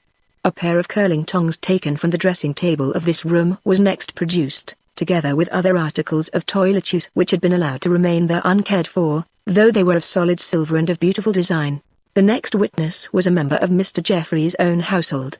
Chloe was her name, and her good black face worked dolefully as she admitted that the package of candles which the grocer boy had left on the kitchen table, with the rest of the groceries on the morning of that dreadful day when Mrs. killed herself, was not to be found when she came to put the things away. She had looked and looked for it, but it was not there. Further inquiry brought out the fact that but one other member of the household was in the kitchen when these groceries were delivered, and that this person gave a great start when the boy shouted out, "The candles that were bought by Mr. Jeffrey," and hurried over to the table and handled the packages, although Chloe did not see her carry any of them away. And who was this person? Miss Tuttle. With the utterance of this name the veil fell from the coroner's intentions and the purpose of this petty but prolonged inquiry stood revealed. It was to all a fearful and impressive moment. To me it was as painful as it was triumphant. I had not anticipated such an outcome when I put my wits to work to prove that murder, and not suicide, was answerable for young Mrs. Jeffrey's death. When the murmur which had hailed this startling turn in the inquiry had subsided, the coroner drew a deep breath, and, with an uneasy glance at the jury, who, to a man, seemed to wish themselves well out of this job, he dismissed the cook and summoned a fresh witness. Her name made the people stare. Miss Nixon. Miss Nixon. That was a name well known in Washington, almost as well known as that of Uncle David, or even of Mr. Tallman. What could this quaint and characteristic little body have to do with this case of doubtful suicide? A word will explain. She was the person who, on the day before, had made that loud exclamation when the box containing the ribbon and the pistol had been disclosed to the jury. As her fussy little figure came forward, some nudged and some laughed, possibly because her bonnet was not of this year's style, possibly because her manner was peculiar and as full of oddities as her attire. But they did not laugh long, for the little lady's look was appealing, if not distressed. The fact that she was generally known to possess one of the largest bank accounts in the district, made any marked show of disrespect toward her a matter of poor judgment, if not of questionable taste. The box in the coroner's hand prepared us for what was before us. As he opened it and disclosed again the dainty white bow which, as I have before said, was of rather a fantastic make, the whole roomful of eager spectators craned forward and were startled enough when he asked, "Did you ever see a bow like this before?" Her answer came in the faintest of tones, "Yes, I have one like it, very like it, so like it that yesterday I could not suppress an exclamation on seeing this one." "Where did you get the one you have? Who fashioned it, I mean, or tied it for you, if that is what I ought to say?" "It was tied for me by Miss Tuttle. She is a friend of mine, or wasn't a very good one, and one day while watching me struggling with a piece of ribbon, which I wanted made into a bow, she took it from my hand and tied a knot for which I was very much obliged to her. It was very pretty, and like this, almost exactly, sir. Have you that knot with you?" She had. "Will you show it to the jury?" Heaving a sigh which she had much better have suppressed, she opened a little bag she carried at her side and took out a pink satin bow. It had been tied by a deft hand, and more than one pair of eyes fell significantly at sight of it. Amid a silence which was intense, 2 or 3 other witnesses were called to prove that Miss Tuttle's skill in bow tying was exceptional, and was often made use of, not only by members of her household, but, as in Miss Nixon's case, by outsiders, the special style shown in the one under consideration being the favorite. During all this, I kept my eyes on Mr. Jeffrey. It had now become so evident which way the coroner's inquiries tended that I wished to be the first to note their effect on him. It was less marked than I had anticipated. The man seemed benumbed by accumulated torment and stared at the witnesses filing before him as if they were part of some wild phantasmagoria which confused, without enlightening him. When finally several persons of both sexes were brought forward to prove that his attentions to Miss Tuttle had once been sufficiently marked for an announcement of their engagement to be daily looked for, he let his head fall forward on his breast as if the creeping horror which had seized him was too much for his brain if not for his heart. The final blow was struck when the man whom I had myself seen in Alexandria testified to the contretemps which had occurred in Atlantic City, an additional point being given to it by the repetition of some old conversation raked up for the purpose, by which an effort was made to prove that Miss Tuttle found it hard to forgive injuries even from those nearest and dearest to her. This subject might have been prolonged, but some of the jury objected, and the time being now ripe for the great event of the day, the name of the lady herself was called. After so significant a preamble, the mere utterance of Miss Tuttle's name had almost the force of an accusation, but the dignity with which she rose calmed all minds, and subdued every expression of feeling. I could but marvel at her self-poise and noble equanimity, and asked myself if, in the few days which had passed since first the murmur of something more serious than suicide had gone about, she had so schooled herself for all emergencies that nothing could shake her self-possession. Not even the suggestion that a woman of her beauty and distinction could be concerned in a crime. Or had she within herself some great source of strength, which sustained her in this most dreadful ordeal? All were on watch to see. When the veil dropped from before her features and she stepped into the full sight of the expectant crowd, it was not the beauty of her face, notable and conspicuous as that was, which roused the hum of surprise that swept from one end of the room to the other, but the calmness, almost the elevation of her manner, a calmness and elevation so unlooked for in the light of the strange contradictions offered by the evidence to which we had been listening for a day and a half, that all were affected, many inclined even to believe her innocent of any undue connection with her sister's death before she had stretched forth her hand to take the oath. I was no exception to the rest. Though I had exerted myself from the first to bring matters to a climax, but not to this one, I experienced such a shock under the steady gaze of her sad but gentle eyes, that I found myself recoiling before my own presumption with something like secret shame till I was relieved by the thought that a perfectly innocent woman would show more feeling at so false and cruel a position. I felt that only one with something to conceal would turn so calm a front upon men ready, as she knew, to fix upon her a great crime. This conviction steadied me and made me less susceptible to her grace and to the tone of her quiet voice and the far-away sadness of her look.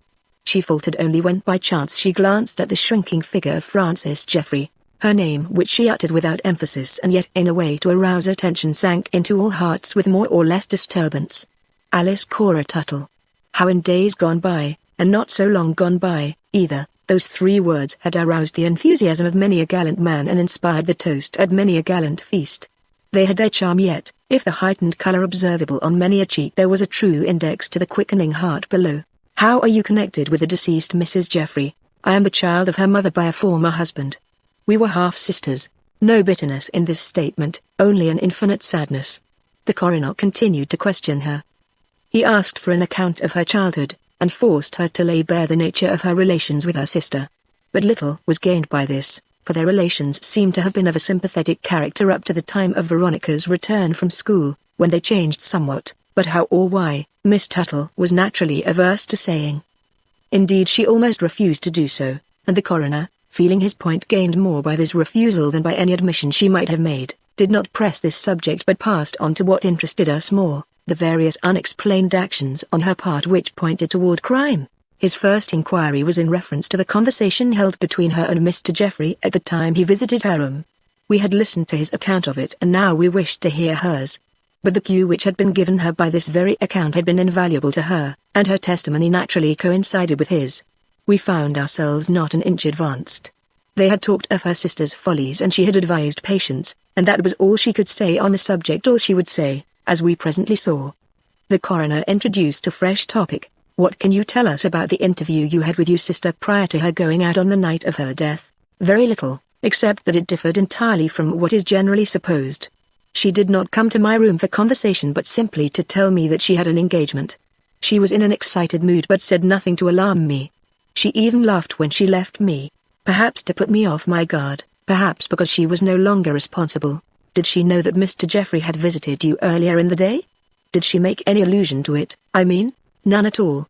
She shrugged her shoulders when I asked if she was well, and anticipated all further questions by running from the room. She was always capricious in her ways and never more so than at that moment. Would to God that it had been different. Would to God that she had shown herself to be a suffering woman. Then I might have reached her heart and this tragedy would have been averted.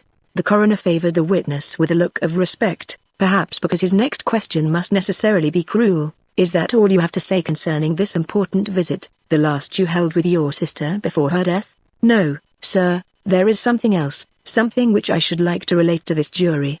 When she came into my room, she held in her hand a white ribbon, that is, she held the 2 ends of a long satin ribbon which seemed to come from her pocket. Handing those 2 ends to me, she asked me to tie them about her wrist. A knot under and a bow on top, she said, so that it cannot slip off. As this was something I had often been called on to do for her, I showed no hesitation in complying with her request. Indeed, I felt none. I thought it was her fan or her bouquet she held concealed in the folds of her dress, but it proved to be gentleman, you know what? I pray that you will not oblige me to mention it. It was such a stroke as no lawyer would have advised her to make, I heard afterward that she had refused the offices of a dozen lawyers who had proffered her their services. But uttered as it was with a noble air and a certain dignified serenity, it had a great effect upon those about her and turned in a moment the wavering tide of favor in her direction. The coroner, who doubtless was perfectly acquainted with the explanation with which she had provided herself, but who perhaps did not look for it to antedate his attack, bowed in quiet acknowledgement of her request and then immediately proceeded to ignore it. "I should be glad to spare you," said he, "but I do not find it possible." "You knew that Mr. Jeffrey had a pistol?" "I did." "That it was kept in their apartment?" "Yes." "In the upper drawer of a certain bureau?" "Yes." "Now, Miss Tuttle, will you tell us why you went to that drawer if you did go to that drawer immediately after Mrs. Jeffrey left the house?" She had probably felt this question coming, not only since the coroner began to speak but ever since the evidence elicited from Loretta proved that her visit to this drawer had been secretly observed. Yet she had no answer ready. "I did not go for the pistol," she finally declared. But she did not say what she had gone for, and the coroner did not press her. Again the tide swung back. She seemed to feel the change but did not show it in the way naturally looked for. Instead of growing perturbed or openly depressed, she bloomed into greater beauty and confronted with steadier eye, not us, but the men she instinctively faced as the tide of her fortunes began to lower. Did the coroner perceive this and recognize at last both the measure of her attractions and the power they were likely to carry with them? Perhaps, for his voice took an acrid note as he declared, "You had another errand in that room?" She let her head droop just a trifle. "Alas," she murmured, "you went to the bookshelves and took out a book with a peculiar cover, a cover which Mr. Jeffrey has already recognized as that of the book in which he found a certain note." "You have said it," she faltered. "Did you take such a book out?" "I did." "For what purpose, Miss Tuttle?" She had meant to answer quickly, but some consideration made her hesitate and the words were long in coming. When she did speak, it was to say, "My sister asked another favor of me after I had tied the ribbon." Pausing in her passage to the door, she informed me in a tone quite in keeping with her whole manner, that she had left a note for her husband in the book they were reading together. Her reason for doing this, she said, was the very natural one of wishing him to come upon it by chance, but as she had placed it in the front of the book instead of in the back where they were reading, she was afraid that he would fail to find it. Would I be so good as to take it out for her and insert it again somewhere near the end? She was in a hurry or she would return and do it herself. As she and Mr. Jeffrey had parted in anger, I hailed with joy this evidence of her desire for a reconciliation, and it was in obedience to her request, the singularity of which did not strike me as forcibly then as now, that I went to the shelves in her room and took down the book. "And did you find the note where she said, 'Yes,' and put it in toward the end of the story, nothing more?" "Did you read the note?" "It was folded," was Miss Tuttle's quiet answer. Certainly this woman was a thoroughbred, or else she was an adept in deception such as few of us had ever encountered. The gentleness of her manner, the easy tone, the quiet eyes in whose dark depths great passions were visible, but passions that were under the control of an equally forcible will, made her a puzzle to all men's minds, but it was a fascinating puzzle that awoke a species of awe in those who attempted to understand her. To all appearances she was the unlikeliest woman possible to cherish criminal intents, yet her answers were rather clever than convincing, unless you allowed yourself to be swayed by the look of her beautiful face or the music of the rich, sad voice. "You did not remain before these bookshelves long?" observed the coroner. "You have a witness who knows more about that than I do," she suggested, and doubtless aware of the temerity of this reply, waited with unmoved countenance, but with a visibly bounding breast, for what would doubtless prove a fresh attack. It was a violent one and of a character she was least fitted to meet. Taking up the box I have so often mentioned, the coroner drew away the ribbon lying on top and disclosed the pistol. In a moment her hands were over her ears. "Why do you do that?" he asked. "Did you think I was going to discharge it?" She smiled pitifully as she let her hands fall again. "I have a dread of firearms," she explained. "I always have had. Now they are simply terrible to me, and this one." "I understand," said the coroner, with a slight glance in the direction of Durbin. They had evidently planned this test together on the strength of an idea suggested to Durbin by her former action when the memory of this shot was recalled to her. "Your horror seems to lie in the direction of the noise they make," continued her inexorable interlocutor. "One would say you had heard this pistol discharged." Instantly a complete breaking up of her hitherto well-maintained composure altered her whole aspect and she vehemently cried, I did. I was on Waverley Avenue that night, and I heard the shot which in all probability ended my sister's life. I walked farther than I intended. I strolled into the street which had such bitter memories for us, and I was not in search of my sister. I had not associated my sister's going out with any intention of visiting this house. I was merely troubled in mind and anxious, and she had overrated her strength or her cleverness. She found herself unable to finish the sentence, and so did not try.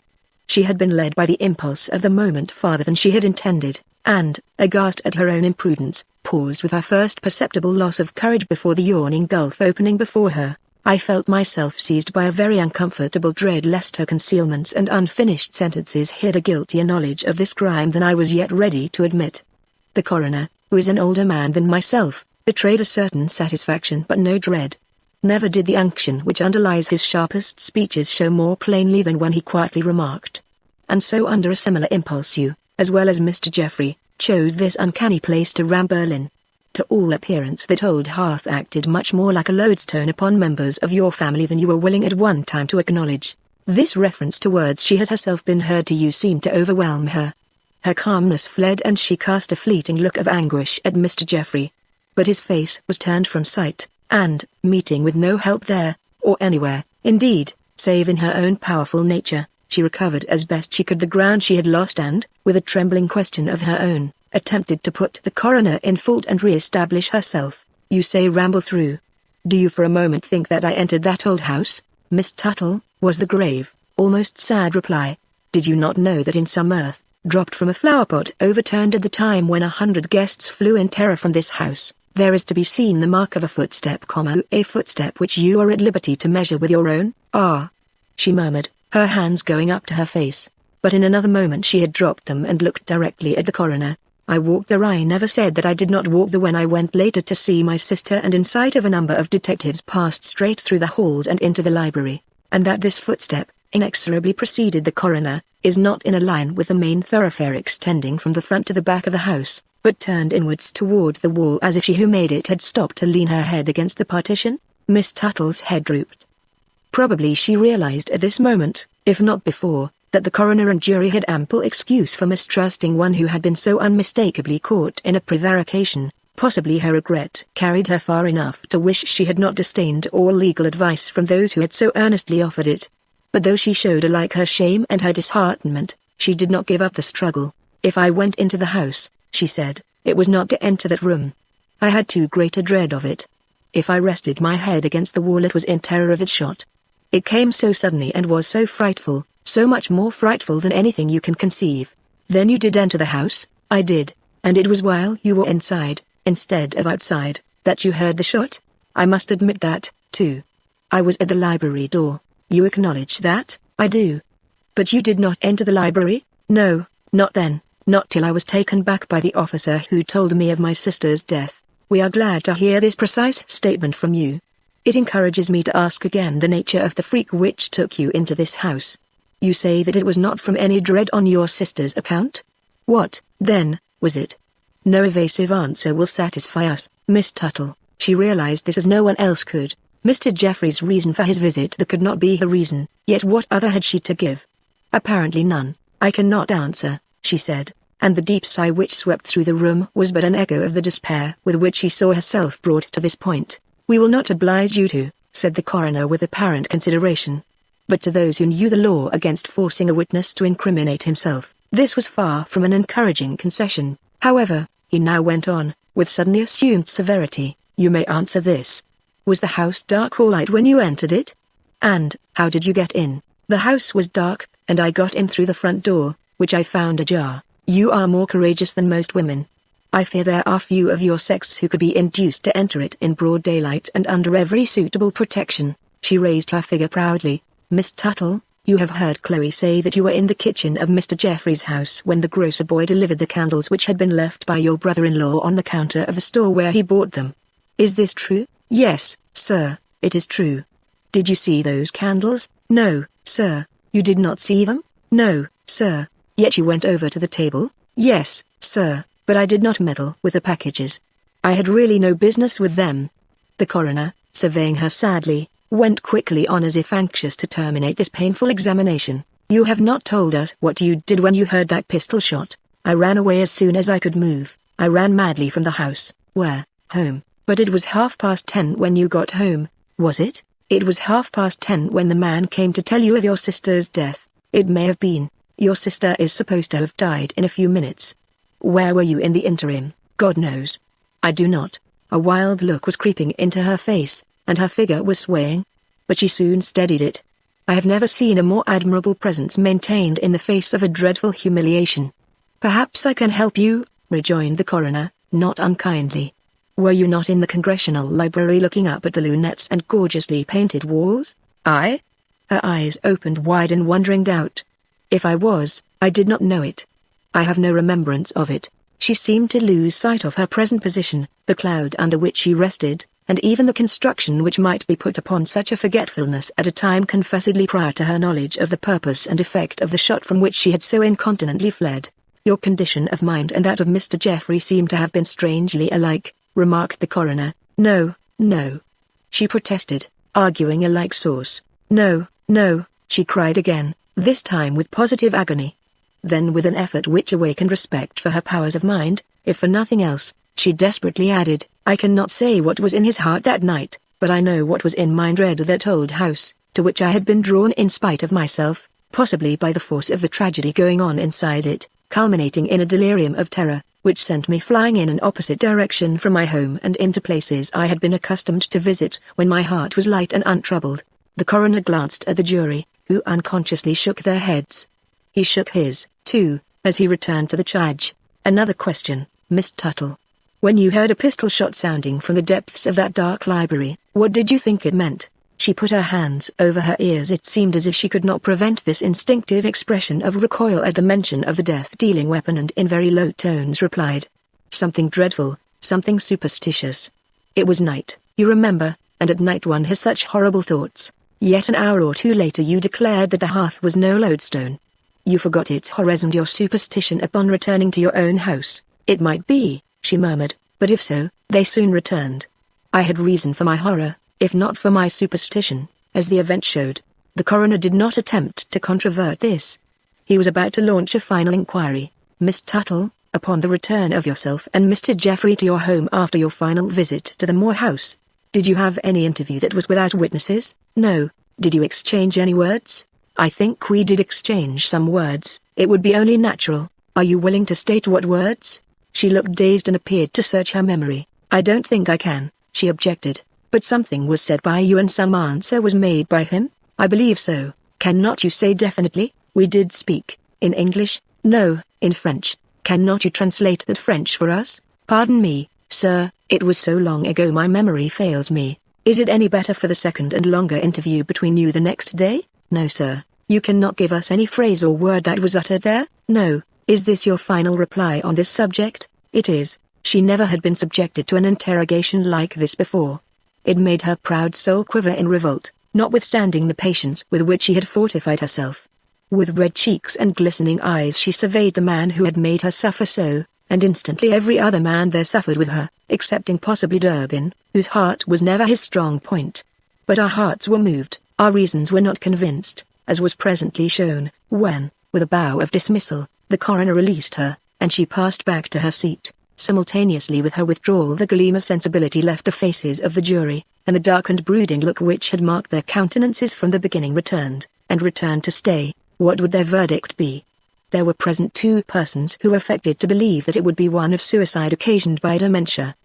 These were Miss Tuttle and Mr. Geoffrey, who, now that the critical period had come, straightened themselves boldly in their seats and met the glances concentrated upon them with dignity, if not with the assurance of complete innocence.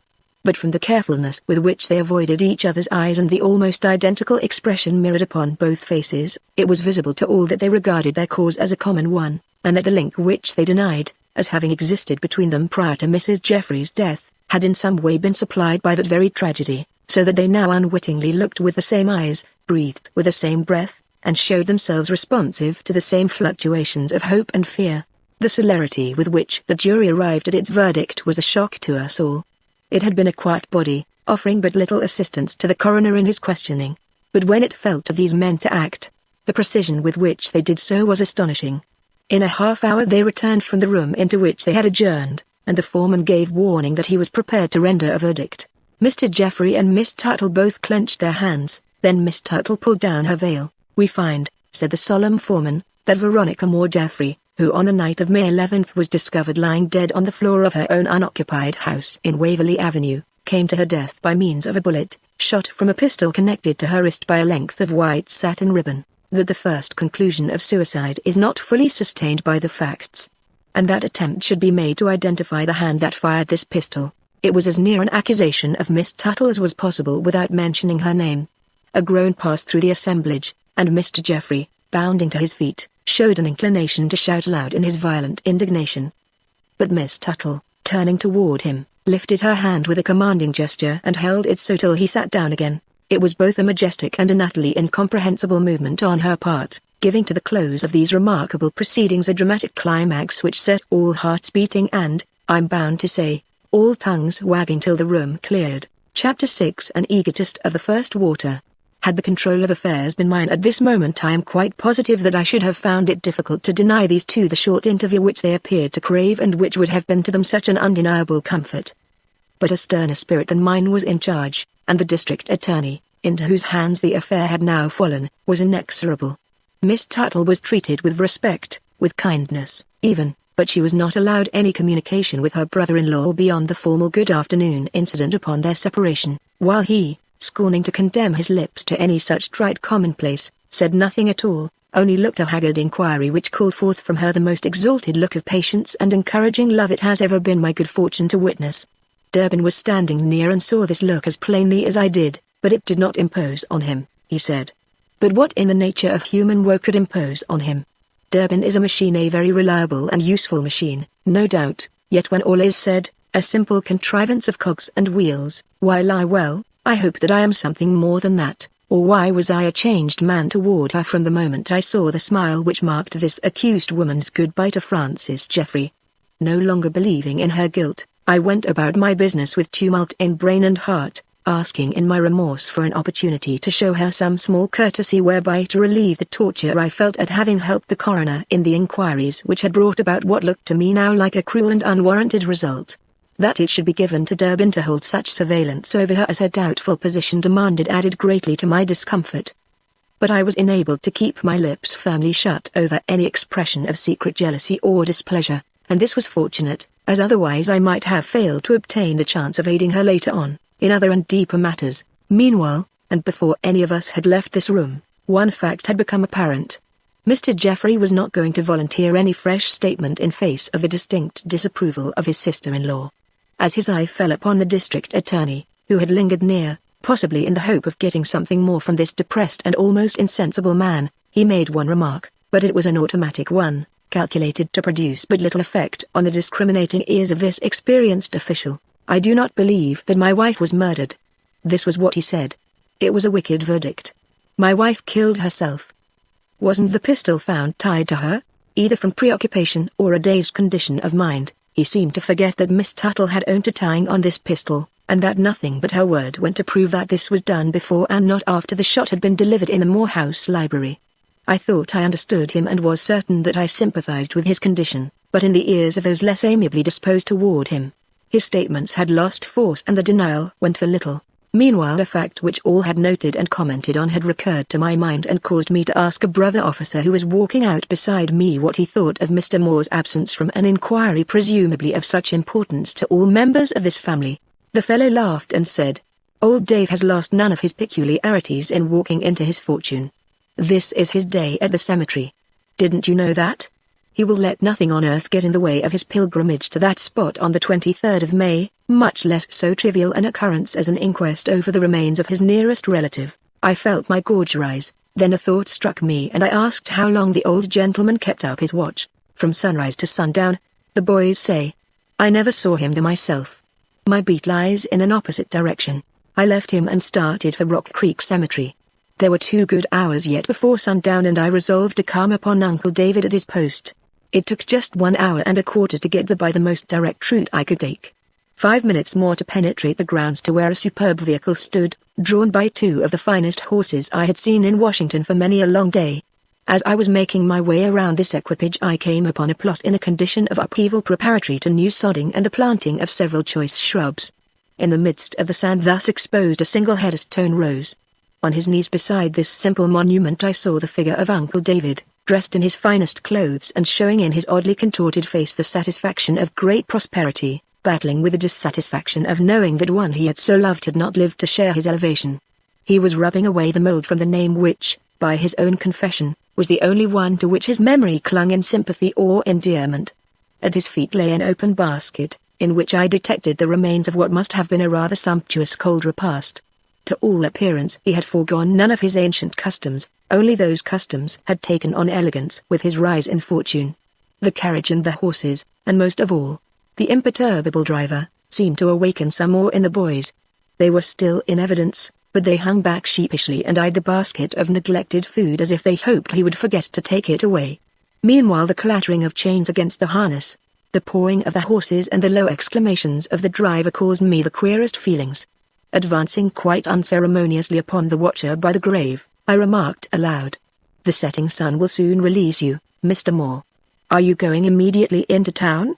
He paused in his rubbing, which was being done with a very tender hand, and as if he really loved the name he was endeavoring to bring into plainer view. Scowling a little, he turned and met me point blank with a look which had a good deal of inquiry in it. "I am not usually interrupted here," he emphasized, "except by the boys," he added more mildly. "They sometimes approach too closely, but I am used to the imps and scarcely notice them. Ah, there are some of my old friends now. Well, it is time they knew that a change has taken place in my fortunes. Hi, there. Hands up and catch this, and this, and this," he shouted. "But keep quiet about it or next year you will get pennies again," and flinging quarters right and left, he smiled in such a pompous, self-satisfied way at the hurrah and scramble which ensued, that it was well worth my journey just to see this exhibition of combined vanity and good humor. "Now go," he vociferated, and the urchins, black and white, flew away, flinging up their heels in delight and shouting, "Bully for you, Uncle David. We'll come again next year, not for 25s but 50s, I will make it dollars if I only live so long," he muttered. And deigning now to remember the question I had put to him, he grandly remarked, "I am going straight into town. Can I do anything for you?" "Nothing. I thought you might like to know what awaits you there. The city is greatly stirred up. The coroner's jury in the Jeffrey Moore case has just brought in a verdict to the effect that suicide has not been proved. Naturally, this is equivalent to one of murder." "Ah," he ejaculated, slightly taken aback for one so invariably impassive. "And to whom is the guilt of this crime ascribed?" He presently ventured. There was mention of no name, but the opprobrium naturally falls on Miss Tuttle. "Miss Tuttle? Ah. Since Mr. Jeffrey is proved to have been too far away at the time to have fired that shot, while she, I am following you, was in the very house at the door of the library in fact and heard the pistol discharged, if she did not discharge it herself which some believe, notably the district attorney. You should have been there, Mr. Moore." He looked surprised at this suggestion. "I never am anywhere but here on the 23rd of May, he declared. "Miss Tuttle needed some advisor." "Ah, probably. You would have been a good one. And a welcome one, eh?" I hardly thought he would have been a welcome one, but I did not admit the fact. Nevertheless he seized on the advantage he evidently thought he had gained and added, mildly enough, or rather without any display of feeling, "Miss Tuttle likes me even less than Veronica did. I do not think she would have accepted, certainly she would not have desired, my presence in her councils. But of one thing I wish her to be assured, her and the world in general. Any money she may need at this unhappy crisis in her life, she will find amply supplied. She has no claims on me, but that makes little difference where the family honor is concerned. Her mother's husband was my brother. The girl shall have all she needs. I will write her so." He was moving toward his carriage. "Fine turnout?" he interrogatively remarked. I assented with all the surprise, with all the wonder even which his sublime egotism seemed to invite. "It is the best that Downey could raise in the time I allotted him. When I really finger the money, we shall see, we shall see." His foot was on the carriage step. He looked up at the west. The sun was almost down but not quite. "Have you any special business with me?" he asked, lingering with what I thought a surprising display of conscientiousness till the last ray of direct sunlight had disappeared. I glanced up at the coachman sitting on his box as rigid as any stone. "You may speak," said he. "Caesar neither hears nor sees anything but his horses when he drives me." The black did not wink. He was as completely at home on the box and as quiet and composed in his service as if he had driven this man for years. "He understands his duty," finished the master, but with no outward appearance of pride. "What have you to say to me?" I hesitated no longer. "Miss Tuttle is supposed to have secretly entered the Moore house on the night you summoned us. She even says she did. I know that you have sworn to having seen no one go into that house. But notwithstanding this, haven't you some means at your disposal for proving to the police and to the world at large that she never fired that fatal shot? Public opinion is so cruel. She will be ruined whether innocent or guilty, unless it can be very plainly shown that she did not enter the library prior to going there with the police. And how can you suppose me to be in a position to prove that? Say that I had sat in my front window all that evening, and watched with uninterrupted assiduity the door through which so many are said to have passed between sunset and midnight, something which I did not do, as I have plainly stated on oath. How could you have expected me to see what went on in the black interior of a house whose exterior is barely discernible at night across the street? Then you cannot hate her? I asked. With a light bound he leapt into the carriage. As he took his seat he politely remarked, "I should be glad to, since, though not a Moor, she is near enough the family to affect its honor. But not having even seen her enter the house, I cannot testify in any way in regard to her. Home, Caesar, and drive quickly. I do not thrive under these evening damps." And leaning back, with an inexpressible air of contentment with himself, his equipage and the prospect of an indefinite enjoyment of the same, the last representative of the great Moor family was quietly driven away. Chapter 7. A fresh start. I was far from being good company that night. I knew this without being told. My mind was too busy.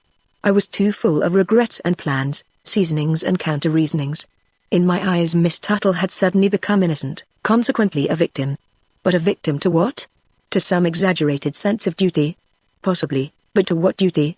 That was the question, to answer which offhand I would, in my present excitement, have been ready to sacrifice a month's pay. For I was moved, not only by the admiration and sympathy which all men must feel for a beautiful woman caught in such a deadly snare of circumstantial evidence, but by the conviction that Durbin, whose present sleek complacency was more offensive to me than the sneering superiority of a week ago, believed her to be a guilty woman, and as such his rightful prey. This alone would have influenced me to take the opposite view, for we never ran along together, and in a case where any division of opinion was possible, always found ourselves, consciously or unconsciously, on different sides. Yet I did not really dislike Durbin, who is a very fine fellow. I only hated his success and the favor which rewarded it. I know that I have some very nasty failings and I do not shrink from owning them. My desire is to represent myself as I am, and I must admit that it was not entirely owing to disinterested motives that I now took the secret stand I did in Miss Tuttle's favor. To prove her innocent, whom once I considered the cause of, if not the guilty accessory to her sister's murder, now became my dream by night and my occupation by day. Though I seemed to have no sympathizer in this effort, and though the case against her was being pushed very openly in the district attorney's office, yet I clung to my convictions with an almost insensate persistence, inwardly declaring her the victim of circumstances, and hoping against hope that some clue would offer itself by means of which I might yet prove her so. But where was I to seek for this clue? Alas, no ready answer to this very important query was forthcoming. All possible evidence in this case seemed to have been exhausted save such as Mr. Jeffrey and Miss Tuttle withheld. And so the monstrous accusation stood, and before it all Washington, my humble self included, stood in a daze of mingled doubt and compassion, hunting for explanations which failed to appear and seeking in vain for some guiltier party, who have more slipped from under our hand. Had Mr. Jeffrey's alibi been less complete he could not have stood up against the suspicions which now ran riot. But there was no possibility of shifting the actual crime back to him after the testimony of so frank and trustworthy a man as Dolman. If the stopping of Mrs. Jeffrey's watch fixed the moment of her death as accurately as was supposed, and I never heard the least doubt thrown out in this regard, he could not by any means of transit then known in Washington have reached Waverly Avenue in time to fire that shot. The gates of the cemetery were closed at sundown. Sundown took place that night at 7:01, and the distance into town is considerable. His alibi could not be gainsaid. So his name failed to be publicly broached in connection with the shooting, though his influence over Miss Tuttle could not be forgotten, suggesting to some that she had acted as his hand in the deed which robbed him of an undesirable wife. But this I would not believe. I preferred to accept the statement that she had stopped short of the library door in her suspicious visit there, and that the ribbon tying, which went for so much, had been done at home. That these facts, especially the latter, called for more than common credulity, I was quite ready to acknowledge, and had her feeling for Francis Jeffrey shown less unselfishness, I should certainly have joined my fellows in regarding these assertions as very lame attempts to explain what could only be explained by a confession of guilt. So here was a tangle without a frayed end to pull at, unless the impervious egotism of Uncle David afforded one, which I doubted. For how could any man with a frightful secret in his breast show that unmixed delight in his new equipage and suddenly acquired position, which had so plainly beamed from that gentleman's calm eye and assured bearing? When he met my scrutiny in the sacred precincts where the one love of his heart lay buried, he did so without a quiver or any sign of inner disturbance. His tone to Caesar as he drove off had been the tone of a man who can afford to speak quietly because he is conscious of being so undeniably the master, and when his foot rose to the carriage step it was with the confidence of one who had been kept out of his rights for most of his natural life, but who feels in his present enjoyment of them no apprehension of a change. His whole bearing and conversation on that day were, as I am quite ready to admit, an exhibition of prodigious selfishness, but it was also an exhibition of mental poise incompatible with the consciousness of having acquired his fortune by any means which laid him open to the possibility of losing it. Or so I judged, finding myself, with every new consideration of the tantalizing subject, deeper and deeper in the quagmire of doubt and uncertainty. I sought enlightenment by making a memorandum of the special points which must have influenced the jury in their verdict, as witness. 1. The relief shown by Mr. Geoffrey at finding an apparent communication from his wife hinting at suicide. 2. The possibility, disclosed by the similarity between the sisters' handwriting, of this same communication being a forgery substituted for the one really written by Mrs. Geoffrey. 3. The fact that, previous to Mr. Geoffrey's handling of the book in which this communication was said to have been hidden, it had been seen in Miss Tuttle's hands. 4. That immediately after this she had passed to the drawer where Mr. Geoffrey's pistol was kept. 5.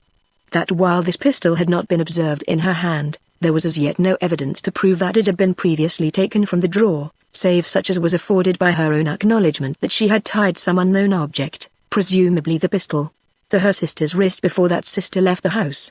6. That if this was so, the pistol and the ribbon connecting it with Mrs. Geoffrey's wrist had been handled again before the former was discharged, and by fingers which had first touched dust of which there was plenty in the old library. 7. That Miss Tuttle had admitted, though not till after much prevarication and apparent subterfuge, that she had extended her walk on that fatal night not only as far as the Moor House, but that she had entered it and penetrated as far as the library door at the very moment the shot was fired within. 8. That in acknowledging this she had emphatically denied having associated the firing of this shot with any idea of harm to her sister, yet was known to have gone from this house in a condition of mind so serious that she failed to recollect the places she visited or the streets she passed through till she found herself again in her sister's house face to face with an officer. 9. That her first greeting of this officer was a shriek, betraying a knowledge of his errand before he had given utterance to a word. 10. That the candles found in the Moor House were similar to those bought by Mr. Geoffrey and afterward delivered at his kitchen door. 11. That she was the only member of the household besides the cook who was in the kitchen at the time, and that it was immediately after her departure from the room that the package containing the candles had been missed. 12. That opportunities of coming to an understanding with Mr. Geoffrey after his wife's death had not been lacking, and it was not until after such opportunities had occurred that any serious inquiry into this matter had been begun by the police. To which must be added, not in way of proof but as an important factor in the case, that her manner, never open, was such throughout her whole public examination as to make it evident to all that only half of what had occurred in the Geoffreys' house since the wedding had been given out by her or by the man for whose release from a disappointing matrimonial entanglement she was supposed to have worked. This, though the suspicion hanging over them both called for the utmost candor, verily, a serious list. And opposed to this, I had as yet little to offer but my own belief in her innocence and the fact, but little dwelt on and yet not without its value, that the money which had come to Mr. Geoffrey, and the home which had been given her, had both been forfeited by Mrs. Geoffrey's death. As I mused and mused over this impromptu synopsis, in my vain attempt to reach some fresh clue to a proper understanding of the inconsistencies in Miss Tuttle's conduct by means of my theory of her strong but mistaken devotion to Mr. Geoffrey, a light suddenly broke upon me from an entirely unexpected quarter. It was a faint one, but any glimmer was welcome. Remembering a remark made by Mr. Geoffrey in his examination, that Mrs. Geoffrey had not been the same since crossing the fatal doorstep of the Moor House, I asked myself if we had paid enough attention to the mental condition and conduct of the bride prior to the alarm which threw a pall of horror over her marriage, and caught by the idea, I sought for a fuller account of the events of that day than had hitherto been supplied by a newspaper or witness. Hunting up my friend, the reporter, I begged him to tell me where he had obtained the facts from which he made that leading article in the Star which had so startled all Washington on the evening of the Geoffrey wedding. That they had come from some eyewitness I had no doubt, but who was the eyewitness? Himself? No. Who then? At first he declined to tell me, but after a fuller understanding of my motives he mentioned the name of a young lady, who, while a frequent guest at the most fashionable functions, was not above supplying the papers with such little items of current gossip as came under her own observation. How I managed to approach this lady and by what means I succeeded in gaining her confidence are details quite unnecessary to this narrative.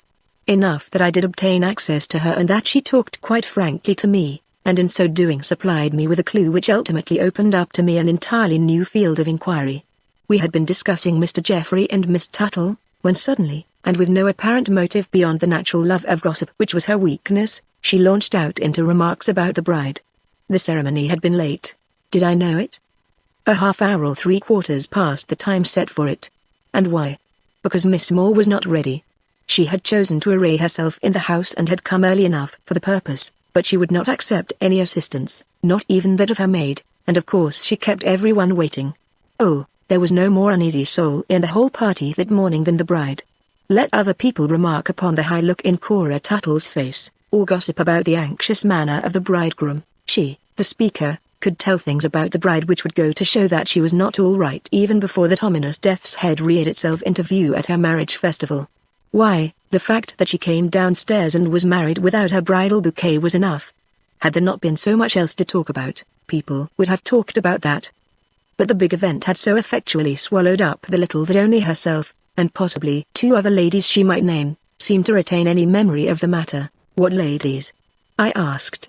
Oh, it doesn't matter what ladies. 2 of the very best sort. I know they noticed it, because I heard them talking about it. We were all standing in the upper hall and were all crowded into a passage leading to the room where the bride was dressing.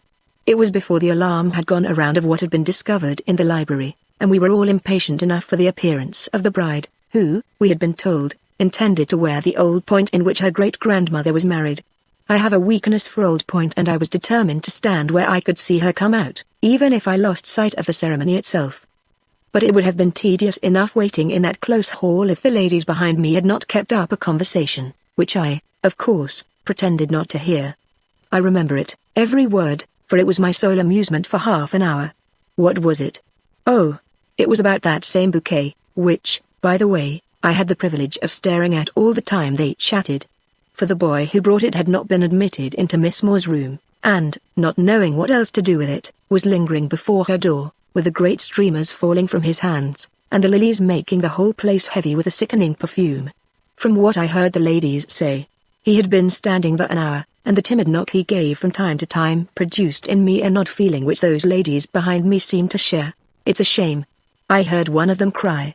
Veronica Moore has no excuse for such thoughtlessness. It is an hour now that she has been shut up in her room alone. She won't have even her maid in. She prefers to dress alone, she says. Peculiar in a bride, isn't it? But one thing is certain, she cannot put on her veil without help. She will have to call someone in for that. At which the other volunteered that the Moores were all queer, and that she didn't envy Francis Geoffrey. What? Not with 50,000 a year to lighten her oddities? Returned her companion with a shrug which communicated itself to me, so closely were we packed together. I have a son who could bear with them under such circumstances. Indeed she has, and all Washington knows it. But the remark passed without comment, for they had not yet exhausted the main event, and the person they now attacked was Miss Tuttle. Why doesn't she come and see that that bouquet is taken in? I declare it's not decent. Mr. Geoffrey would not feel complimented if he knew the fate of those magnificent lilies and roses. I presume he furnished the bouquet. Miss Tuttle has looked out of her room once, I heard the other reply. She is in splendid beauty today, but pale. But she never could control Veronica. Hush. You speak louder than you think. This amused me, and I do believe that in another moment I should have laughed outright if another boy had not appeared in the hall before us, who, shoving aside the first, rapped on the door with a spirit which called for answer. But he was no more successful than the other boy had been, so, being a brisk fellow, with no time for nonsense, he called out, "Your bouquet, miss, and a message, which I am to give you before you go downstairs. The gentleman is quite particular about it." These words were literally shouted at the door, but in the hubbub of voices about us I don't believe anyone heard them but ourselves and the bride. I know that she heard them, for she opened the door a very little way, such a very little way that the boy had to put his lips to the crack when he spoke, and then turn and place his ear where his lips had been in order to catch her reply.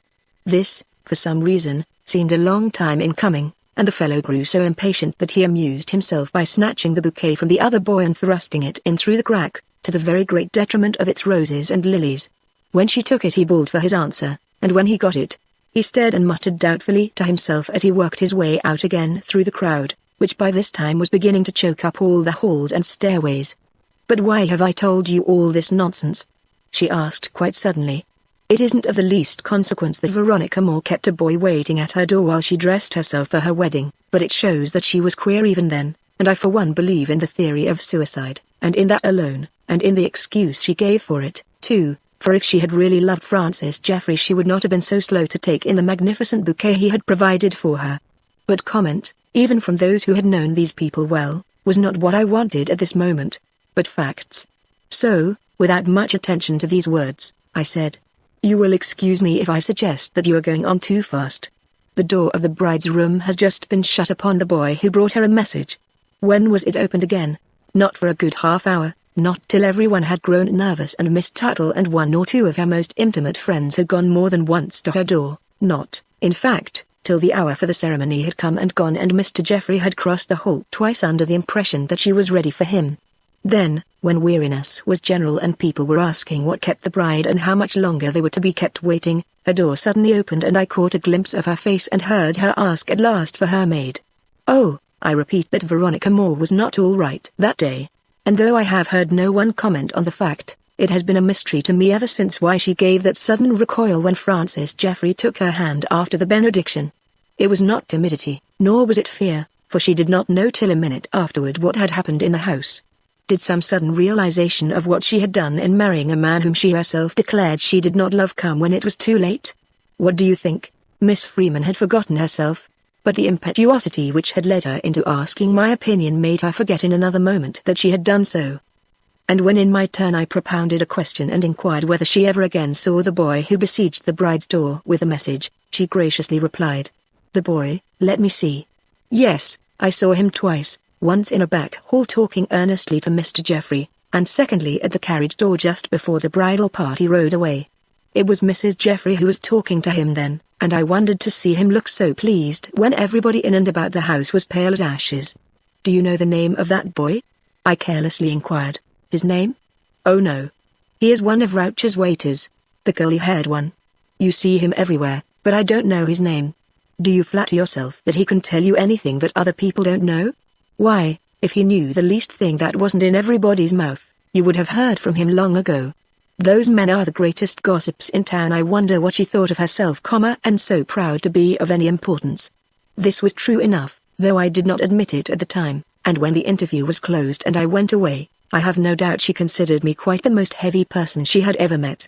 But this did not disturb me. The little facts she had stated were new to me and, repeating my former method, I was already busy arranging them in my mind. Witness the result. 1. The ceremony of marriage between Francis Jeffrey and Veronica Moore was fully 3/4 of an hour late. 2. This was owing to the caprice of the bride, who would not have anyone in the room with her, not even her maid. 3. The bridal bouquet did not figure in the ceremony. In the flurry of the moment it was forgotten or purposely left behind by the bride. As this bouquet was undoubtedly the gift of Mr. Jeffrey, the fact may be significant. 4. She received a message of a somewhat peremptory character before going below. From whom? Her bridegroom. It would so appear from the character of the message. 5. The messenger showed great astonishment at the reply he was given to carry back. Yet he has not been known to mention the matter. Why? When everyone talked he was silent. Through whose influence? This was something to find out. 6. Though at the time the benediction was pronounced everyone was in a state of alarm except the bride, it was noticed that she gave an involuntary recoil when her bridegroom stooped for the customary kiss. Why? Were the lines of her last farewell true then, and did she experience at that moment a sudden realization of her lack of love? 7. She did not go again upstairs, but very soon fled from the house with the rest of the bridal party. Petty facts, all, but possibly more significant than appeared. I made up my mind to find the boy who brought the bouquet and also the one who carried back her message. But here a surprise, if not a check, awaited me. The florist's boy had left his place and no one could tell where he had gone. Neither could I find the curly-haired waiter at Rauch's. He had left also, but it was to join the volunteers at San Antonio. Was there meaning in this coincidence? I resolved to know. Visiting the former haunts of both boys, I failed to come upon any evidence of an understanding between them, or of their having shown any special interest in the Jeffrey tragedy. Both seemed to have been strangely reticent in regard to it, the florist's boy showing stupidity and the waiter such satisfaction in his prospective soldiering that no other topic was deemed worthy his attention. The latter had a sister, and she could not say enough of the delight her brother had shown at the prospect of riding a horse again and of fighting in such good company. He had had some experience as a cowboy before coming to Washington, and from the moment war was declared had expressed his intention of joining the recruits for Cuba as soon as he could see her so provided for that his death would not rob her of proper support. How this had come about she did not know. 3 weeks before he had been in despair over the faint prospect of doing what he wished, then suddenly, and without any explanation of how the change had come about, he had rushed in upon her with the news that he was going to enlist in a company made up of bronco busters and rough riders from the West, that she need not worry about herself or about him, for he had just put $500 to her account in bank, and that as for himself he possessed a charmed life and was immune, as she well knew, and need fear bullets no more than the fever. By this he meant that he had had yellow fever years before in Louisiana, and that a ball which had once been fired at him had gone clean through his body without taking his life. What was the date of the evening on which he told you he had placed money in bank for you? April the 29th, 2 days after the Jeffrey Moore wedding.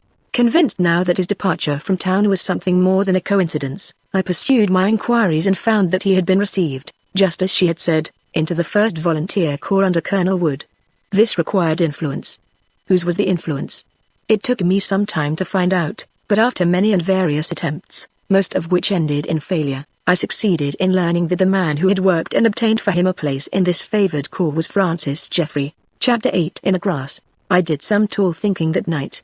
I remembered that this man had held some conversation with the Jeffreys at their carriage door previous to their departure from the Moore house, and found myself compelled to believe that only a matter of importance to themselves as well as to him would have detained them at such a minute. Oh, that Tampa were not so far off, or that I had happened on this clue earlier. But Tampa was at that moment a far prospect for me, and I could only reason from such facts as I had been able to collect in Washington. Fixing my mind now on Mrs. Jeffrey, I asked the cause of the many caprices which had marked her conduct on her wedding morning. Why had she persisted in dressing alone, and what occasioned the absorption which led to her ignoring all appeals at her door at a time when a woman is supposed to be more than usually gracious? But one answer suggested itself. Her heart was not in her marriage, and that last hour of her maidenhood had been an hour of anguish and struggle. Perhaps she not only failed to love Francis Jeffrey, but loved some other man. This seemed improbable, but things as strange as this have happened in our complex society, and no reckoning can be made with a woman's fancy. If this was so, and what other theory would better or even so well account for her peculiar behavior both then and afterward? The hour usually given by brides to dress and gladsome expectation was with her one of farewell to past hopes and an unfortunate, if not passionate, attachment. No wonder that she wished to be alone. No wonder that interruption angered her. Perhaps it had found her on her knees. Perhaps here I felt myself seized by a strong and sudden excitement. I remembered the filings I had gathered up from the small stand by the window, filings which had glittered and which must have been of gold. What was the conclusion? In this last hour of her maiden life she had sought to rid herself of some article of jewelry which she found it undesirable to carry into her new life. What article of jewelry? In consideration of the circumstances and the hour, I could think of but one. A ring. The symbol of some old attachment. The slight abrasion at the base of her third finger, which had been looked upon as the result of too rough and speedy a withdrawing of the wedding ring on the evening of her death, was much more likely to have been occasioned by the reopening of some little wound made 2 weeks before by the file.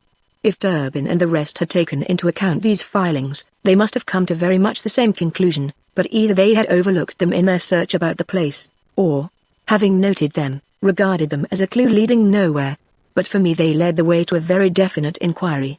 Asking to see the rings Mrs. Jeffrey had left behind her on the night she went for the last time to the Moore house, I looked them carefully over, and found that none of them showed the least mark of the file.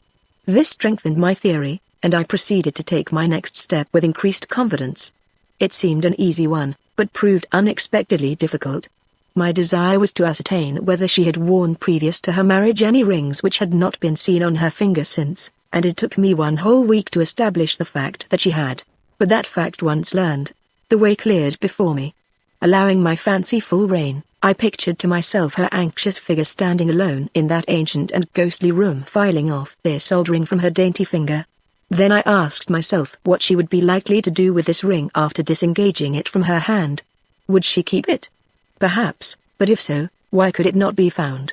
None such had been discovered among her effects. Or had she thrown it away, and if so, where?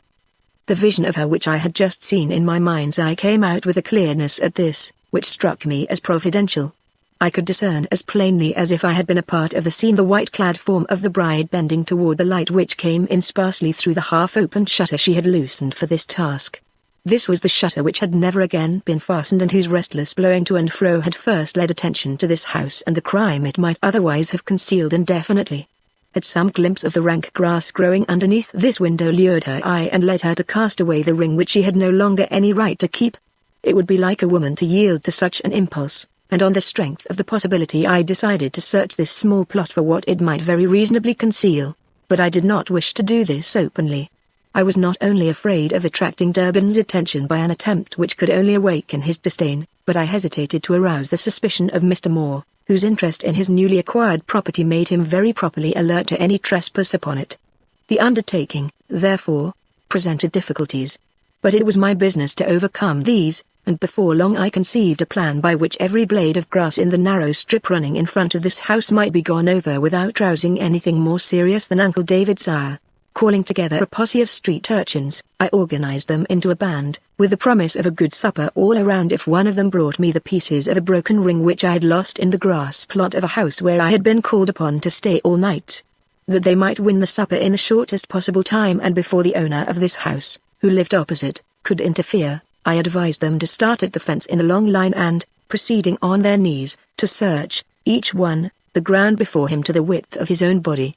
The fortunate one was to have the privilege of saying what the supper should consist of. To give a plausible excuse for this search, a ball was to be trussed up and down the street till it lighted in the Moore house enclosure. It was a scheme to fire the street boy's soul, and I was only afraid of failure from the over-enthusiasm it aroused. But the injunctions which I gave them to spare the shrubs and not to trample the grass any more than was necessary were so minute and impressive that they moved away to their task in unexpected order and with a subdued cheerfulness highly promising of success. I did not accompany them. Ginny, who has such an innocent terror on the street, took my place and promenaded up and down the block, just to see that Mr. Moore did not make too much trouble. And it was well she did so, for though he was not at home, I had chosen the hour of his afternoon ride. His new manservant was, and he no sooner perceived this crowd of urchins making for the opposite house than he rushed at them, and would have scattered them far and wide in a twinkling if the demure dimples of my little ally had not come into play and distracted his attention so completely as to make him forget the throng of unkempt hoodlums who seemed bound to invade his master's property. She was looking for Mr. Moore's house, she told him. Did he know Mr. Moore, and his house which was somewhere near? Not his new, great, big house, where the horrible things took place of which she had read in the papers, but his little old house, which she had heard was soon to be for rent, and which she thought would be just the right size for herself and mother. Was that it? That dear little place all smothered in vines? How lovely! And what would the rent be, did he think? And had it a backyard with garden room enough for her to raise pinks and nasturtiums? And so on, while he stared with delighted eyes, and tried to put in a word edgewise, and the boys, well, they went through that strip of grass in just 10 minutes. My brave little Ginny had just declared with her most roguish smile that she would run home and tell her mother all about this sweetest of sweet little places, when a shout rose from the other side of the street, and that collection of 15 or 20 boys scampered away as if mad, shouting in joyous echo of the boy at their head. It's to be chicken, heaping plates of ice cream and sponge cake, by which token she knew that the ring had been found. When they brought this ring to me I would not have exchanged places with any man on earth. As Ginny herself was curious enough to stroll along about this time, I held it out where we both could see it and draw our conclusions. It was a plain gold circlet set with a single small ruby. It was cut through and twisted out of shape, just as I had anticipated, and as I examined it I wondered what part it had played and was yet destined to play in the drama of Veronica Jeffrey's mysterious life and still more mysterious death. That it was a factor of some importance, arguing some early schoolgirl love, I could but gather from the fact that its removal from her finger was effected in secrecy and under circumstances of such pressing haste.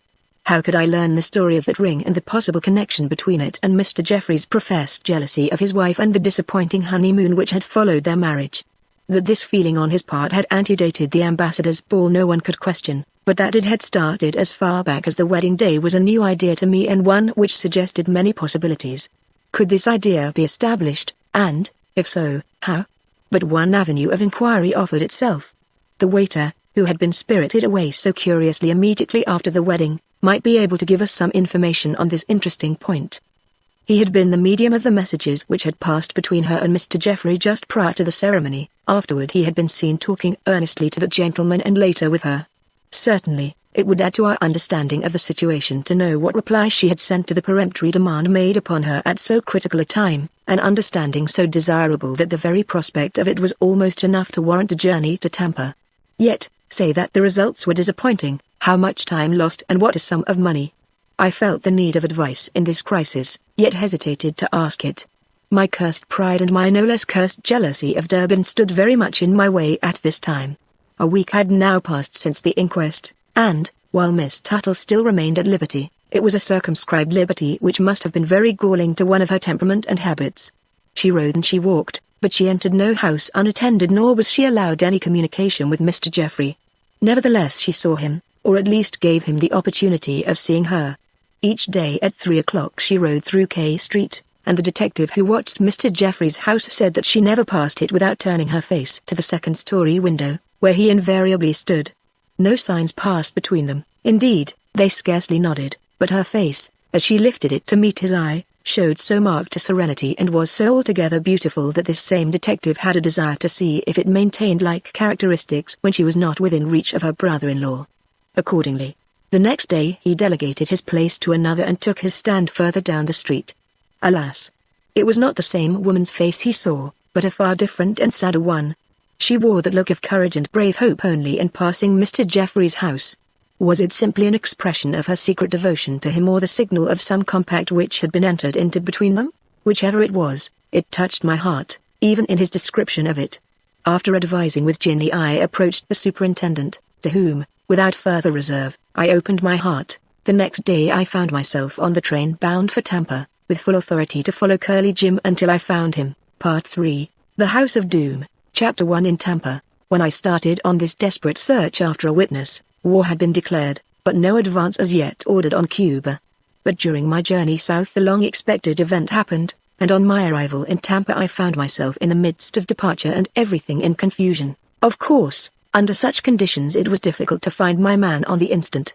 Innumerable inquiries yielded no result, and in the absence of anyone who would or could give me the desired information I wandered from one end of the camp to the other till I finally encountered a petty officer who gave signs of being a rough rider.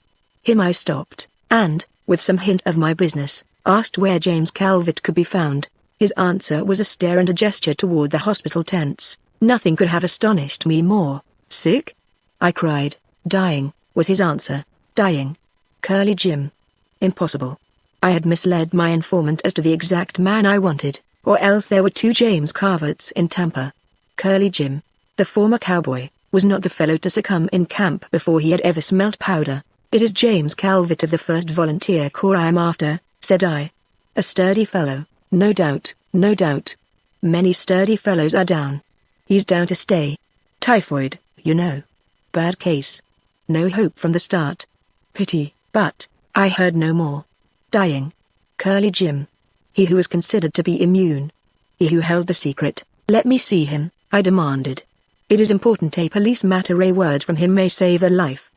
"He is still breathing?" "Yes, but I do not think there is any chance of his speaking." "He did not recognize his nurse 5 minutes ago." "As bad as that." But I did not despair. I did not dare to. I had staked everything on this interview, and I was not going to lose its promised results from any lack of effort on my own part. "Let me see him," I repeated. I was taken in. The few persons I saw clustered about a narrow cot in one corner gave way, and I was cut to the heart to see that they did this not so much out of consideration for me or my errand there as from the consciousness that their business at the bedside of this dying man was over. He was on the point of breathing his last. I pressed forward, and after one quick scrutiny of the closed eyes and pale face I knelt at his side and whispered a name into his ear. It was that of Veronica Moore. He started. They all saw it. On the threshold of death, Some emotion we never knew what one drew him back for an instant, and the pale cheek showed a suspicion of color. Though the eyes did not open, the lips moved, and I caught these words. Kept word, told no one she was so, and that was all. He died the next instant. Well, I was woefully done up by this sudden extinction of all my hopes. They had been extravagant, no doubt, but they had sustained me through all my haps and mishaps, trials and dangers, till now, here, they ended with the one inexorable fact: death. Was I doomed to defeat, then? Must I go back to the Major with my convictions unchanged but with no fresh proof, no real evidence to support them? I certainly must. With the death of this man, all means of reaching the state of Mrs. Jeffrey's mind immediately preceding her marriage were gone. I could never learn now what to know would make a man of me and possibly save Cora Tuttle. Bending under this stroke of Providence, I passed out. A little boy was sobbing at the tent door. I stared at him curiously, and was hurrying on, when I felt myself caught by the hand. "Take me with you," cried a choked and frightened voice in my ear. "I have no friend here, now he is gone. Take me back to Washington, Washington." I turned and looked at the lad who, kneeling in the hot sand at the door of the tent, was clutching me with imploring hands. "Who are you?" I asked, "and how came you here?" "Do you belong to the army?" "I helped care for his horse," he whispered. "He found me smuggled on board the train, for I was bound to go to the war, and he was sorry for me and used to give me bits of his own rations. But now no one will give me anything. Take me back, she won't care. She's dead, they say. Besides, I wouldn't stay here now if she was alive and breathing. I have had enough of war since he was good to me. I never cared for anyone so much." I looked at the boy with an odd sensation for which I have no name. "Whom are you talking about?" I asked. "Your mother, your sister?" "Oh, no," the tone was simplicity itself. "Never had no mother. I mean the lady at the big house, the one that was married. She gave me money to go out of Washington, and, wanting to be a soldier, I followed Curly Jim. I didn't think he'd die. He looked so strong." "What's the matter, sir? Have I said anything I shouldn't?" I had him by the arm. I fear that I was shaking him. "The lady," I repeated. "She who was married, who gave you money. Wasn't it Mrs. Jeffrey?" "Yes, I believe that was the name of the man she married. I didn't know him, but I saw he where? And why did she give you money?" "I will take you home with me if you tell me the truth about it." He glanced back at the tent from which I had slightly drawn him, and a hungry look crept into his eyes. "Well, it's no secret now," he muttered. "He used to say I must keep my mouth shut, but he wouldn't say so now if he knew I could get home by telling. He used to be sorry for me, he used." "What do you want to know? Why Mrs. Jeffrey gave you money to leave Washington?" The boy trembled, drew a step away, and then came back, and under those hot Florida skies, in the turmoil of departing troops, I heard these words. Because I heard what she said to Jim, I felt my heart go down, then up, beyond anything I had ever experienced in my whole life. The way before me was not closed then. A witness yet remained, though Jim was dead. The boy was oblivious of my emotion. He was staring with great mournfulness to the tent. "And what was that?" said I. His attention, which had been wandering, came back, and it was with some surprise he said. "It was not much. She told him to take the gentleman into the library. But it was the library where men died, and he just went and died there, too, you remember, and Jim said he wasn't ever going to speak of it, and so I promised not to, neither. But when do you think you will be starting, sir?" I did not answer him. I was feeling very queer, as men feel, I suppose, who in some crisis or event recognize an unexpected interposition of Providence. "Are you the boy who ran away from the florists in Washington?" I inquired when ready to speak. "The boy who delivered Miss Moore's bridal bouquet?" "Yes, sir." I let go of his hand and sat down. Surely there was a power greater than chance governing this matter. Through what devious ways and from what unexpected sources had I come upon this knowledge? Mrs. Jeffrey, or Miss Moore, as she was then, told Jim to seat the gentleman in the library, I now said. "Why, I do not know." He told her the gentleman's name, and then she whispered him that. I heard her, and that was why I got money, too. But it's all gone now. "Oh, sir, when are you going back?" I started to my feet. Was it in answer to this appeal, or because I realized that I had come at last upon a clue calling for immediate action? "I am going now," said I. "And you are going with me?" "Run. For the train we take leaves inside of 10 minutes. My business here is over." Chapter 2. The Colonel's OWN. Words cannot express the tediousness of that return journey. The affair which occupied all my thoughts was as yet too much enveloped in mystery for me to contemplate it with anything but an anxious and inquiring mind. While I clung with new and persistent hope to the thread which had been put in my hand, I was too conscious of the maze through which we must yet pass, before the light could be reached, to feel that lightness of spirit which in itself might have lessened the hours, and made bearable those days of forced inaction. To beguile the way a little, I made a complete analysis of the facts as they appeared to me in the light of this latest bit of evidence. The result was not strikingly encouraging, yet I will insert it, if only in proof of my diligence and the extreme interest I experienced in each and every stage of this perplexing affair. It again took the form of a summary and read as follows. Facts as they now appear. 1. The peremptory demand for an interview which had been delivered to Miss Maud during the half-hour preceding her marriage had come, not from the bridegroom as I had supposed, but from the so-called stranger, Mr. Pfeiffer. 2. Her reply to this demand had been an order for the gentleman to be seated in the library. 3. The messenger carrying this order had been met and earnestly talked with by Mr. Geoffrey either immediately before or immediately after the aforementioned gentleman had been so seated. 4. Death reached Mr. Pfeiffer before the bride did. 5. Miss Moore remained in ignorance of this catastrophe till after her marriage, no intimation of the same having been given her by the few persons allowed to approach her before she descended to her nuptials, yet she was seen to shrink unaccountably when her husband's lips touched hers, and when informed of the dreadful event before which she beheld all her guests fleeing, went from the house a changed woman. 6. For all this proof that Mr. Pfeiffer was well known to her, if not to the rest of the bridal party, no acknowledgment of this was made by any of them then nor afterward, nor any contradiction given either by husband or wife to the accepted theory that this seeming stranger from the West had gone into this fatal room of the Moors to gratify his own morbid curiosity. 7. On the contrary, an extraordinary effort was immediately made by Mr. Geoffrey to rid himself of the only witnesses who could tell the truth concerning those fatal 10 minutes, but this brought no peace to the miserable wife, who never again saw a really happy moment. 8. Extraordinary efforts at concealment argue extraordinary causes for fear. Fully to understand the circumstances of Mrs. Geoffrey's death, it would be necessary first to know what had happened in the Moor house when Mr. Geoffrey learned from Curly Jim that the man, whose hold upon his bride had been such that he dared to demand an interview with her just as she was on the point of descending to her nuptials, had been seated, or was about to be seated, in the room where death had once held its court and might easily be persuaded to hold court again. This was the limit of my conclusions. I could get no further, and awaited my arrival in Washington with the greatest impatience. But once there, and the responsibility of this new inquiry shifted to broader shoulders than my own, I was greatly surprised and as deeply chagrined to observe the whole affair lag unaccountably and to note that, in spite of my so-called important discoveries, the prosecution continued working up the case against Miss Tuttle in manifest intention of presenting it to the grand jury at its full sitting. Whether Durbin was to blame for this I could not say.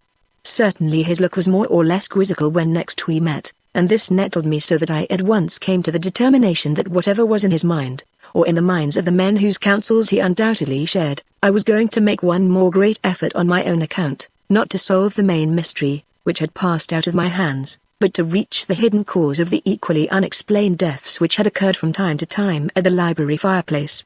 For nothing could now persuade me that the two mysteries were not indissolubly connected, or that the elucidation of the one would not lead to the elucidation of the other. To be sure, it was well accepted at headquarters that all possible attempts had been made in this direction and with nothing but failure as a result. The floor, the hearth, the chimney, and, above all, the old settle, had been thoroughly searched. But to no avail. The secret had not been reached and had almost come to be looked upon as insolvable. But I was not one to be affected by other men's failures. The encouragement afforded me by my late discoveries was such that I felt confident that nothing could hinder my success save the necessity of completely pulling down the house. Besides, all investigation had hitherto started, if it had not ended, in the library. I was resolved to begin work in quite a different spot. I had not forgotten the sensations I had experienced in the southwest chamber. During my absence this house had been released from surveillance. But the Major still held the keys and I had no difficulty in obtaining them. The next thing was to escape its owner's vigilance. This I managed to do through the assistance of Ginny, and when midnight came and all lights went out in the opposite cottage I entered boldly upon the scene. As before, I went first of all to the library. It was important to know at the outset that this room was in its normal condition. But this was not my only reason for prefacing my new efforts by a visit to this scene of death and mysterious horror. I had another, so seemingly puerile, that I almost hesitate to mention it and would not if the sequel warranted its omission. I wished to make certain that I had exhausted every suspected, as well as every known clue, to the information I sought. In my long journey home and the hours of thought it had forced upon me, I had more than once been visited by flitting visions of things seen in this old house and afterward nearly forgotten. Among these was the book which on that first night of hurried search had given proofs of being in someone's hand within a very short period. The attention I had given it at a moment of such haste was necessarily cursory, and when later a second opportunity was granted me of looking into it again, I had allowed a very slight obstacle to deter me. This was a mistake I was anxious to rectify. Anything which had been touched with purpose at or near the time of so mysterious a tragedy, and the position of this book on a shelf so high that a chair was needed to reach it proved that it had been sought and touched with purpose, held out the promise of a clue which one on so blind a trail as myself could not afford to ignore. But when I had taken the book down and read again its totally uninteresting and unsuggestive title and, by another reference to its dim and faded leaves, found that my memory had not played me false and that it contained nothing but stupid and wholly irrelevant statistics, my confidence in it as a possible aid in the work I had in hand departed just as it did on the previous occasion. I was about to put it back on the shelf, when I bethought me of running my hand in behind the two books between which it had stood. Ah! That was it. Another book lay flat against the wall at the back of the shelf, and when, by the removal of those in front, I was enabled to draw this book out, I soon saw why it had been relegated to such a remote place of concealment on the shelves of the Moore Library. It was a collection of obscure memoirs written by an English woman, but an English woman who had been in America during the early part of the century, and who had been brought more or less into contact with the mysteries connected with the Moore House in Washington. Several passages were marked, one particularly, by a heavy pencil line running the length of the margin. As the name of Moore was freely scattered through these passages as well as through 2 or 3 faded newspaper clippings which I discovered pasted on the inside cover, I lost no time in setting about their perusal. The following extracts are from the book itself, taken in the order in which I found them marked. It was about this time that I spent a week in the Moore House, that grand and historic structure concerning which and its occupants so many curious rumors are afloat. I knew nothing then of its discreditable fame, but from the first moment of my entrance into its ample and well-lighted halls I experienced a sensation which I will not call dread, but which certainly was far from being the impulse of pure delight which the graciousness of my hostess and the imposing character of the place itself were calculated to produce. This emotion was but transitory, vanishing, as was natural, in the excitement of my welcome and the extraordinary interest I took in Calista Moore, who in those days was a most fascinating little body. Small to the point of appearing diminutive, and lacking all assertion in manner and bearing, she was nevertheless such a lady that she easily dominated all who approached her, and produced, quite against her will I am sure, an impression of aloofness seasoned with kindness, which made her a most surprising and entertaining study to the analytic observer. Her position as nominal mistress of an establishment already accounted one of the finest in Washington, the real owner, Reuben Moore, preferring to live abroad with his French wife, gave to her least action an importance which her shy, if not appealing looks, and a certain strained expression most difficult to characterize, vainly attempted to contradict. I could not understand her, and soon gave up the attempt, but my admiration held firm, and by the time the evening was half over I was her obedient slave. I think from what I know of her now that she would have preferred to be mine. I was put to sleep in a great chamber which I afterward heard called the Colonel's Own. It was very grand and had a great bed in it, almost royal in its size and splendor. I believe that I shrank quite unaccountably from this imposing piece of furniture when I first looked at it. It seemed so big and so out of proportion to my slim little body. But admonished by the look which I surprised on Mistress Calista's high-bred face, I quickly recalled an expression so unsuited to my position as guest, and, with a gush of well-simulated rapture, began to expatiate upon the interesting characteristics of the room, and express myself as delighted at the prospect of sleeping there.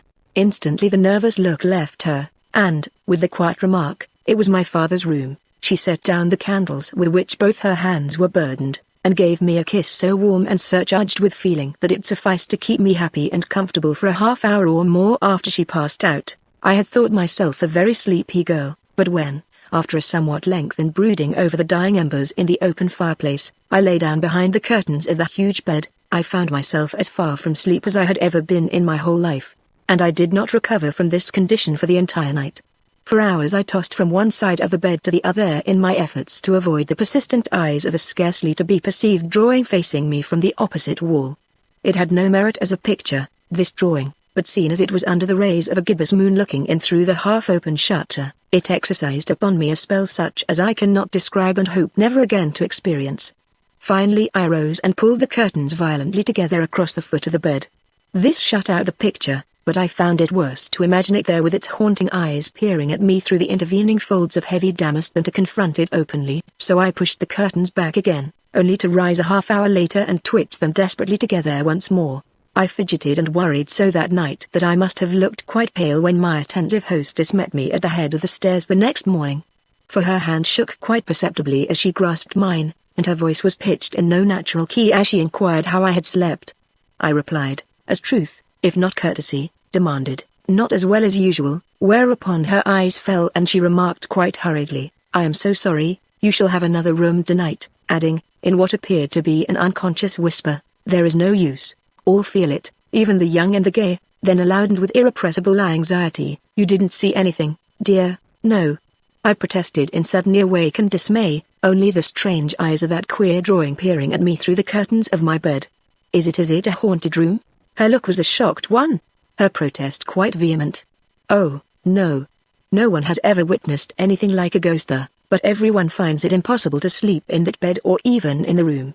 I do not know why, unless it is that my father spent so many weary years of incessant wakefulness inside its walls." "And did he die in that bed?" I asked. She gave a startled shiver, and drew me hurriedly downstairs. As we paused at the foot, she pressed my hand and whispered, "Yes, at night, with the full of the moon upon him." I answered her look with one she probably understood as little as I did hers. I had heard of this father of hers. He had been a terrible old man and had left a terrible memory behind him. The next day my room was changed according to her promise, but in the light of the charges I have since heard uttered against that house and the family who inhabit it, I am glad that I spent one night in what, if it was not a haunted chamber, had certainly a very thrilling effect upon its occupants. Second passage, the italics showing where it was most heavily marked. The house contained another room as interesting as the one I have already mentioned. It went by the name of the library and its walls were heavily lined with books, but the family never sat there, nor was I ever fortunate enough to see it with its doors unclosed except on the occasion of the grand reception Mistress Callista gave in my honor. I have a fancy for big rooms and more than once urged my hostess to tell me why this one stood neglected. But the lady was not communicative on this topic, and it was from another member of the household I learned that its precincts had been forever clouded by the unexpected death within them of one of her father's friends, a noted army officer. Why this should have occasioned a permanent disuse of the spot I could not understand, and as everyone who conversed on this topic invariably gave the impression of saying less than the subject demanded, my curiosity soon became too much for me and I taxed Miss Callista once again in regard to it. She gave me a quick smile, for she was always amiable, but shook her head and introduced another topic. But one night when the wind was howling in the chimneys and the sense of loneliness was even greater than usual in the great house, we drew together on the rug in front of my bedroom fire, and, as the embers burned down to ashes before us, Miss Callista became more communicative. Her heart was heavy, she told me, had been heavy for years. Perhaps some ray of comfort would reach her if she took a friend into her confidence. God knew that she needed one, especially on nights like this, when the wind woke echoes all over the house and it was hard to tell which most to fear, the sounds which came from no one knew where, or the silence which settled after. She trembled as she said this, and instinctively drew nearer my side so that our heads almost touched over the flickering flame from whose heat and light we sought courage.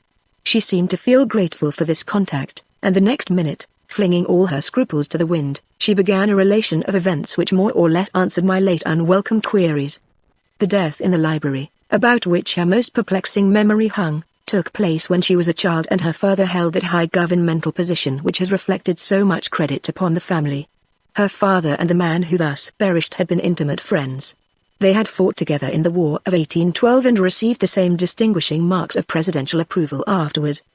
They were both members of an important commission which brought them into diplomatic relations with England. It was while serving on this commission that a sudden break occurred which ended all intimate relations between them, and created a change in her father that was equally remarked at home and abroad. What occasioned this break no one knew. Whether his great ambition had received some check through the jealousy of this so-called friend, a supposition which did not seem possible, as he rose rapidly after this, or on account of other causes darkly hinted at by his contemporaries, but never breaking into open gossip, he was never the same man afterwards. His children, who used to rush with effusion to greet him, now shrank into corners at his step, or slid behind half-open doors, whence they peered with fearful interest at his tall figure, pacing in moody silence the halls of his ancestral home, or sitting with frowning brows over the embers dying away on the great hearthstone of his famous library. Their mother, who was an invalid, did not share these terrors. The father was ever tender of her, and the only smile they ever saw on his face came with his entrance into her darkened room.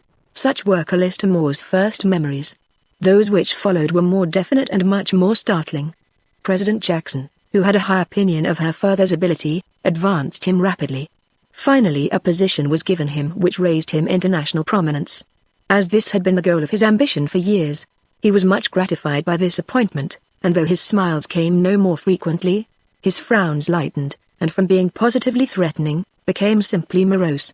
Why this moroseness should have sharpened into menace after an unexpected visit from his once dear, but long estranged companion in arms, his daughter, even after long years of constant brooding upon this subject, dares not decide.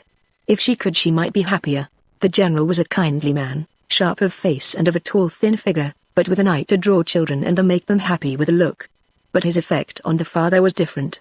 From the moment the two met in the great hall below, the temper of the host betrayed how little he welcomed this guest.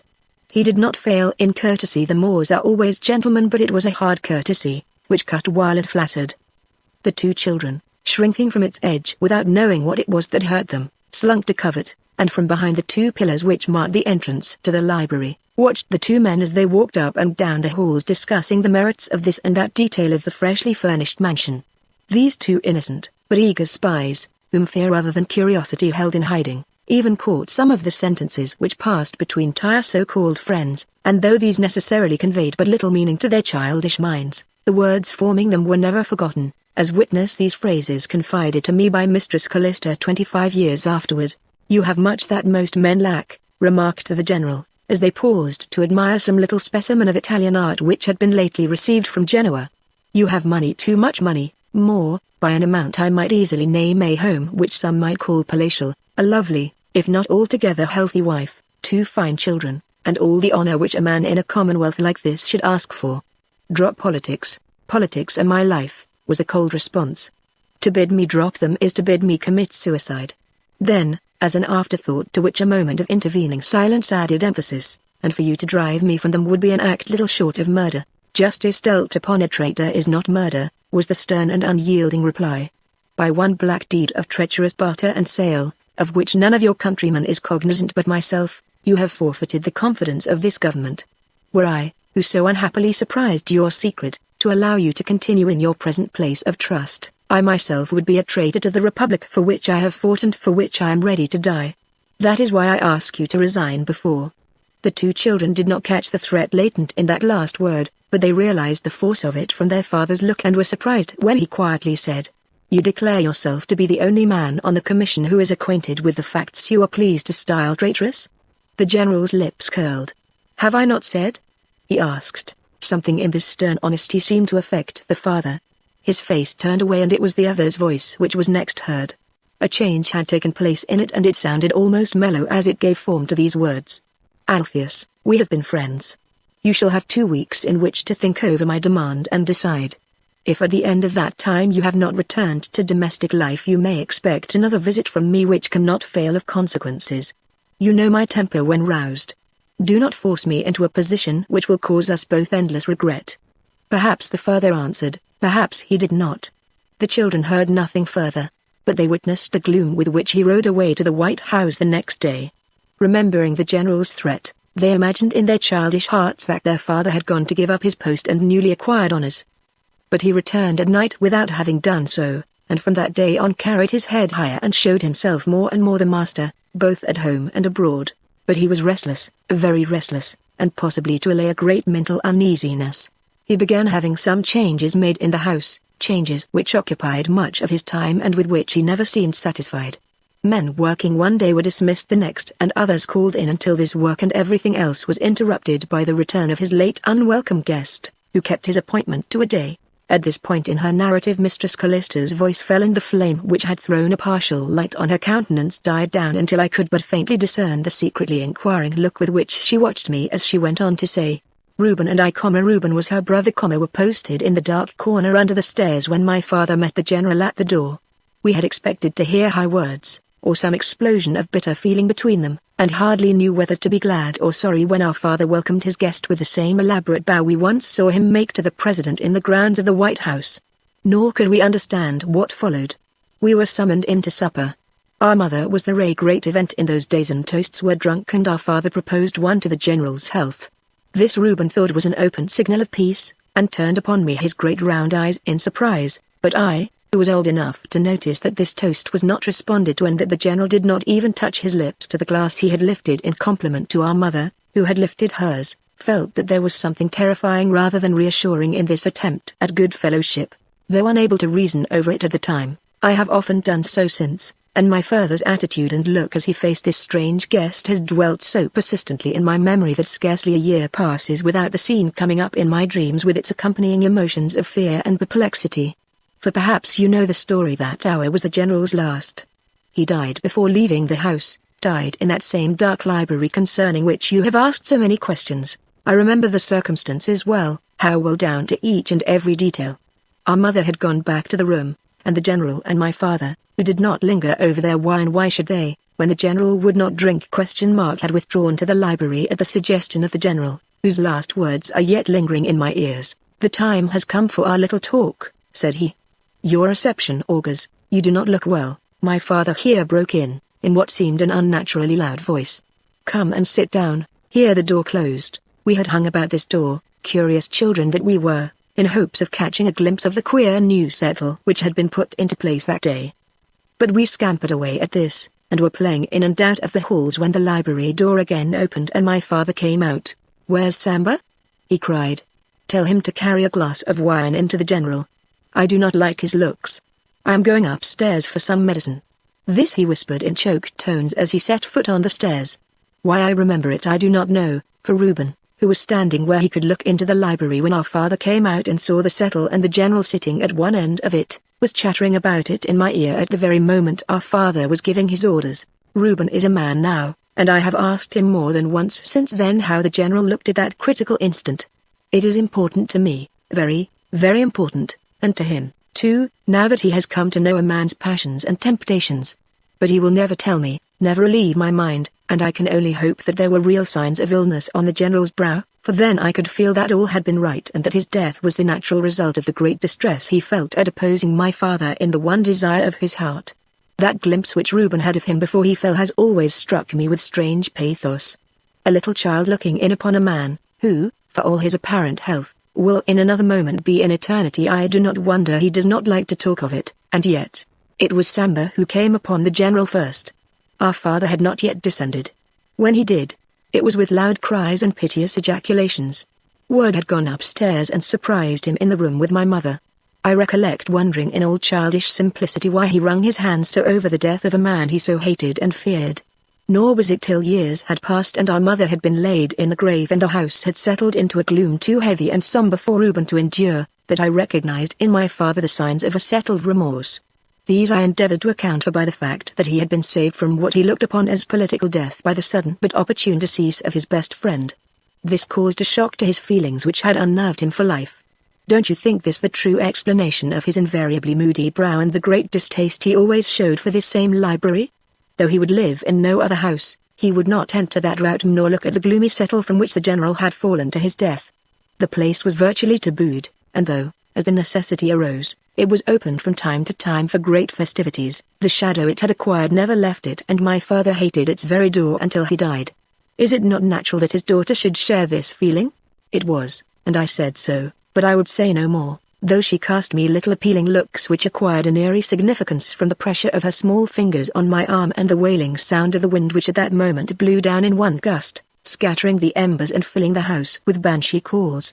I simply kissed her and advised her to go back with me to England and forget this old house and all its miserable memories. For that was the sum of the comfort at my poor command. When, after another restless night, I crept down in the early morning to peer into the dim and unused room whose story I had at last learned, I cannot say but that I half expected to behold the meagre ghost of the unfortunate general rise from the cushions of the prodigious bench which still kept its mysterious watch over the deserted hearthstone. So much for the passages culled from the book itself.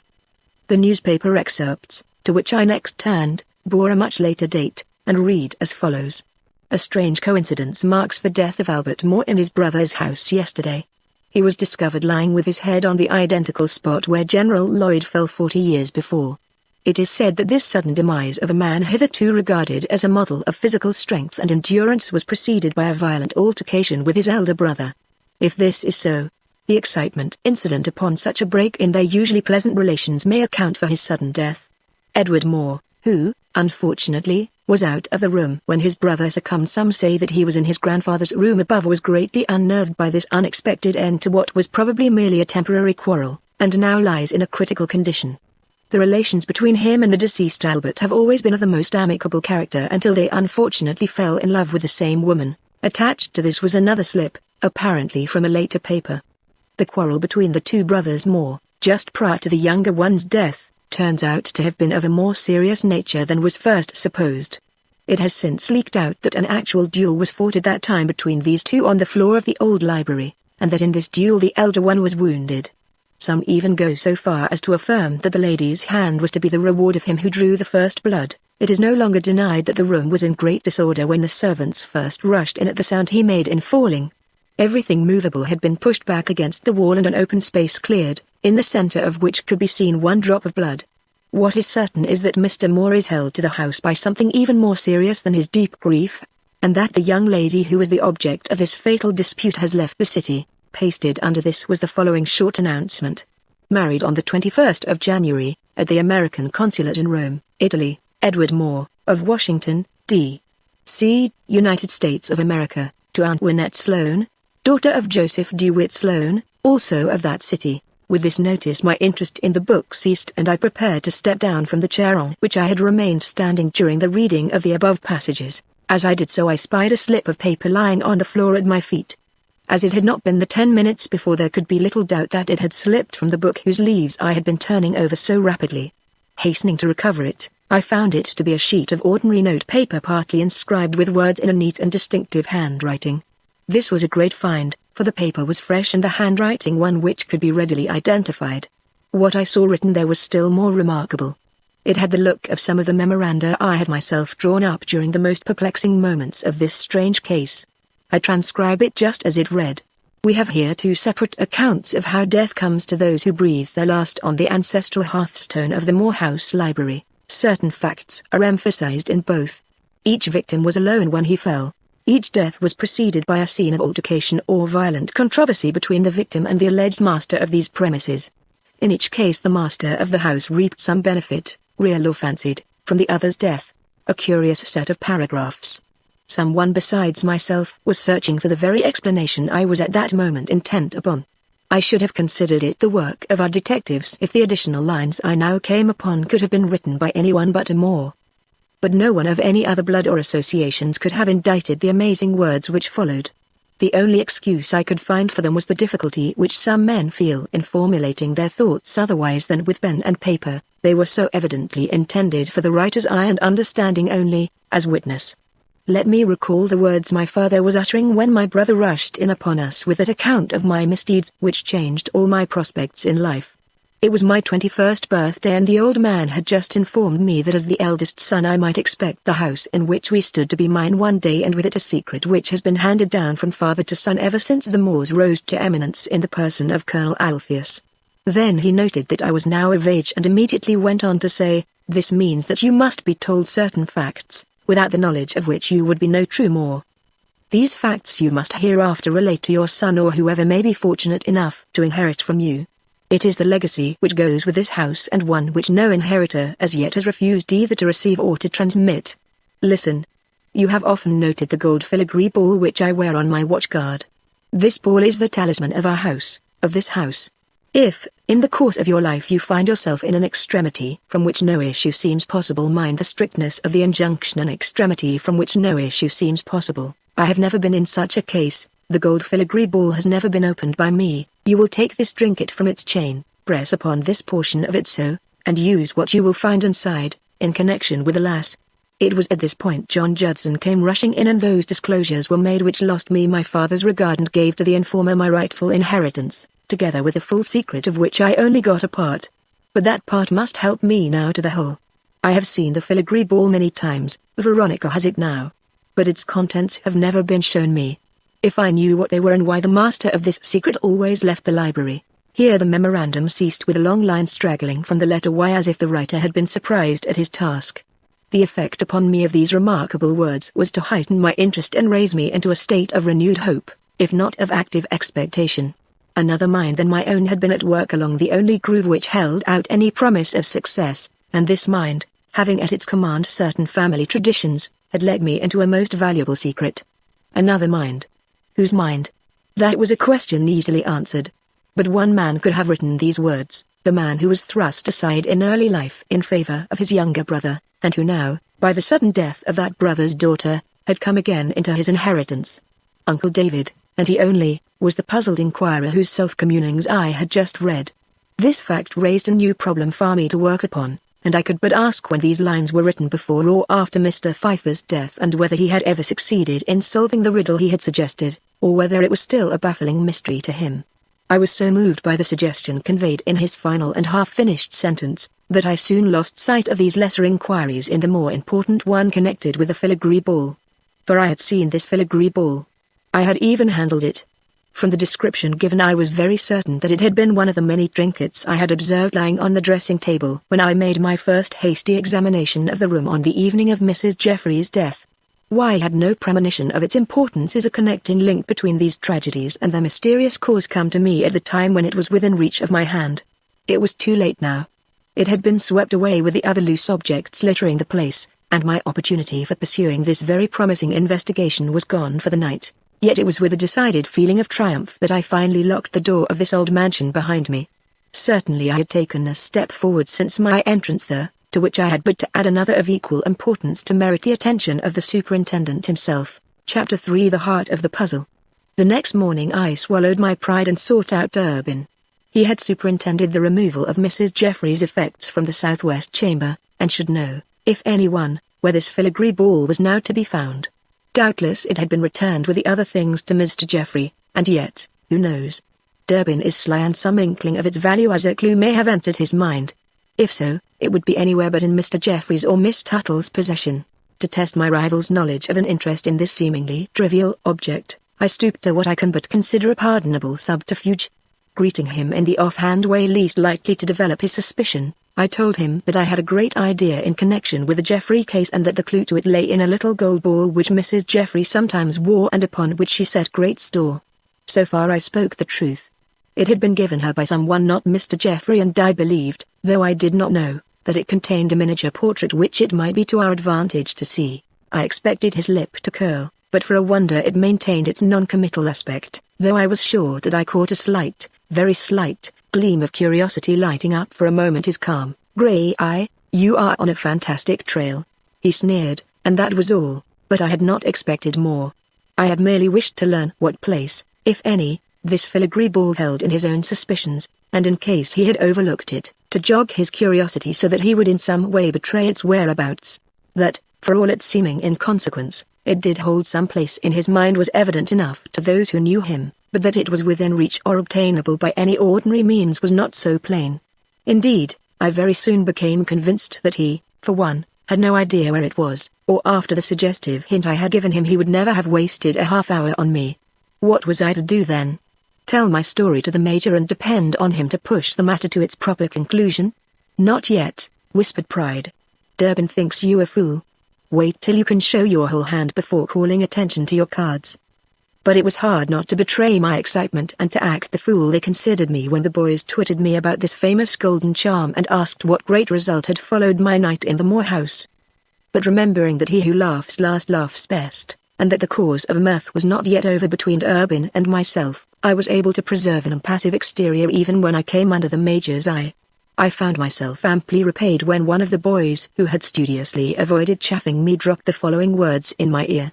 "I don't know what your interest is in the small gold charm you were talking about, but you have done some good work in this case and I don't mind telling you what I know about it. That little gold ball has caused the police much trouble. It is on the list of effects found in the room where the candle was seen burning, but when all these petty belongings of Mrs. Jeffrey's were gathered up and carried back to her husband, this special one was not to be found amongst them. It was lost in transit, nor has it ever been seen since. And who do you think it was who called attention to this loss and demanded that the article be found? Not Mr. Jeffrey, who seems to lay little or no stress upon it, but the old man they call Uncle David. He who, to all appearance, possessed no interest in his niece's personal property, was on hand the moment these things were carried into her husband's house, with the express intention, it seems, of inquiring for this gold ball, which he declared to be a family heirloom. As such it belonged to him as the present holder of the property, and to him only. Attention being thus called to it, it was found to be missing, and as no one but the police seemed to be to blame for its loss, the matter was hushed up and would have been regarded as too insignificant for comment, the trinket being intrinsically worthless, if Mr. Moore had not continued to make such a fuss about it. This ball, he declared, was worth as much to a Moore as all the rest of his property, which was bosh, you know. And the folly of these assertions and the depth of the passions he displayed whenever the subject was mentioned have made some of us question if he is the innocent inheritor he has tried to make himself out. At all events, I know for a certainty that the district attorney holds his name in reserve, if the grand jury fails to bring in an indictment against Miss Tuttle. The district attorney is wise, I remarked, and fell a thinking. Had this latent suspicion against Mr. Moore any solid foundation? Was he the guilty man? The memorandum I had come across in the book which had been lately pulled down from the library shelves showed that, notwithstanding his testimony to the contrary, he had been in that house close upon that fatal night, if not on the very night itself. It also showed his extreme interest in the traditions of the family. But did it show anything more? Had he interrupted his writing to finish his query in blood, and had one of his motives for this crime been the acquisition of this filigree ball? If so, why had he left it on the table upstairs? A candle had been lit in that room. Could it have been by him in his search for this object? It would be a great relief to believe so. What was the reason then that my mind refused so emphatically to grasp this possibility and settle upon him as the murderer of Mrs. Jeffrey? I cannot tell.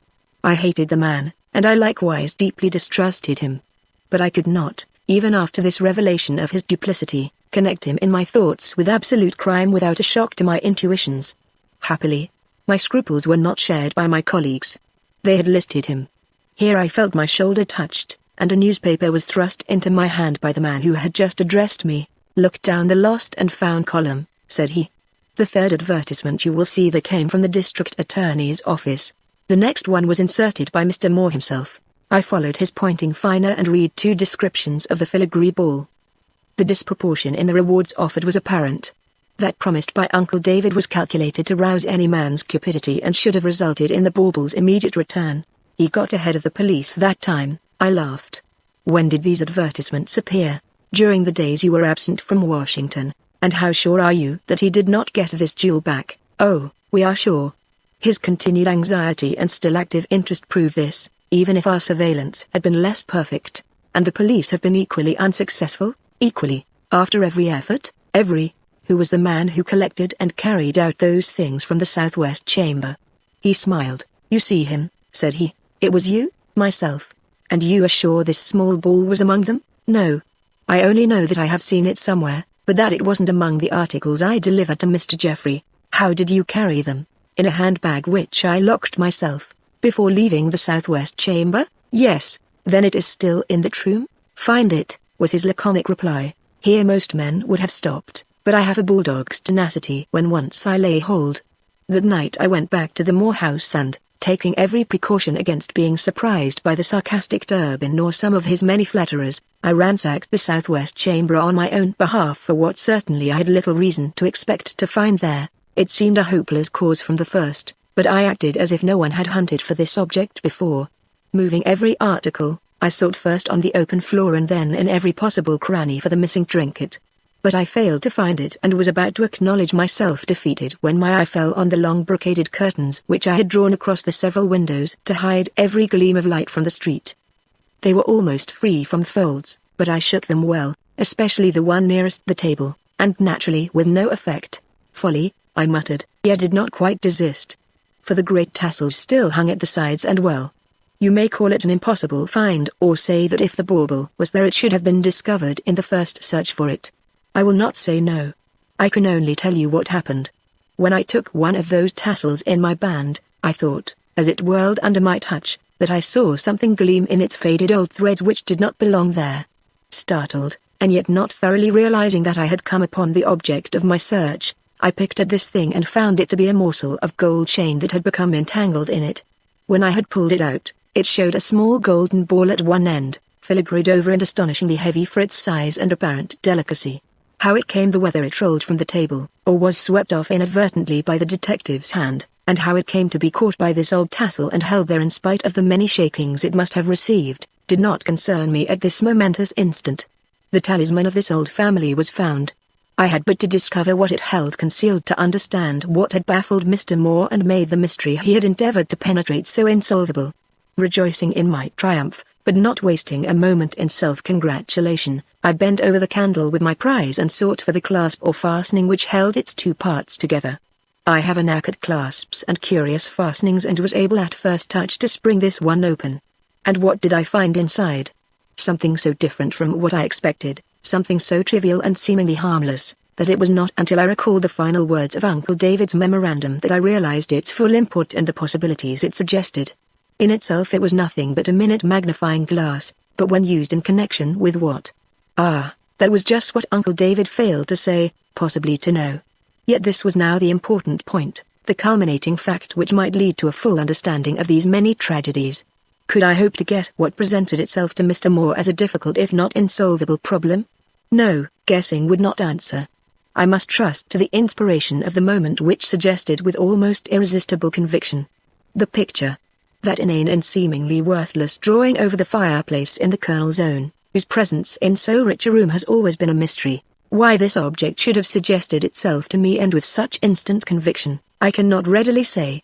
Whether, from my position near the bed, the sight of this old drawing recalled the restless nights of all who had lain in face of its sickly smile, or whether some recollection of that secret law of the Moors which forbade the removal of any of their pictures from the time-worn walls, or a remembrance of the curiosity which this picture excited in everyone who looked at it. Francis Jeffrey among the number. I no sooner asked myself what object in this house might possibly yield counsel or suggest aid when subjected to the influence of a magnifying glass, than the answer, which I have already given, sprang instantly into my mind, the picture. Greatly excited, I sprang upon a chair, took down the drawing from the wall and laid it face up on the bed. Then I placed the glass over one of the large coils surrounding the insipid face, and was startled enough, in spite of all mental preparation, to perceive the crinkly lines which formed it, resolve themselves into script and the script into words, some of which were perfectly legible. The drawing, simple as it looked, was a communication in writing to those who used a magnifying glass to read it. I could hardly contain my triumph, hardly find the self-control necessary to a careful study of its undulating and often conflicting lines and to the slow picking out of the words therein contained. But when I had done this, and had copied the whole of the wandering scrawl on a page of my notebook, the result was of value. Read, and judge for yourself. Coward that I am willing to throw upon posterity the shadow of a crime whose consequences I dare not incur in life. Confession I must make. To die and leave no record of my deed is impossible. Yet how tell my story so that only my own heirs may read and they when at the crisis of their fate? I believe I have found the way by this drawing and the injunction I have left to the holders of the filigree ball. No man ever wished his enemy dead more than I did, and no man ever spent more cunning on the deed. Master in my own house, I contrived a device by which the man who held my fate in his hands fell on my library hearth with no one near and no sign by which to associate me with the act. Does this seem like the assertion of a madman? Go to the old chamber familiarly called the Colonel's own. Enter its closet, pull out its two drawers, and in the opening thus made seek for the loophole at the back, through which, if you stoop low enough, you can catch a glimpse of the library hearth and its great settle. With these in view, slip your finger along the wall on your right, and when it touches an obstruction pass it if it is a handle, for that is only used to rewind the apparatus and must be turned from you until it can be turned no farther, but if it is a depression you encounter, press, and press hard on the knob concealed within it. But beware when anyone you love is seated in that corner of the settle where the cushion invites rest, lest it be your fate to mourn and wail as it is mine to curse the hour when I sought to clear my way by murder. For the doom of the man of blood is upon me. The hindrance is gone from my life, but a horror has entered it beyond the conception of any soul that has not yielded itself to the unimaginable influences emanating from an accomplished crime. I cannot be content with having pressed that spring once. A mania is upon me which, after 30 years of useless resistance and superhuman struggle, still draws me from bed and sleep to rehearse in ghastly fashion that deed of my early manhood. I cannot resist it. To tear out the deadly mechanism, unhinge weight and drum and rid the house of every evidence of crime would but drive me to shriek my guilt aloud and act in open pantomime what I now go through in fearsome silence and secrecy. When the hour comes, as come it must, that I cannot rise and enter that fatal closet, I shall still enact the deed in dreams, and shriek aloud in my sleep and wish myself dead and yet fear to die lest my hell be to go through all eternity, slaying over and over my man, in ever-growing horror and repulsion. Do you wish to share my fate? Try to effect through blood a release from the difficulties menacing you. Chapter 4. A thread in hand. There are moments which stand out with intense force and clearness in every man's life. Mine was the one which followed the reading of these lines, which were meant for a warning, but which in more than one case had manifestly served to open the way to a repetition of the very crime they deplored. I felt myself under the same fascination. I wanted to test the mechanism, to follow out then and there the instructions given with such short-sighted minuteness and mark the result. But a sense of decorum prevented. It was clearly my duty to carry so important a discovery as this to the Major and subject myself to his commands before making the experiment suggested by the scroll I had so carefully deciphered. Besides, it would be difficult to carry out this experiment alone, and with no other light than that afforded by my lantern. Another man and more lights were needed. Influenced by these considerations, I restored the picture to its place, and left the building.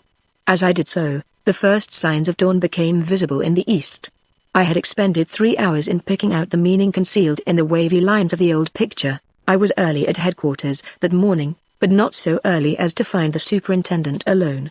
A group of men were already congregated about him in his small office, and when, on being admitted, I saw amongst them the district attorney, Durbin, and another famous detective, I instinctively knew what matter was under discussion. I was allowed to remain, possibly because I brought news in my face, possibly because the Major felt more kindly toward me than I thought.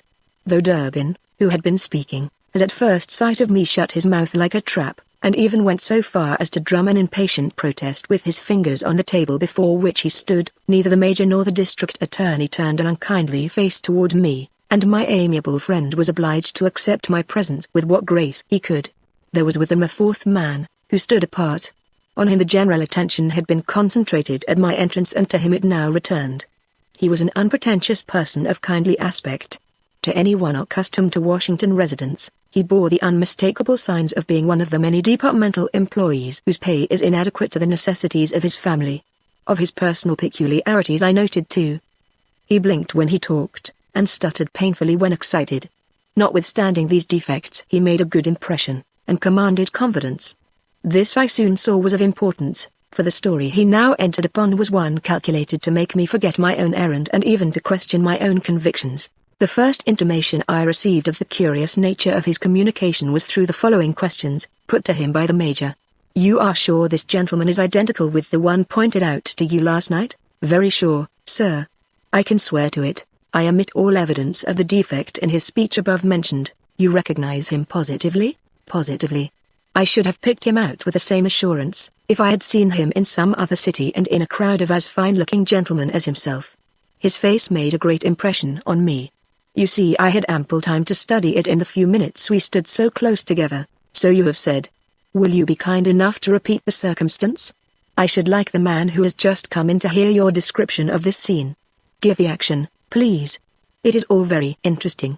The stranger glanced inquisitively in my direction, and turned to obey the superintendent. I was returning to my home in Georgetown, on the evening of May the 11th, the day of the great tragedy. My wife was ill, and I had been into town to see a physician and should have gone directly home, but I was curious to see how high the flood was running. You remember it was over the banks that night. So I wandered out on the bridge, and came upon the gentleman about whom you have been questioning me. He was standing all alone leaning on the rail thus. Here the speaker drew up a chair, and, crossing his arms over its back, bent his head down over them. I did not know him, but the way he eyed the water leaping and boiling in a yellow flood beneath was not the way of a curious man like myself, but of one who was meditating some desperate deed. He was handsome and well-dressed, but he looked a miserable wretch and was in a state of such complete self-absorption that he did not notice me, though I had stopped not 5 feet from his side. I expected to see him throw himself over, but instead of that, he suddenly raised his head and, gazing straight before him, not at the heavy current, but at some vision in his own mind, broke forth in these words, spoken as I had never heard words spoken before.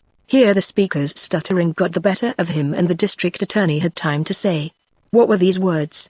Speak them slowly, we have all the time there is." Instantly the man plucked up heart and, earing us all impressively, was able to say, "They were these: she must die. She must die." No name, but just the one phrase twice repeated, "She must die." This startled me, and hardly knowing whether to lay hands on him, or to turn about and run, I was moving slowly away, when he drew his arms from the rail, like this, and, still staring into space, added, in the same hard and determined voice, this one word more, "tonight," and, wheeling about, passed me with one blank and wholly unconscious look and betook himself toward the city. As he went by, his lips opened for the third time. "Which means," he cried, between a groan and a shriek, "a bullet for her," and I wish I had heard the rest, but he was out of my hearing before his sentence was finished. What time was this? As near 5:30 as possible. It was 6 when I reached home a few minutes later. He must have gone to the cemetery after this, I am quite sure of it. Why didn't you follow the man?" grumbled Durbin. "It wasn't my business. He was a stranger and possibly mad. I didn't know what to do." "What did you do?" "Went home and kept quiet. My wife was very ill that night and I had my own cause for anxiety." "You, however, read the papers next morning?" "No, sir, nor for many days. My wife grew constantly worse and for a week I didn't leave her, not knowing but that every breath would be her last. I was dead to everything outside the sick room, and when she grew better, which was very gradually, we had to take her away, so that I had no opportunity of speaking of this occurrence to anyone till a week ago, when some remark, published in connection with Mrs. Jeffrey's death, recalled that encounter on the bridge. I told a neighbor that I believed the man I had seen there was Mr. Jeffrey, and we looked up the papers and ran over them till we came upon his picture. That settled it, and I could no longer, being free from home anxieties, now hold my tongue, and the police heard." "That will do, Mr. Gelston," broke in the major. "When we want you again, we will let you know. Durbin, see Mr. Gelston out." I was left alone with the major and the district attorney.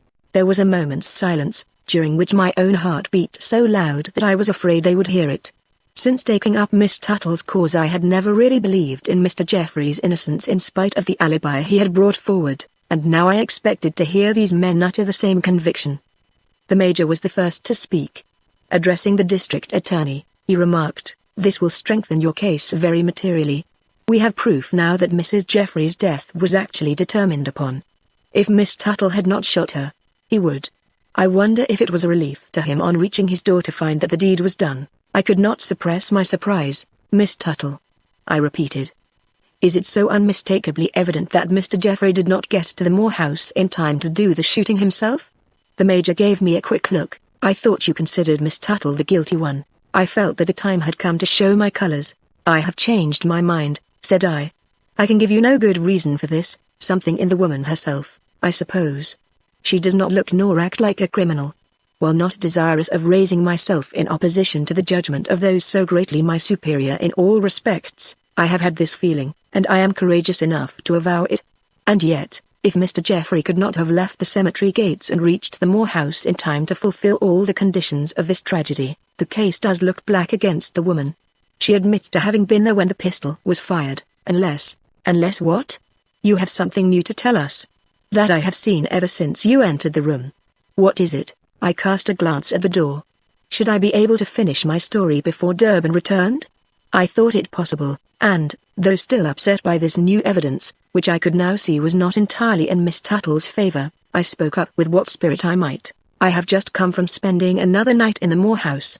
All the efforts heretofore made to exhaust its secrets have been founded upon a theory that has brought us nowhere. I had another in mind, and I was anxious to test it before resting from all further attempt to solve this riddle. And it has not failed me. By pursuing a clue apparently so trivial that I allowed it to go neglected for weeks, I have come upon the key to the many mysterious crimes which have defiled the library hearthstone. And where do you think it lies? Not in the hearthstone itself, and not in the floor under the settle, not, in fact, in the library at all, but in the picture hanging upstairs in the southwest chamber. The picture. That faded-out sketch, fit only for the garret? Yes. To you and to most people surveying it, it is just what you say and nothing more. But to the initiated few, pray heaven they may have been few, it is writing, conveying secret instructions. The whole combination of curves which go to make up this sketch is a curious arrangement of words inscribed with the utmost care, in the smallest of characters. Viewed with a magnifying glass, the uncertain outlines of a shadowy face surmounted by a mass of piled-up hair resolve themselves into lines of writing, the words of which are quite intelligible and full of grim and unmistakable purpose. I have read those lines, and what is more, I have transcribed them into plain copy. Will you read them? They contain a most extraordinary confession, a confession that was manifestly intended as a warning, but which unfortunately has had very different results. It may explain the death of the man from Denver, even if it cast no light upon the other inexplicable features of the remarkable case we are considering. As I spoke, I laid open on the table before me the transcription of which I spoke. Instantly the two men bent over it. When they looked up again, their countenances showed not excitement only but appreciation, and in the 1 minute of triumph which I then enjoyed, all that had wounded or disturbed me in the past was forgotten. "You are a man in 1,000, was the Major's first enthusiastic comment, at which I was conscious of regretting, with very pardonable inconsistency, that Durbin had not returned in time to hear these words. The Major now proposed that we should go at once to the old house. A family secret like this does not crop up every day even in a city so full of surprises as Washington. We will hunt for the spring under the closet drawers and see what happens, eh? And on our way there," here he turned to me, "I should like to hear the particulars concerning the little clue just mentioned. By the way, Mr. Jeffrey's interest in this old drawing is now explained. He knew its diabolical secret." This was self-evident, and my heart was heavy for Miss Tuttle, who seemed to be so deep in her brother-in-law's confidence. It grew still heavier when Durbin, joining us, added his incredulity to the air of suspicion assumed by the others. Through all the explanations I now entered into, I found myself inwardly repeating with somewhat forced iteration, "I will not believe her guilty under any circumstances. She carries the look of innocence, and innocent she must be proved, whatever the result may be to Francis Jeffrey." To such an extent had I been influenced by the lofty expression which I had once surprised on her face. Had Mr. David Moore been sitting open-eyed behind his vines that morning, he would have been much surprised to see so many of his natural enemies intrude on his property at so early an hour. But, happily, he had not yet risen, and we were able to enter upon our investigations without being watched or interrupted by him. Our first move was to go in a body to the southwest chamber, take down the picture, examine it with a magnifying glass and satisfy ourselves that the words I had picked out of its mazy lines were really to be found there. This done and my veracity established, we next proceeded to the closet where, according to the instructions embodied in this picture, the secret spring was to be found by which some unknown and devilish machinery would be released in the library below. To my great satisfaction, the active part in this experiment was delegated to me. Durbin continued to be a mere looker-on. Drawing out the two large drawers from their place at the end of this closet, I set them aside. Then I hunted for and found the small loophole which we had been told afforded a glimpse of the library hearthstone, but seeing nothing through it, I called for a light to be placed in the room below. I heard Durbin go down, then the Major, and finally, the district attorney. Nothing could stay their curiosity now, not even the possibility of danger, which as yet was a lurking and mysterious one. But when a light shot up from below, and the irregular opening before me became a loophole through which I could catch a very wide glimpse of the library beneath, I found that it was not necessary for me to warn them to keep away from the hearth, as they were all clustered very near the door, a precaution not altogether uncalled for at so hazardous a moment. "Are you ready?"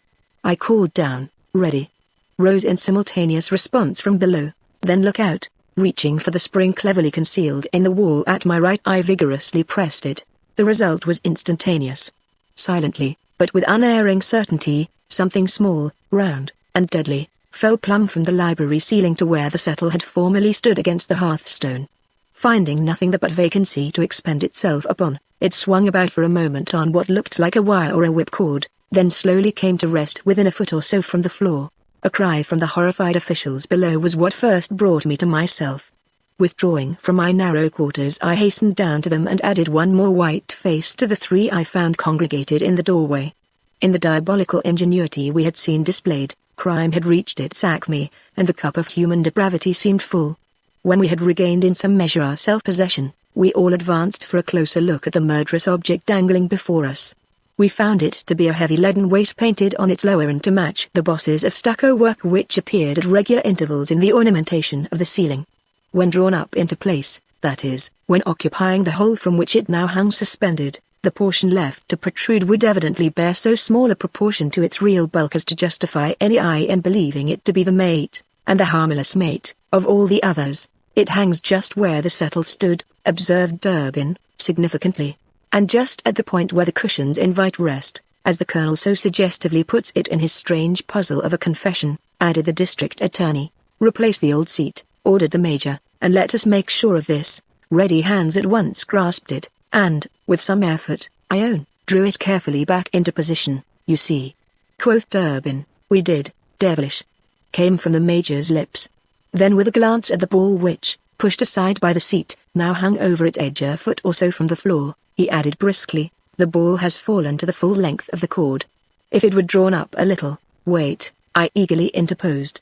"Let me see what I can do with it," and I dashed back upstairs and into the closet of the Colonel's own.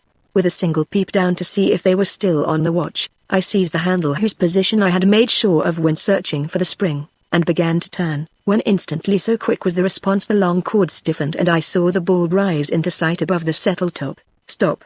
called out the Major. "Let go and press the spring again." I hastened to obey and, though the back of the settle hid the result from me, I judged from the look and attitude of those below that the old Colonel's calculations had been made with great exactness, and that the one comfortable seat on the rude and cumbersome bench had been so placed that this leaden weight in descending would at the chosen moment strike the head of him who sat there, inflicting death. That the weight should be made just heavy enough to produce a fatal concussion without damaging the skull was proof of the extreme care with which this subtle apparatus had been contrived. An open wound would have aroused questions, but a mere bruise might readily pass as a result of the victim's violent contact with the furnishings of the hearth toward which the shocked body would naturally topple. The fact that a modern jury had so regarded it shows how justified he was in this expectation. I was expending my wonder on this and on a new discovery which, with a very decided shock to myself, I had just made in the closet, when the command came to turn the handle again and to keep on turning it till it would turn no farther. I complied, but with a trembling hand, and though I did not watch the result, the satisfaction I heard expressed below was significant of the celerity and precision with which the weight rose, foot by foot, to the ceiling and finally slunk snugly and without seeming jar into its lair. When, a few minutes later, I rejoined those below, I found them all, with eyes directed toward the corners, searching for the hole through which I had just been looking. It was next to imperceptible, so naturally had it been made to fit in with the shadows of the scrollwork, and even after I had discovered it and pointed it out to them, I found difficulty in making them believe that they really looked upon an opening. But when once convinced of this, the district attorney's remark was significant. "I am glad that my name is not Moore." The superintendent made no reply. His eye had caught mine, and he had become very thoughtful. "One of the two candelabra belonging to the parlor mantel was found lying on that closet floor," he observed. "Somebody has entered the as lately as the day when Mr. Pfeiffer was seated here." "Pardon me," I impetuously cried. "Mr. Pfeiffer's death is quite explained." And, drawing forward my hand, which up to this moment I had held tight shut behind my back, I slowly unclosed it before their astonished gaze. A bit of lace lay in my palm, a delicate bit, such as is only worn by women in full dress. "Where did you find that?" asked the Major, with the first show of deep emotion I have ever observed in him. My agitation was greater than his as I replied. "In the rough boarding under those drawers. Some woman's arm and hand has preceded mine in stealthy search after that fatal spring. A woman who wore lace, valuable lace. There was but one woman connected with this affair who rightly answered these conditions. The bride. Veronica Moore." Chapter 5. Words in the Night. Had I any premonition of the astounding fact thus suddenly and, I may say, dramatically revealed to us during the weeks I had devoted to the elucidation of the causes and circumstances of Mrs. Jeffrey's death? I do not think so. Nothing in her face, as I remembered it, nothing in the feeling evinced toward her by husband or sister, had prepared me for a disclosure of crime so revolting as to surpass all that I had ever imagined or could imagine in a woman of such dainty personality and unmistakable culture. Nor was the superintendent or the district attorney less confounded by the event. Durbin only tried to look wise and strut about, but it was of no use. He deceived nobody. Veronica Moore's real connection with Mr. Pfeiffer's death, a death which in some inscrutable way had in so short a time led to her own, was an overwhelming surprise to every one of us. The superintendent, as was natural, recovered first. "This throws quite a new light upon the matter," said he. "Now we can understand why Mr. Jeffrey uttered that extraordinary avowal overheard on the bridge. She must die. She had come to him with blood on her hands. It seemed incredible, nay more, unreal. I recalled the sweet refined face turned up to me from the bare boards of this same floor, the accounts I had read of the vivacity of her spirits and the wild charm of her manner till the shadow of this old house fell upon her. I marveled, still feeling myself in the dark, still clinging to my faith in womankind, still asking to what depths her sister had followed her in the mazes of crime we were forced to recognize but could not understand. Durbin had no such feelings and no such scruples, as was shown by the sarcastic comment which now left his lips. So, he cried, we have to do with 3 criminals instead of 2. Nice family, the Maud Jeffreys. But no one paid any attention to him. Addressing the Major, the district attorney asked when he expected to hear from Denver, adding that it had now become of the first importance to ascertain the exact relations existing between the persons under suspicion and the latest victim of this deadly mechanism. The Major's answer was abrupt. He had been expecting a report for days. He was expecting one yet. If it came in at any time, night or day, he was to be immediately notified. Word might be sent him in an hour, in a minute. Were his remarks a prophecy? He had hardly ceased speaking when an officer appeared with a telegram in his hand. This the Major eagerly took and, noting that it was in cipher, read it by means of the code he carried in his pocket. Translated, it ran thus. Result of open inquiry in Denver. 3 brothers Pfeiffer, all well thought of, but plain in their ways and eccentric. 1 doing business in Denver. Died June, 97. 1 perished in Klondike, October, same year, and 1, by name Wallace, died suddenly 3 months since in Washington. Nothing further gained by secret inquiry in this place. Result of open inquiry in Owasso. A man named Pfeiffer kept a store in Owasso during the time V.M. attended school there. He was one of 3 brothers, home Denver, name Wallace. Simultaneously with V.M.'s leaving school, P. broke up business and at instigation of his brother William, who accompanied him, went to the Klondike. No especial relation between lady and this same P. ever noted. V.M. once heard to laugh at his awkward ways. Result of secret inquiry in Owasso. V.M. very intimate with schoolmate who has since died. Often rode together, once gone a long time. This was just before V.M. left school for good. Date same as that on which a marriage occurred in a town 20 miles distant. Bride, Antoinette Moore, groom, W. Pfeiffer of Denver, witness, young girl with red hair. Schoolmate had red hair. Had V.M. a middle initial, and was that initial A? We all looked at each other. This last question was one none of us could answer. Go for Mr. Jeffrey at once, ordered the Major, and let another one of you bring Miss Tuttle. No word to either of what has occurred and no hint of their possible meeting here. It fell to me to fetch Miss Tuttle. I was glad of this, as it gave me a few minutes by myself in which to compose my mind and adjust my thoughts to the new conditions opened up by the amazing facts which had just come to light.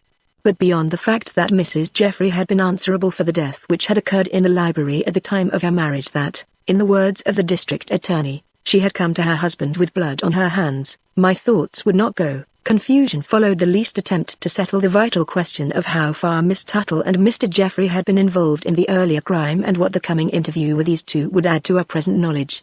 In my anxiety to have this question answered, I hastened my steps and was soon at the door of Miss Tuttle's present dwelling place. I had not seen this lady since the inquest, and my heart beat high as I sat awaiting her appearance in the dim little parlor where I had been seated by the person who held her under secret surveillance. The scene I had just been through, the uncertain nature of the relations held by this beautiful woman both toward the crime just discovered and the one long associated with her name, lent to these few moments of anticipation an emotion which poorly prepared me for the touching sight of the patient smile with which she presently entered. But I doubt if she noticed my agitation. She was too much swayed by her own. Advancing upon me in all the unconscious pride of her great beauty, she tremulously remarked, "You have a message for me. Is it from headquarters?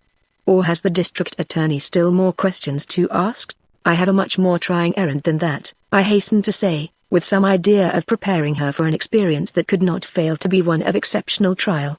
"For reasons which will be explained to you by those in greater authority than myself, you are wanted at the house where," I could not help stammering under the light of her melancholy eyes. "Where I saw you once before," I lamely concluded. "The house in Waverly Avenue?"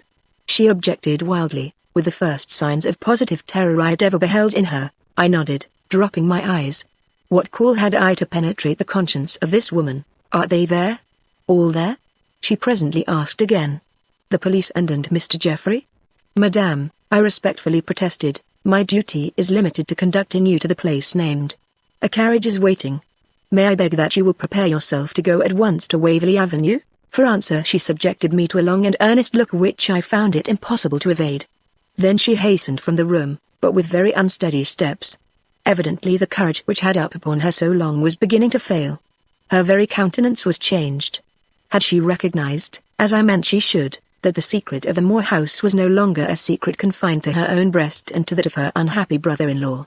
When she returned ready for her ride this change in her spirits was less observable, and by the time we had reached the house in Waverley Avenue she had so far regained her old courage as to move and speak with the calmness of despair if not of mental serenity. The Major was awaiting us at the door and bowed gravely before her heavily veiled figure. "Miss Tuttle?" he asked, without any preamble.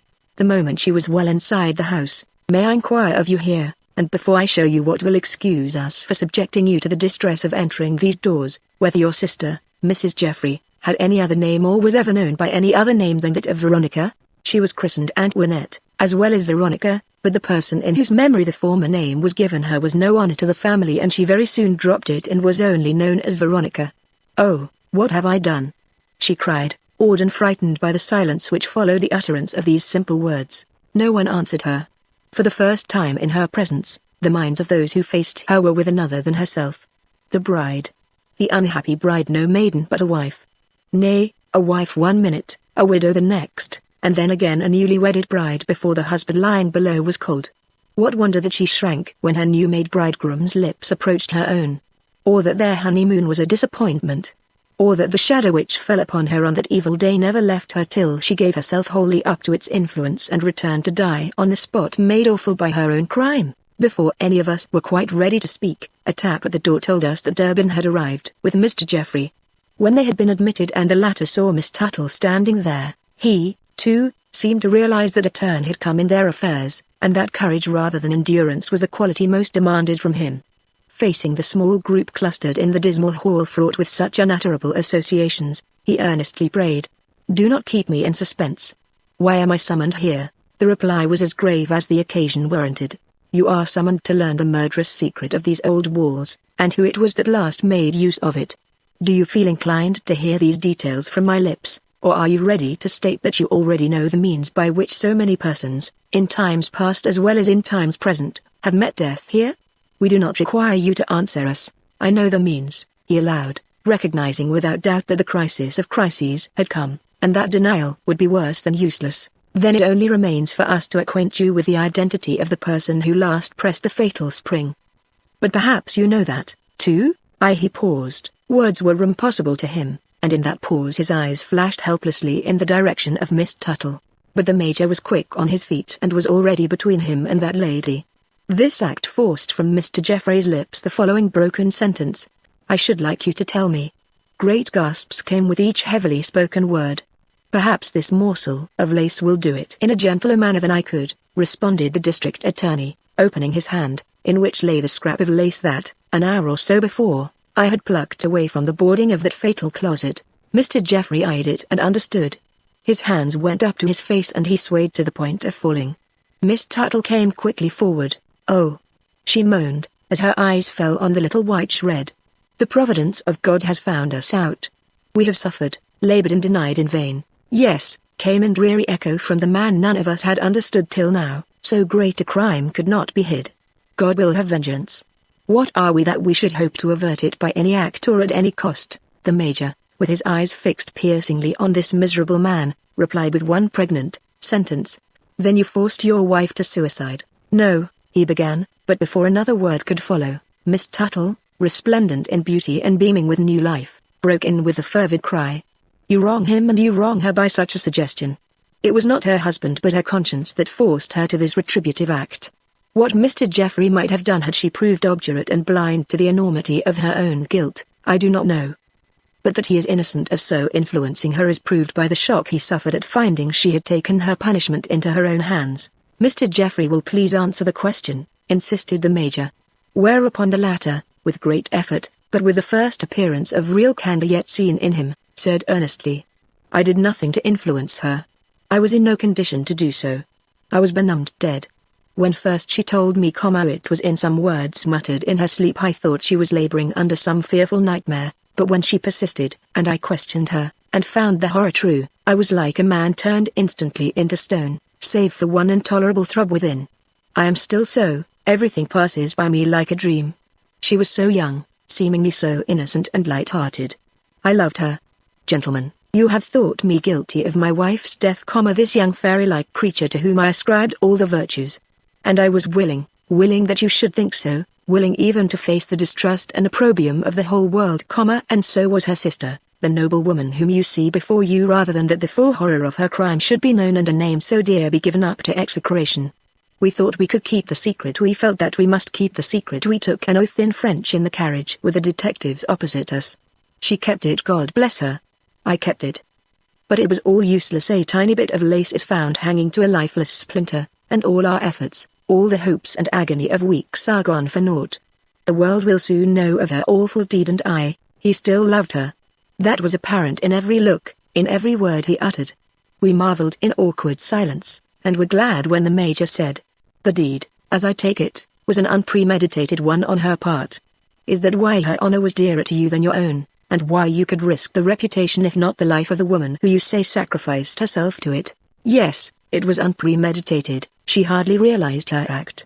If you must know her heart through all this dreadful business, we have her words to show you, words which she spent the last miserable day of her life in writing. The few lines which I showed the captain and which have been published to the world was an enclosure meant for the public eye. The real letter, telling the whole terrible truth, I kept for myself and for the sister who already knew her sin. Oh, we did everything we could. And he again moaned, but it was in vain, quite in vain. There were no signs of subterfuge in him now, and we all, unless I except Durbin, began to yield him credence. Durbin never gives credence to anybody whose name he has once heard associated with crime. And this Pfeiffer was contracted to her? A man she had secretly married while a schoolgirl, and who at this very critical instant had found his way to the house. You shall read her letter. It was meant for me only, but you shall see it. I cannot talk of him or of her crime.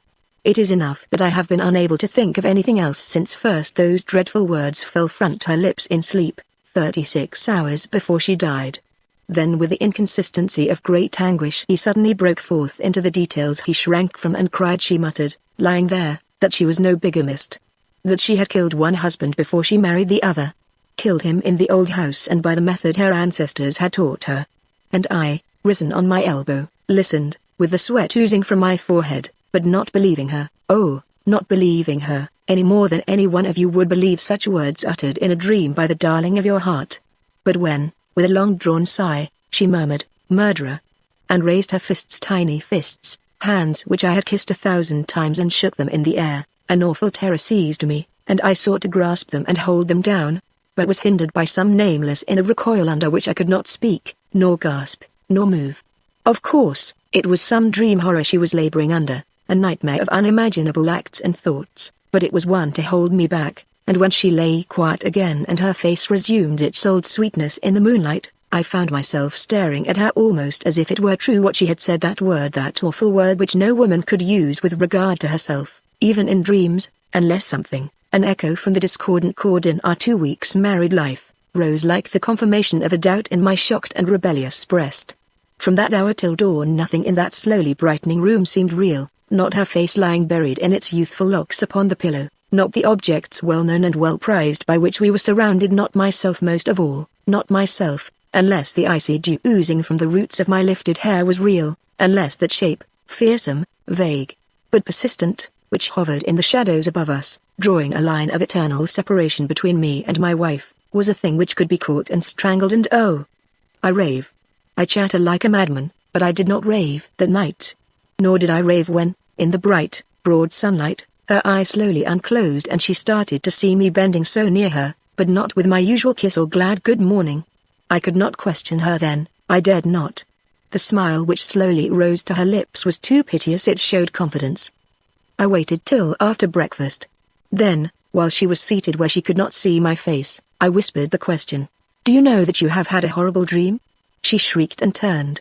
I saw her face and knew that what she had uttered in her sleep was true. I have no remembrance of what I said to her. She tried to tell me how she had been tempted and how she had not realized her own act, till the moment I bent down to kiss her lips as her husband. But I did not stop to listen. I could not. I flew immediately to Miss Tuttle with a violent demand as to whether she knew that her sister was already a wife when she married me, and when she cried out no, and showed great dismay, I broke forth with a dreadful tale and cowered in unmanly anguish at her feet, and went mad and lost myself for a little while. Then I went back to my wretched wife and asked her how the awful deed had been done. She told me, and again I did not believe her and began to look upon it all as some wild dream or the distempered fancies of a disordered brain. This thought calmed me and I spoke gently to her and even tried to take her hand. But she herself was raving now, and clung about my knees, murmuring words of such anguish and contrition that my worst fears returned and, only stopping to take the key of the Moore house from my bureau, I left the house and wandered madly I know not where. I did not go back that day. I could not face her again till I knew how much of her confession was fancy and how much was fact. I roamed the streets, carrying that key from one end of the city to the other, and at night I used it to open the house which she had declared contained so dreadful a secret. I had bought candles on my way there but, forgetting to take them from the store, I had no light with which to penetrate the horrible place that even the moon refused to illumine. I realized this when once in, but would not go back. All I have told about using matches to light me to the southwest chamber is true, also my coming upon the old candelabrum there, with a candle in one of its sockets. This candle I lit, my sole reason for seeking this room being my desire to examine the antique sketch for the words which she had said could be found there. I had failed to bring a magnifying glass with me, but my eyes are phenomenally sharp.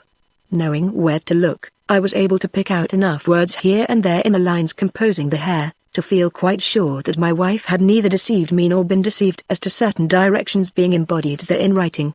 Shaken in my last lingering hope, but not yet quite convinced that these words pointed to outrageous crime, I flew next to the closet and drew out the fatal drawer.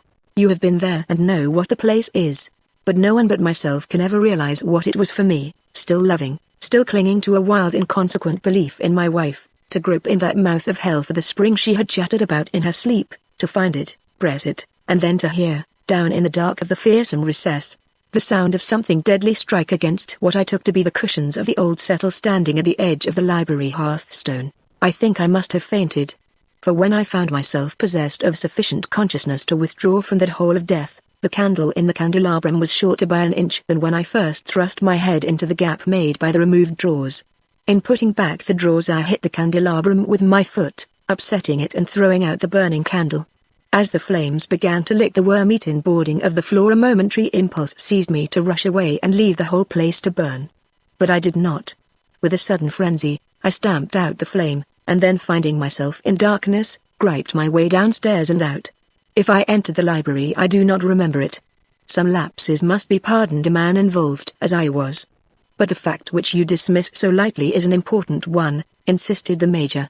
We must know positively whether you entered this room or not. I have no recollection of doing so. Then you cannot tell us whether the little table was standing there, with the candelabrum upon it, or, I can tell you nothing about it. The Major, after a long look at this suffering man, turned toward Miss Tuttle. You must have loved your sister very much, he sententiously remarked. She flushed and for the first time her eyes fell from their resting place on Mr. Jeffrey's face. I loved her reputation, was her quiet answer, and the rest died in her throat. But we all, such of us, I mean, who were possessed of the least sensibility or insight, knew how that sentence sounded as finished in her heart. And I loved him who asked this sacrifice of me. Yet was her conduct not quite clear, and to save that reputation you tied the pistol to her wrist? Insinuated the Major. No, was her vehement reply.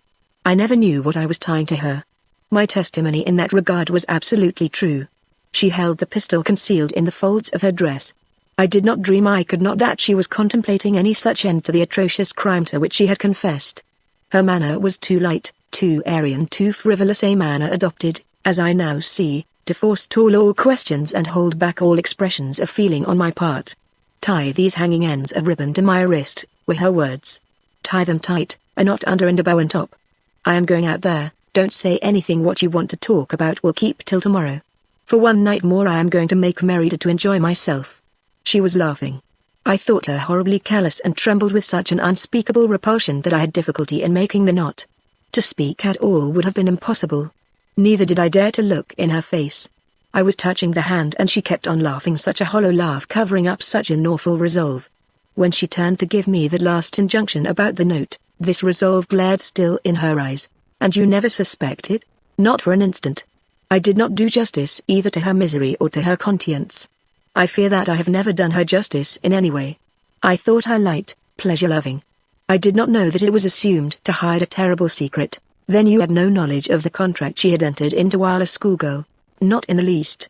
Another woman, and not myself, had been her confidant, a woman who has since died. No intimation of her first unfortunate marriage had ever reached me till Mr. Jeffrey rushed in upon me that Tuesday morning with her dreadful confession on his lips. The district attorney, who did not seem quite satisfied on a certain point passed over by the major, now took the opportunity of saying, "You assure us that you had no idea that this once light-hearted sister of yours meditated suicide when she left you? And I repeat it, sir, then why did you immediately go to Mr. Jeffrey's drawer, where you could have no business, unless it was to see if she had taken his pistol with her?" Miss Tuttle's head fell and a soft flush broke through the pallor of her cheek. "Because I was thinking of him. Because I was terrified for him. He had left the house the morning before in a half-maddened condition and had not come back to sleep or eat since.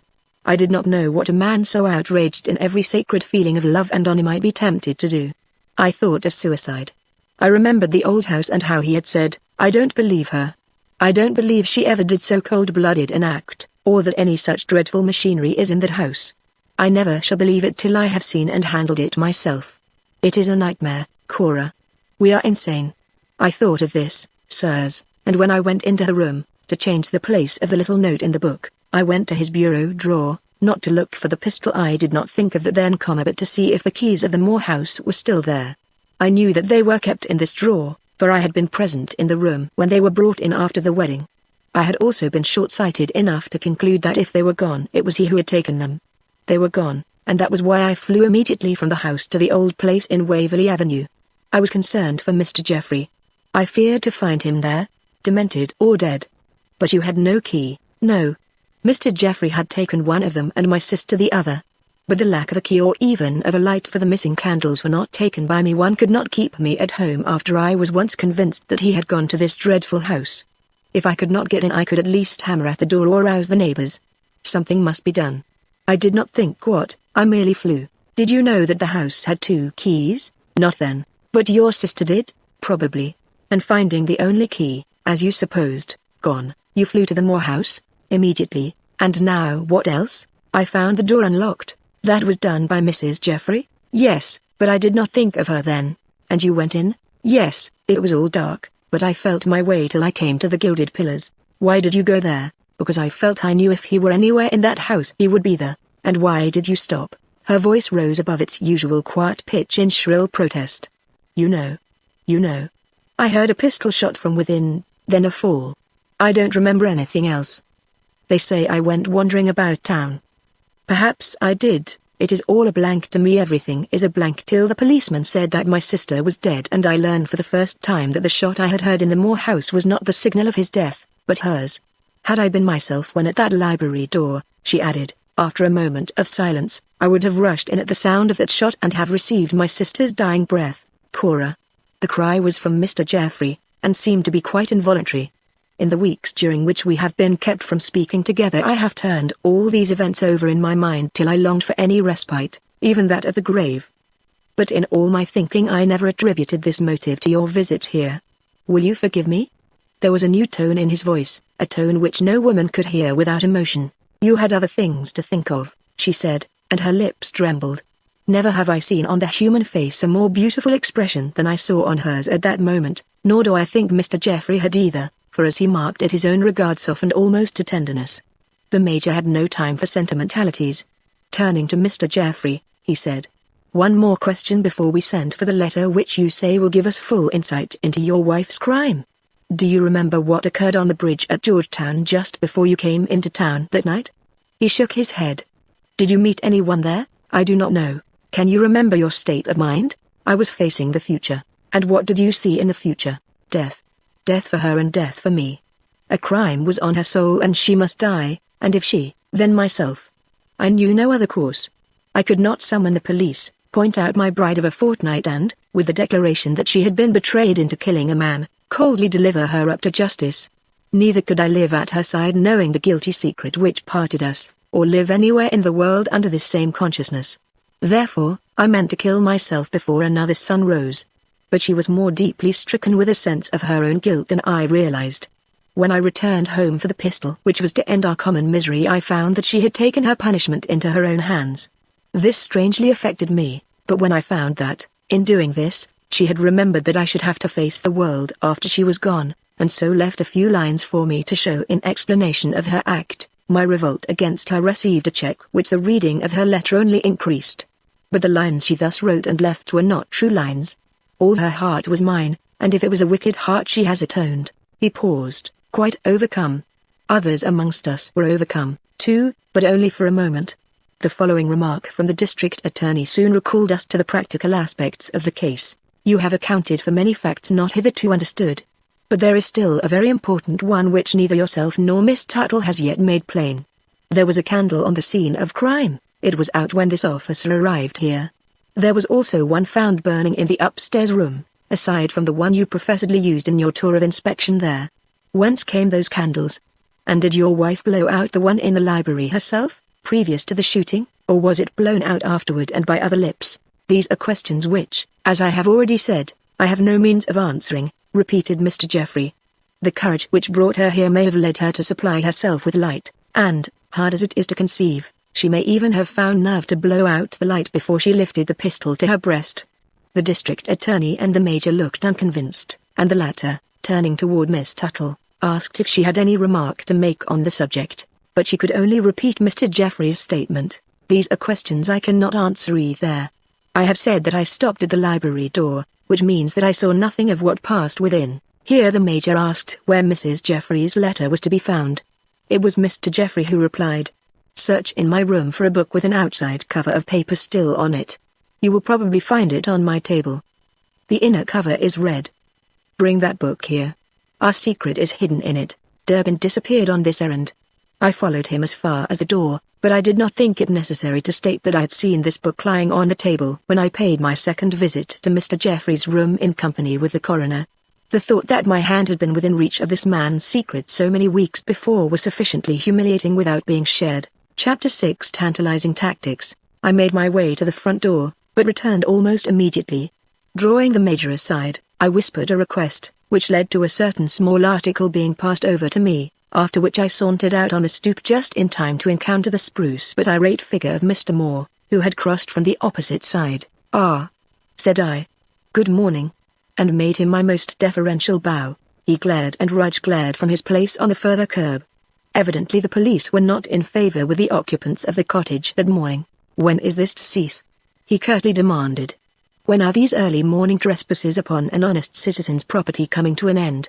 I wake with a light heart, expecting that my house, which is certainly as much mine as is any man's in Washington, would be handed over this very day for my habitation, when what do I see? One police officer leaving the front door and another sunning himself in the vestibule. How many more of you are within I do not presume to ask. Some half dozen, no doubt, and not one of you smart enough to wind up this matter and have done with it." "Ah, I don't know about that," I drawled, and looked very wise. His curiosity was aroused. "Anything new?" he snapped. "Possibly," I returned, in a way to exasperate a saint. He stepped onto the porch beside me. I was too abstracted to notice. I was engaged in earing Rudge. "Do you know," said I, after an instant of what I meant should be one of uncomfortable suspense on his part, "that I have a greater respect than ever for that animal of yours since learning the very good reason he was for refusing to cross the street." "Ha! What's that?" he asked, with a quick look behind him at the watchful brute straining toward him with nose over the gutter. "He sees farther than we can. His eyes penetrate walls and partitions," I remarked. Then, carelessly and with the calm drawing forth of a folded bit of paper which I held out toward him, I added, "By the way, here is something of yours." His hand rose instinctively to take it, then dropped. "I don't know what you mean," he remarked. "You have nothing of mine, no? Then John Judson Moore had another brother." And I thrust the paper back into my pocket. He followed it with his eye. It was the memorandum I had found in the old book of memoirs plucked from the library shelf within, and he recognized it for his and saw that I did also.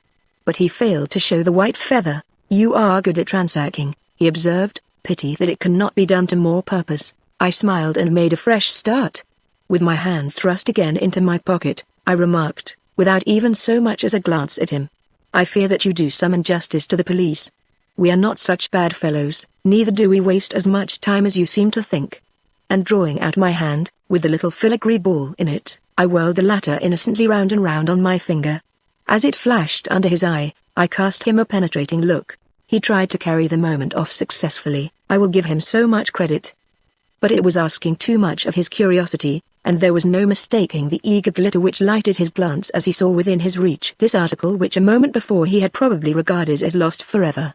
"For instance," I went on, watching him furtively, though quite sure from his very first look that he knew no more now of the secret of this little ball than he knew when he jotted down the memorandum I had just pocketed before his eyes. "A little thing, such a little thing as this," I repeated, giving the bauble another twist, "may lead to discoveries such as no common search would yield in years. I do not say that it has, but such a thing is possible, you know. Who better?" My nonchalance was too much for him. He surveyed me with covert dislike, and dryly observed, "Your opportunities have exceeded mine, even with my own effects.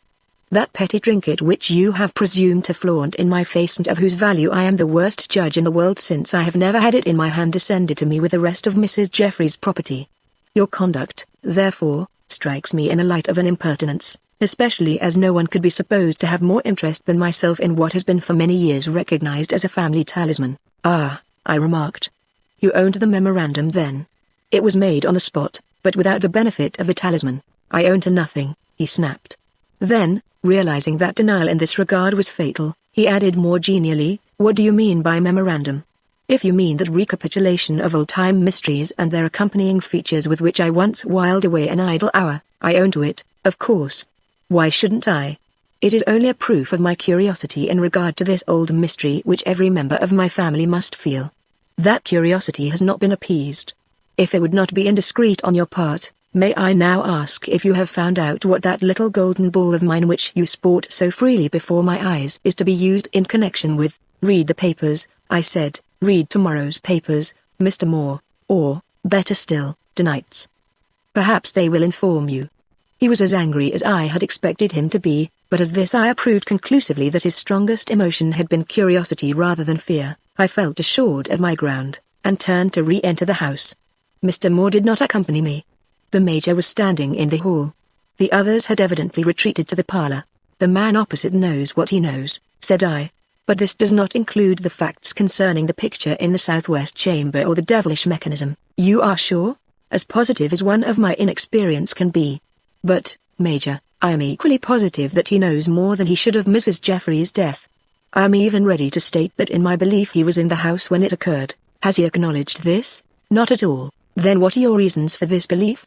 "They are many. Will you state them?" "Gladly, if you will pardon the presumption. Some of my conclusions cannot be new to you. The truth is that I have possibly seen more of this old man than my duty warranted, and I feel quite ready to declare that he knows more of what has taken place in this house than he is ready to avow. I am sure that he has often visited it in secret and knows about a certain broken window as well as we do. I am also sure that he was here on the night of Mrs. Jeffrey's suicide." He was too little surprised when I informed him of what had happened not to have had some secret inkling of it beforehand, even if we had not the testimony of the lighted candle and the book he so hurriedly replaced. Besides, he is not the man to drag himself out at night for so simple a cause as the one with which he endeavored to impose upon us. He knew what we should find in this house. Very good. If Mr. Jeffrey's present explanations are true, these deductions of yours are probably correct. But Mr. Moore's denial has been positive. I fear that it will turn out a mere question of veracity." "Not necessarily," I returned. "I think I see a way of forcing this man to acknowledge that he was in awe about this house on that fatal night." "You do?" "Yes, sir. I do not want to boast, and I should be glad if you did not oblige me to confide to you the means by which I hope to bring this out. Only give me leave to insert an advertisement in both evening and morning papers, and in 2 days I will report failure or success." The Major eyed me with an interest that made my heart thrill. Then he quickly said, "You have earned the privilege. I will give you 2 days. At this moment Durbin reappeared. As I heard his knock and turned to open the door for him, I cast the Major an entreating if not eloquent look. He smiled and waved his hand with friendly assurance. The state of feeling between Durbin and myself was evidently well known to him. My enemy entered with a jaunty air, which changed ever so slightly when he saw me in close conference with the superintendent. He had the book in his pocket. Taking it out, He handed it to the Major, with this remark. "You won't find anything there, the gent's been fooling you." The Major opened the book, shook it, looked under the cover, found nothing, and crossed hastily to the drawing room. We as hastily followed him. The district attorney was talking with Miss Tuttle. Mr. Jeffrey was nervously pacing the floor. The latter stopped as we all entered and his eyes flashed to the book. "Let me take it," said he. "It is absolutely empty," remarked the Major. "The letter has been abstracted, probably without your knowledge." "I do not think so," was Mr. Jeffrey's unexpected retort. "Do you suppose that I would entrust a secret, for the preservation of which I was ready to risk life and honor, to the open pages of a book? When I found myself threatened with all sorts of visits from the police and realized that at any moment my effects might be ransacked, I sought a hiding place for this letter, which no man without superhuman insight could discover. Look," and, pulling off the outside wrapper, he inserted the point of his penknife under the edge of the paper lining the inside cover and ripped it off with a jerk. "I pasted this here myself," he cried, and showed us where between this paper and the boards, in a place thinned out to hold it, there lay a number of folded sheets, which, with a deep sigh, he handed over to the Major's inspection. As he did so he remarked, "I had rather have died any natural death than have had my miserable wife's secret known. But since the crime has come to light, this story of her sin and her repentance may serve in some slight degree to mitigate public opinion. She was sorely tempted and she succumbed. The crime of her ancestors was in her blood." He again walked off. The Major unfolded the sheets. Chapter 7. WHO will tell the man inside there. Later I saw this letter. It was like no other that has ever come under my eye. Written at intervals, as her hand had power or her misery found words, it bore on its face all the evidences of that restless, suffering spirit which for 36 hours drove her in frenzy about the room, and caused Loretta to say, in her effort to describe her mistress' face as it appeared to her at the end of this awful time, it was as if a blight had passed over it. Once scared and animated beyond the power of anyone to describe, it had become as Ghost's face, with the glare of some awful resolve upon it. I give this letter just as it was written, disjointed paragraphs, broken sentences, unfinished words and all. The breaks show where she laid down her pen, possibly for that wild pacing of the floor which left such unmistakable signs behind it. It opens abruptly. "I killed him. I am all that I said I was, and you can never again give me a thought save in the way of cursing and to bewail the day I came into your life.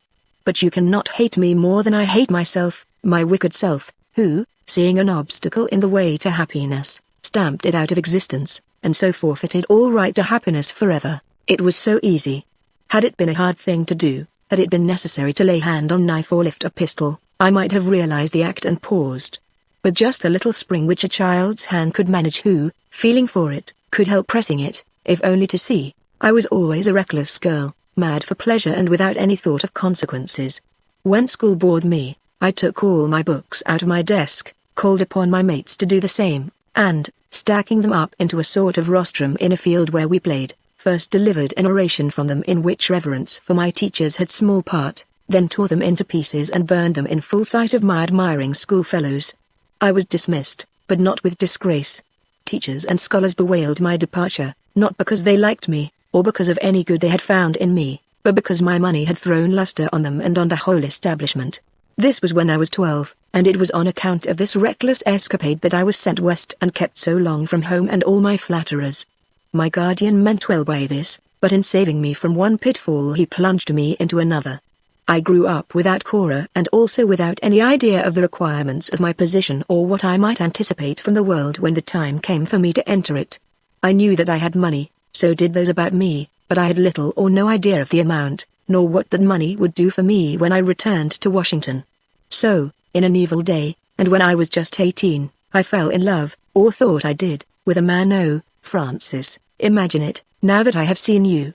Of sufficient attraction to satisfy one whose prospects were limited to a contracted existence in some small town, but no more fitted to content me after seeing Washington life than if he had been a common farm hand or the most ordinary of clerks in a country store. But I was young, ignorant and self-willed, and thought because my cheek burned under his look that he was the man of men, and suited to be my husband. That is, if I thought at all, which is not likely, for I was in a feverish whirl, and just followed the impulse of the moment, which was to be with him whenever I could without attracting the teacher's attention. And this, alas, was only too often, for he was the brother of one of our storekeepers, a visitor in Owasso, and often in the store where we girls went. Why the teachers did not notice how often we needed things there, I do not know. But they did not, and matters went on, and I cannot write of those days, and you do not want to hear about them. They seem impossible to me now, and almost as if it had all happened to someone else, so completely have I forgotten the man except as the source and cause of an immeasurable horror.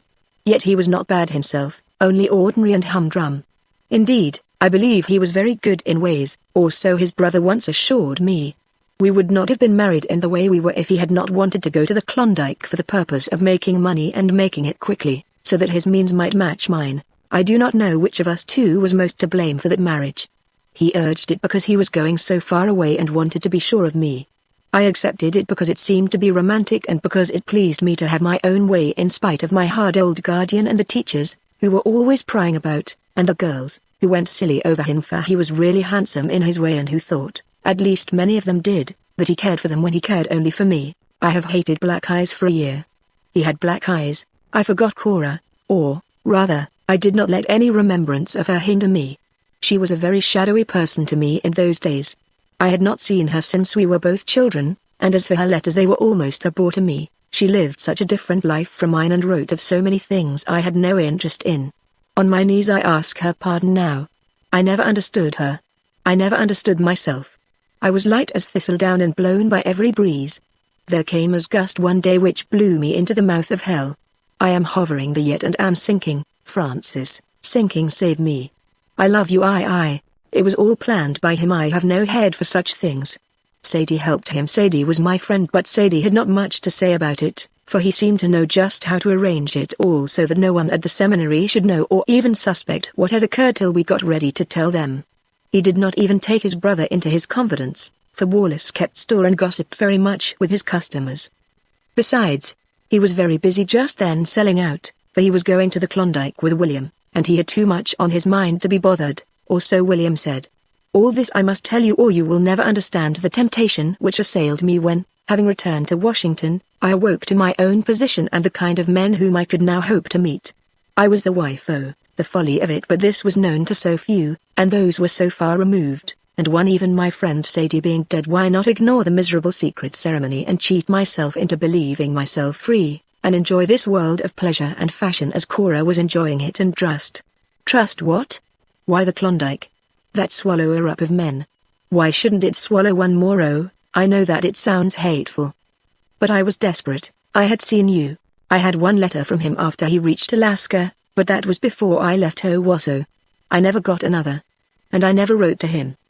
He told me not to do so until he could send me word how and where to write, but when these directions came my heart had changed and my only wish was to forget his existence. And I did forget it almost. I rode and danced with you and went hither and yon, lavishing money and time and heart on the frivolities which came in my way, calling myself Veronica and striving by these means to crush out every remembrance of the days when I was known as Antoinette and Antoinette only. For the Klondike was far and its weather bitter, and men were dying there every day, and no letters came. I used to thank God for this, and I need not think not yet whither I was tending. One thing only made me recall my real position. That was when your eyes turned on mine, your true eyes, so bright with confidence and pride. I wanted to meet them full, and when I could not, I suddenly knew why, and suffered. Do you remember the night when we stood together on the balcony at the Ocean View House and you laid your hand on my arm and wondered why I persisted in looking at the moon instead of into your expectant face? It was because the music then being played within recalled another night and the pressure of another hand on my arm, a hand whose touch I hoped never to feel again, but which at that moment was so much more palpable than yours that I came near screaming aloud and telling you in one rush of maddened emotion my whole abominable secret. I did not accept your attentions nor agree to marry you, without a struggle. You know that. You can tell, as no one else can, how I held back and asked for time and still for time, thus grieving you and tearing my own breast till a day came. You remember the day when you found me laughing like a madwoman in a circle of astonished friends. You drew me aside and said words which I hardly waited for you to finish, for at last I was free to love you, free to love and free to say so. The morning paper had brought news. A telegraphic dispatch from Seattle told how a man had struggled into Nome, frozen, bleeding and without accoutrements or companion. It was with difficulty he had kept his feet and turned in at the first tent he came to. Indeed, he had only time to speak his name before he fell dead. This name was what made this dispatch important to me. It was William Pfeiffer. For me there was but one William Pfeiffer in the Klondike, my husband, and he was dead. That was why you found me laughing. But not in mirth. I am not so bad as that, but because I could breathe again without feeling a clutch about my throat. I did not know till then how nearly I had been stifled. We were not long in marrying after that. I was terrified at delay, not because I feared any contradiction of the report which had given this glorious release, but because I dreaded lest some hint of my early folly should reach you and dim the pride with which you regarded me. I wanted to feel myself yours so closely and so dearly that you would not mind if anyone told you that I had once cared, or thought I had cared, for another. The week of our marriage came. I was mad with gaiety and ecstatic with hope. Nothing had occurred to mar my prospects. No letter from Denver, no memento from the Klondike, no word even from Wallace, who had gone north with his brother. Soon I should be called wife again, but by lips I loved, and to whose language my heart thrilled. The past, always vague, would soon be no more than a forgotten dream, an episode quite closed. I could afford from this moment on to view life like other girls and rejoice in my youth and the love which every day was becoming more and more to me. But God had his eye upon me, and in the midst of my happiness and the hurry of our final preparations his bolt fell. It struck me while I was at the don't laugh, rather shudder at the dressmaker's shop in 14th Street. I was leaning over a table, chattering like a magpie over the way I wanted a gown trimmed, when my eye fell on a scrap of newspaper in which something had come rolled to Madam. It was torn at the edge, but on the bit lying under my eyes I saw my husband's name, William Pfeiffer, and that the paper was a Denver one. There was but one William Pfeiffer in Denver and he was my husband. And I read feeling nothing. Then I read again, and the world, my world, went from under my feet, for the man who had fallen dead in the camp at Nome was Wallace, William's brother, and not William himself. William had been left behind on the road by his more energetic brother, who had pushed on for succor through the worst storm and under the worst conditions possible even in that God-forsaken region. With the lost one in mind, the one word that Wallace uttered in sight of rescue, was William. A hope was expressed of finding the latter alive and a party had started out. Did I read more? I do not think so. Perhaps there was no more to read. Here was where the paper was torn across. But it was no matter. I had seen enough. It was Wallace who had fallen dead, and while William might have perished also, and doubtless had, I had no certainty of it. And my wedding day was set for Thursday. Why didn't I tell Cora? Why didn't I tell you? Pride held my tongue. Besides, I had had time to think before I saw either of you, and to reason a bit and to feel sure that if Wallace had been spent enough to fall dead on reaching the camp, William could never have survived on the open road. For Wallace was the stronger of the two and the most hardy every way. Free I certainly was. Some later paper would assure me of this. I would hunt them up and see, but I never did. I do not think I dared. I was afraid I should see some account of his rescue. I was afraid of being made certain of what was now but a possibility, and so I did nothing. But for 3 nights I did not sleep. The caprice which had led me to choose the old Moore house to be married in led me to plan dressing there on my wedding morning. It was early when we started, Cora and I, for Waverley Avenue, but not too early for the approaches to that dreadful house to be crowded with people, eager to see the daring bride. Why I should have shrunk so from that crowd I cannot say. I trembled at sight of their faces and at the sound of their voices, and if by chance a head was thrust forward farther than the rest I cowered back instinctively and nearly screamed. Did I dread to recognize a too familiar face? The paper I had seen bore a date 6 months back. A man could arrive here from Alaska in that time. Or was my conscience aroused at last and clamoring to be heard when it was too late? On the corner of Ent Street the carriage suddenly stopped. A man had crossed in front of it. I caught one glimpse of this man and instantly the terrors of a lifetime were concentrated into one instant of agonizing fear. It was William Pfeiffer. I knew the look, I knew the gait. He was gone in a moment and the carriage rolled on. But I knew my doom as well that minute as I did an hour later. My husband was alive and he was here. He had escaped the perils of the Klondike and wandered east to reclaim his recreant wife. There had been time for him to do this since the rescue party left home in search of him, time for him to recover. Time for him to reach home, time for him to reach the east.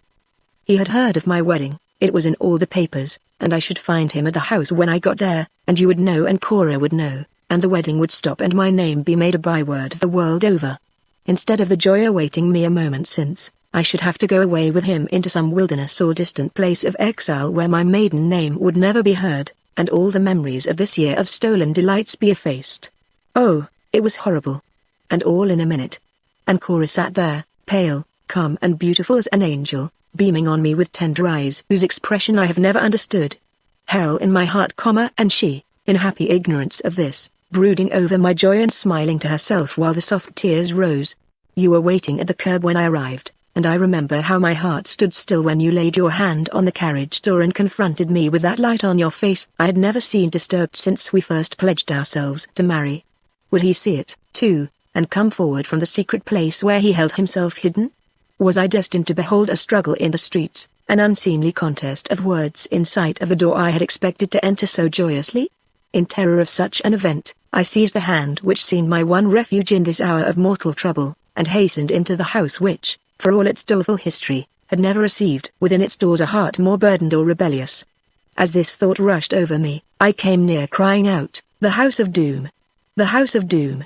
I had thought to brave its terrors and its crimes, and it has avenged itself. But instead of that, I pressed your hand with mine and smiled. Oh God! If you could have seen what lay beneath that smile! For, with my entrance beneath those fatal doors, a thought had come. I remembered my heritage. I remembered how I had been told by my father when I was a very little girl, I presume when he first felt the hand of death upon him, that if ever I was in great trouble, very great trouble, he had said, where no deliverance seemed possible, I was to open a little golden ball which he showed me and take out what I should find inside and hold it close up before a picture which had hung from time immemorial in the southwest corner of this old house. He could not tell me what I should encounter with this, I remember his saying, but something that would assist me, something which had passed with good effect from further down to child for many generations. Only, if I would be blessed in my undertakings, I must not open the golden ball nor endeavor to find out its mystery unless my trouble threatened death or some great disaster. Such a trouble had indeed come to me. In startling coincidence, I was at this moment in the very house where this picture hung, and more startling fact yet, the golden ball needed to interpret its meaning was round my neck, for with such jealousy was this family trinket always guarded by its owner. Why then not test their combined effect?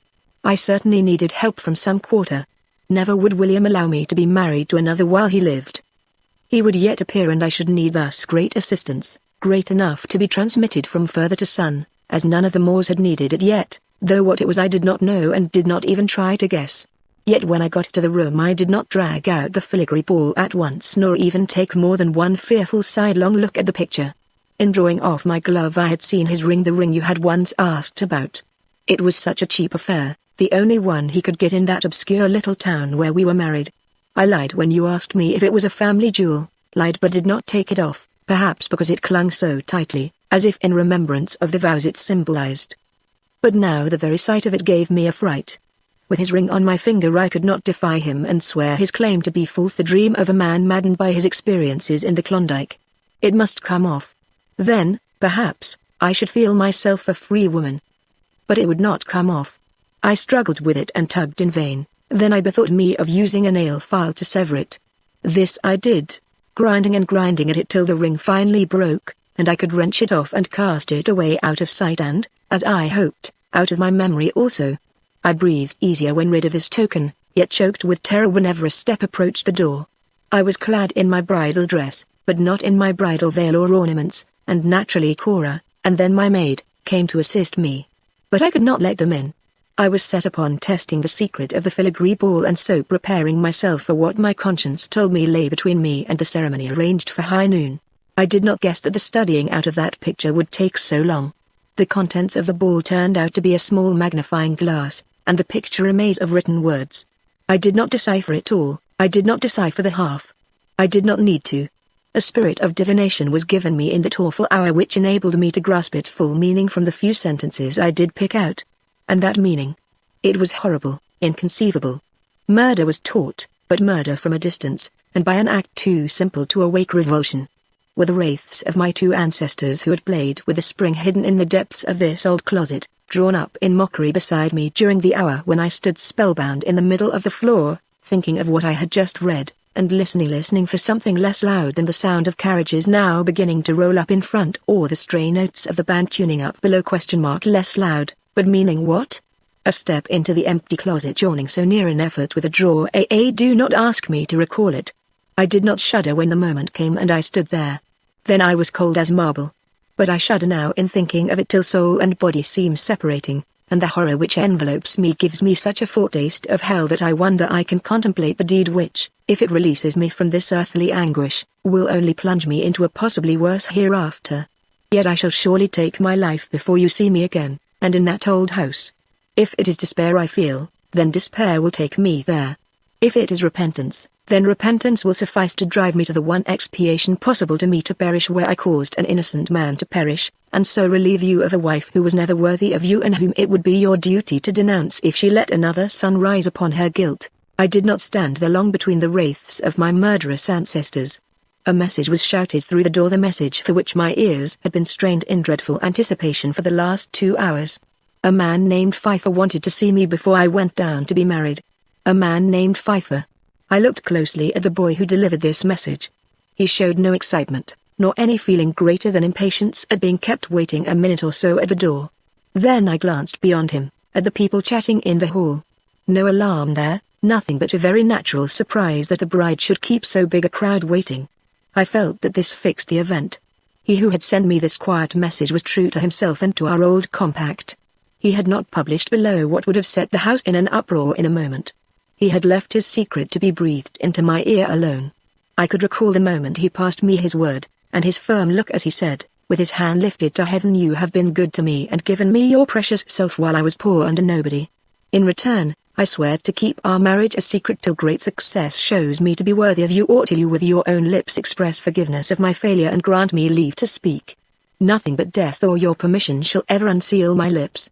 When I heard that he was dead I feared lest he might have spoken, but now that I had seen him alive, I knew that in no other breast, save his, my own and that of the unknown minister in an almost unknown town, dwelt any knowledge of the fact which stood between me and the marriage which all these people had come here to see.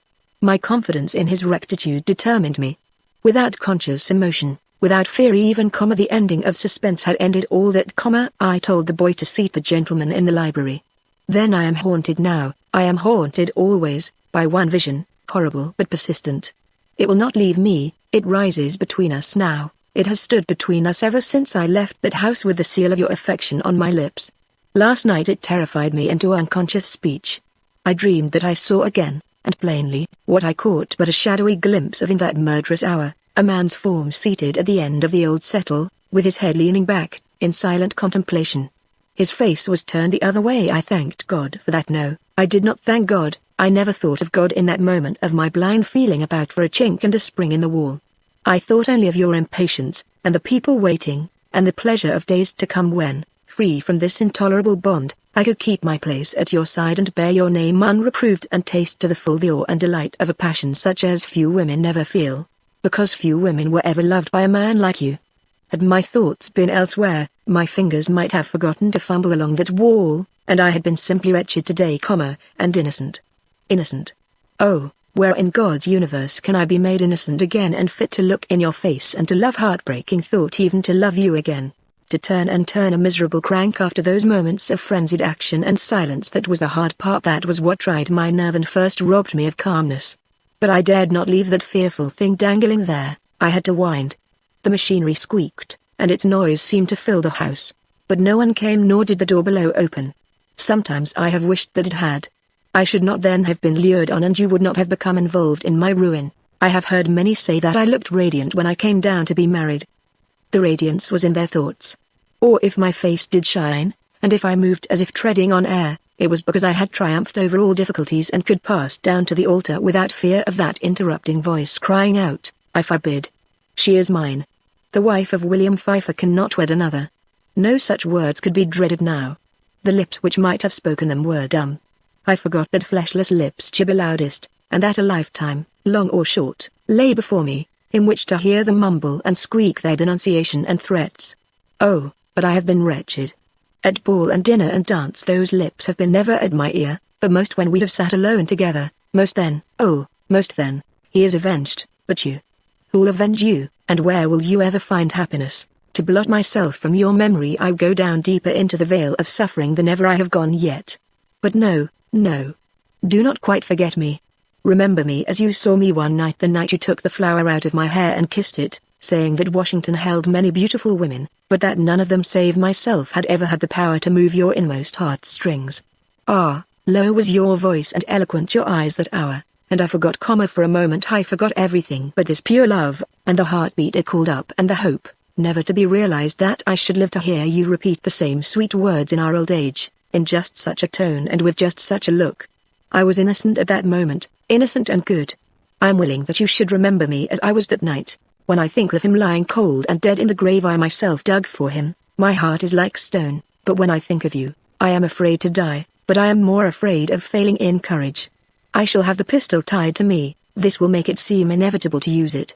Oh, that the next 24 hours could be blotted out of time. Such horror cannot be.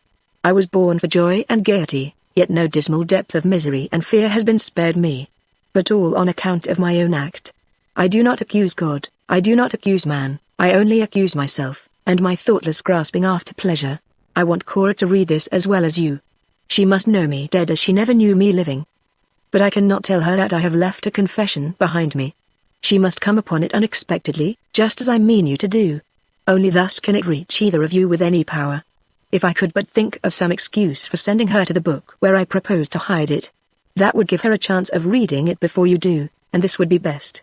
She may know how to prepare or comfort you, I hope so. Cora is a noble woman, but the secret which kept my thoughts in such a whirl has held us apart. You did what I asked. You found a place for rancher's waiter in the volunteer corps.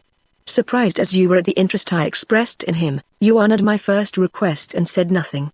Would you have shown the same anxious eagerness if you had known why I whispered those few words to him from the carriage door? Why I could neither rest nor sleep till he and the other boy were safely out of town. I must leave a line for you to show to people if they should wonder why I killed myself so soon after my seemingly happy marriage. You will find it in the same book with this letter. Someone will tell you to look in the book. I cannot write any more. I cannot help writing. It is all that connects me now with life and with you. But I have nothing more to say except, forgive. Do you think that God looks at his wretched ones differently from what men do? That he will have tenderness for one so sorry that he will even find place, but my mother is there. My father. Oh, that makes it fearful to go to meet, but it was my father who led me into this, only he did not know the. I will think only of God. Goodbye, good. That was all. It ended, as it began, without name and without date, the final heart throbs of a soul, awakened to its own act when it was quite too late. A piteous memorial which daunted each one of us as we read it, and when finished, drew us all together in the hall out of the sight and hearing of the two persons most intimately concerned in it, possibly because all had one thought, a thrilling one, which the Major was the first to give utterance to. The man she killed was buried under the name of Wallace. How's that, if he was her husband? William, an officer we had not before noted, was standing near the front door. He came forward at this and placed a second telegram in the superintendent's hand. It was from the same source as the one previously received and appeared to settle this very question. I have just learned that the man married was not the one who kept store in Owasso, but his brother William, who afterward died in Klondike. It is Wallace whose death you are investigating. What snarl is here? Asked the Major. I think I understand, I ventured to put in. Her husband was the one left on the road by the brother who staggered into Camp Frayed. He was a weak man, the weaker of the two, she said, and probably died, while Wallace, after seemingly collapsing, recovered. This last she did not know, having failed to read the whole of the newspaper slip which told about it, and so when she saw someone with the Pfeiffer air and figure and was told later that a Mr. Pfeiffer was waiting to see her, she took it for granted that it was her husband, believing positively that Wallace was dead. The latter, moreover, may have changed to look more like his brother in the time that had elapsed, a possible explanation which adds greatly to the tragic aspects of the situation. She was probably a widow when she touched the fatal spring. Who'll tell the man inside there? It will be his crowning blow. Chapter 8. Rudge. I never saw any good reason for my changing the opinion just expressed.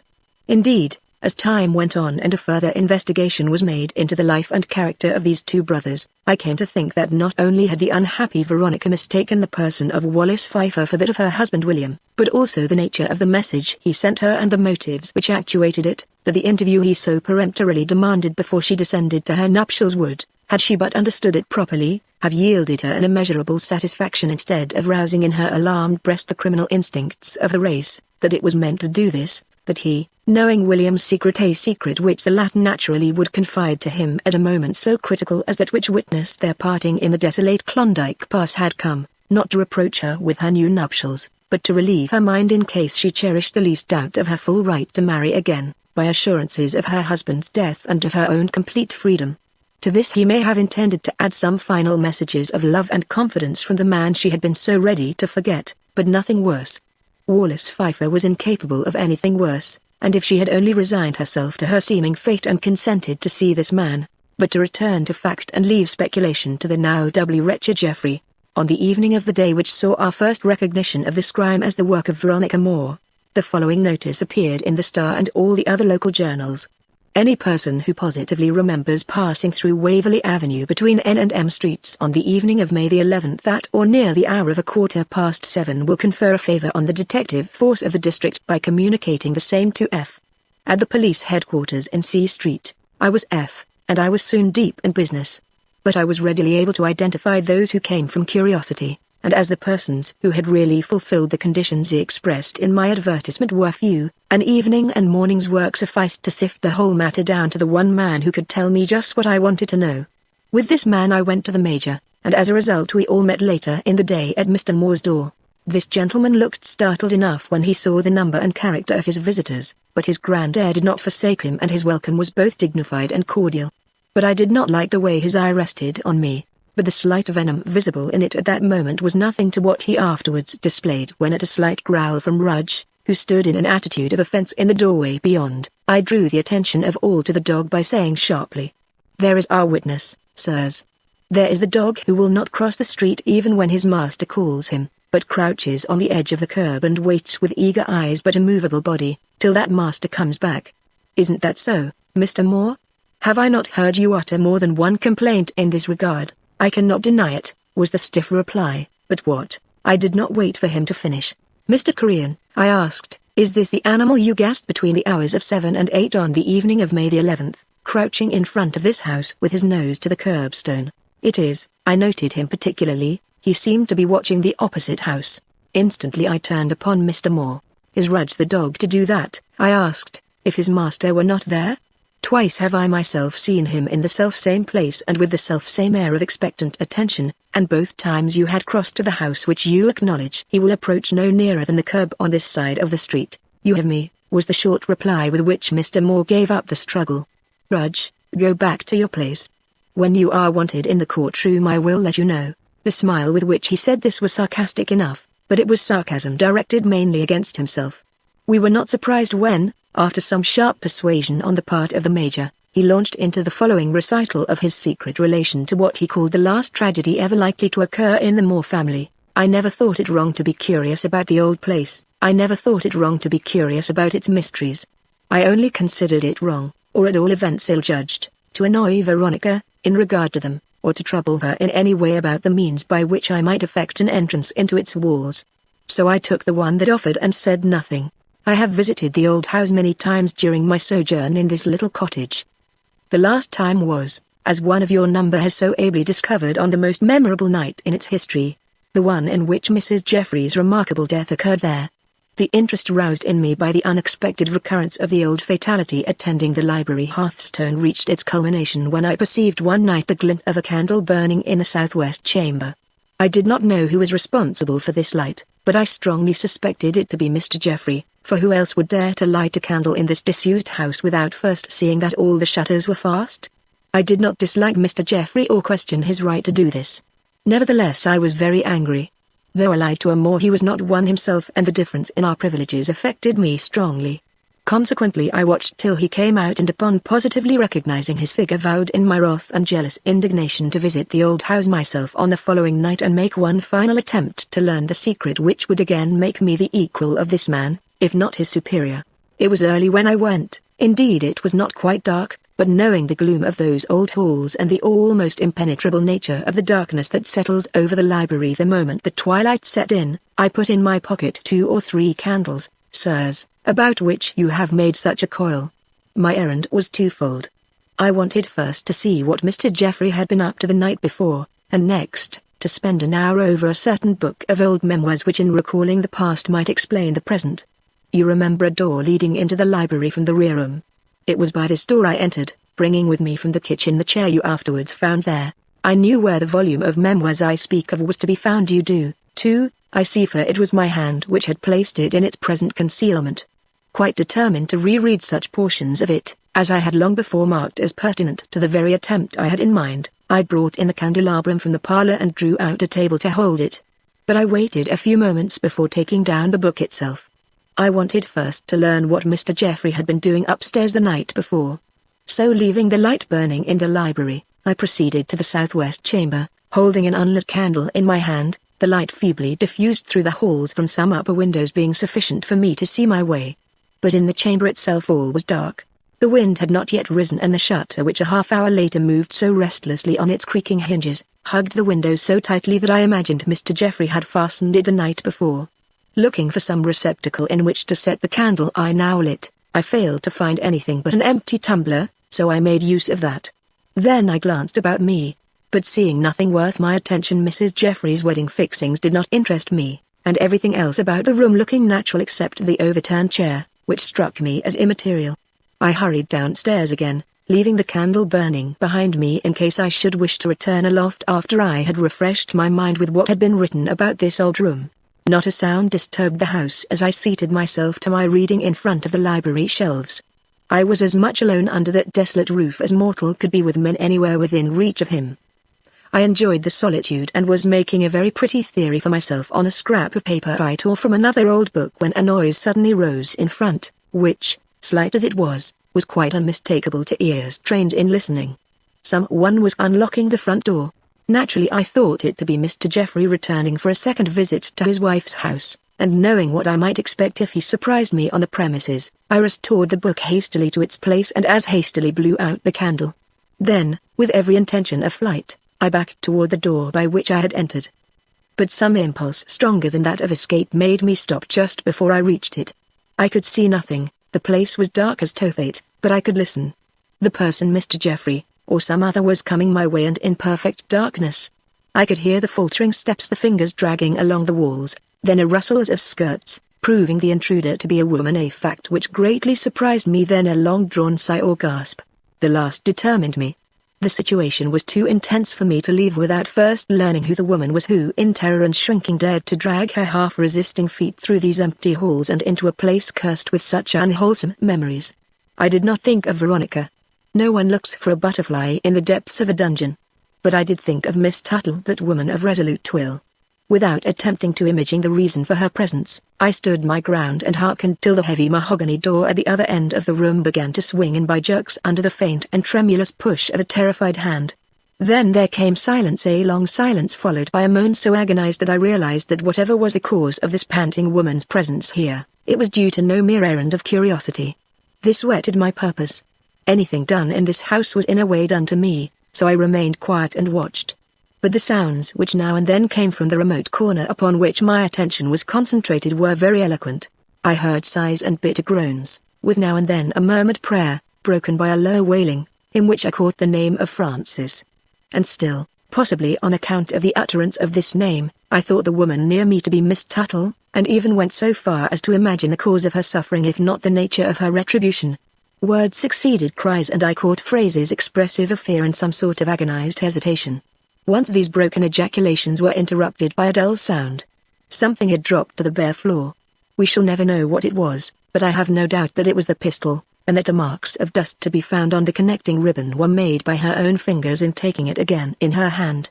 You will remember that these same fingers had but a few minutes previous groped their way along the walls, for her voice soon took a different tone, and such unintelligible phrases as these could be heard issuing from her partly paralyzed lips. I can never meet his eye again alive. He would despise brave enough to another's blood coward when known. Oh, God. Forgive. Then another silence during which I almost made up my mind to interfere, then a loud report and a flash so startling and unexpected that I recoiled, during which the room leapt into sudden view, she too, Veronica, with baby face drawn and set like a woman's, then darkness again and a heavy fall which shook the floor, if not my hard old heart. The flash and that fall enlightened me. I had just witnessed the suicide of the last more saving myself, a suicide for which I was totally unprepared and one which I do not yet understand. I did not go over to her. She was as dead when she fell as she ever would be. In the flash which lit everything, I had seen where her pistol was pointed. Why disturb her then? Nor did I return upstairs. I had small interest now in anything but my own escape from a situation more or less compromising. Do you blame me for this? I was her heir and I was where I had no legal right to be. Do you think that I was called upon to publish my shame and tell how I lingered the while my own niece shot herself before my eyes? That shot made me a millionaire. This certainly was excitement enough for one day. Besides, I did not leave her there neglected. I notified you later after I had got my breath and had found some excuse. That wasn't enough? Ah, I see that you are all models of courage and magnanimity. You would have laid yourselves open to every reproach rather than let a little necessary perjury pass your lips. But I am no model. I am simply an old man who has been too hardly dealt with for 70 long years to possess every virtue. I made a mistake, I see it now. Trusted a dog when I shouldn't. But if Rudge had not seen ghosts, well, what now? We had, one and all, with an involuntary impulse, turn our backs upon him. What are you doing? He hotly demanded. Only what all Washington will do tomorrow, and afterwards the whole world, gravely returned the Major. Then, as an ejaculation escaped the astonished millionaire, he impressively added, a perjury which allows an innocent man and woman to remain under the suspicion of murder for 5 weeks is one which not only the law has a right to punish, but which all society will condemn. Henceforth you will find yourself under a ban, Mr. Moore. 2. My story ends here. The matter never came before the grand jury. Suicide had been proved, and there the affair rested. Of myself it is enough to add that I sometimes call in Durbin to help me in a big case. Chapter 9. You have come. You have sought me. These are some words from a letter written a few months after the foregoing by one Mrs. Edward Truscott to a friend in New York. Edinburgh, May 7, 1900. Dear Louisa: You have always accused me of seeing more and hearing more than any other person of your acquaintance. Perhaps I am fortunate in that respect. Certainly I have been favored today with an adventure of some interest which I make haste to relate to you. Being anxious to take home with me some sketches of the exquisite ornamentation in the Rosslyn Chapel about which I wrote you so enthusiastically the other day, I took advantage of Edward's absence this morning to visit the place again, and this time alone. The sky was clear and the air balmy, and as I approached the spot from the nearby station I was not surprised to see another woman straying quietly about the exterior of the chapel, gazing at walls which, interesting as they are but a rough shell hiding the incomparable beauties within. I noticed this lady. I could not help it. She was one to attract any eye. Seldom have I seen such grace, such beauty, and both infused by such melancholy. Her sadness added wonderfully to her charm, and I found it hard enough to pass her with the single glance allowable to a stranger, especially as she gave evidence of being one of my own countrywomen. However, I saw no alternative, and once within the charmed edifice, forgot everything in the congenial task I had set for myself. For some reason the chapel was deserted at this moment by all but me. As the special scroll work I wanted was in a crypt down a short flight of steps at the right of the altar, I was completely hidden from view to anyone entering above, and was enjoying both my seclusion and the opportunity it gave me of carrying out my purpose unwatched when I heard a light step above and realized that the exquisite beauty which had so awakened my admiration had at last found its perfect setting. Such a face amid such exquisite surroundings was a rare sight, and interested as I always am in artistic effects, I was about to pocket pencil and pad and make my way up to where she moved among the carved pillars when I heard a soft sigh above and caught the rustle of her dress as she sat down upon a bench at the head of the steps near which I stood. Somehow that sight deterred me. I hesitated to break in upon a melancholy so invincible that even the sight of all this loveliness could not charm it away, and in that moment of hesitation something occurred above which fixed me to my place in irrepressible curiosity. Another step had entered the open door of the chapel, a man's step, eager and with a purpose in it, eloquent of something deeper than a mere tourist's interest in this loveliest of interiors. The cry which escaped her lips, the tone in which he breathed her name in his hurried advance, convinced me that this was a meeting of two lovers after a long heartbreak, and that I should mar the supreme moment of their lives by intruding into it the unwelcome presence of a stranger. So I lingered where I was and thus heard what passed between them at this moment of all moments of their lives. It was she who spoke first. Francis, you have come. You have sought me, to which he replied in choked accents which yet could not conceal the inexpressible elation of his heart. Yes, I have come, I have sought you. Why did you fly? Did you not see that my whole soul was turning to you as it never turned even to her in the best days of our unshaken love, and that I could never rest till I found you and told you how the eyes which have once been blind enjoy a passion of seeing unknown to others, a passion which makes the object seem so dear, so dear. He paused, perhaps to look at her.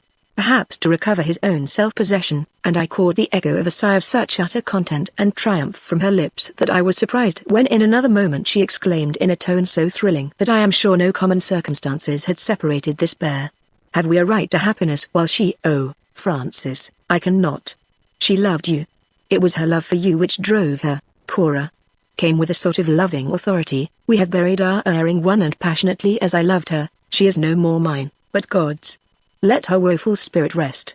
You who suffered, supported, who sacrificed all that woman holds dear to save what, in the nature of things, could not be saved, have more than right to happiness if it is in my power to give it to you. I, who have failed in so much, but never in anything more than in not seeing where true worth and real beauty lay. Cora, there is but one hand which can lift the shadow from my life. That hand I am holding now. Do not draw it away. It is my anchor, my hope. I dare not confront life without the promise it holds out. I should be a wreck. His emotion stopped him and there was silence. Then I heard him utter solemnly, as befitted the place, "Thank God." And I knew that she had turned her wonderful eyes upon him or nestled her hand in his clasp as only a loving woman may. The next moment I heard them draw away and leave the place. Do you wonder that I long to know who they are and what their story is and whom they meant by the erring one? 1. We afterwards found that these candles were never delivered at the house at all, that they had been placed in the wrong basket and left in a neighboring kitchen. 2. Time amply verified this prophecy. Mr. Moore is living in great style in the Moore house, and drives horses which are conspicuous even in Washington. But no one accepts his invitations, and he is as much of a recluse in his present mansion as he ever was in the humble cottage in which his days of penury were spent.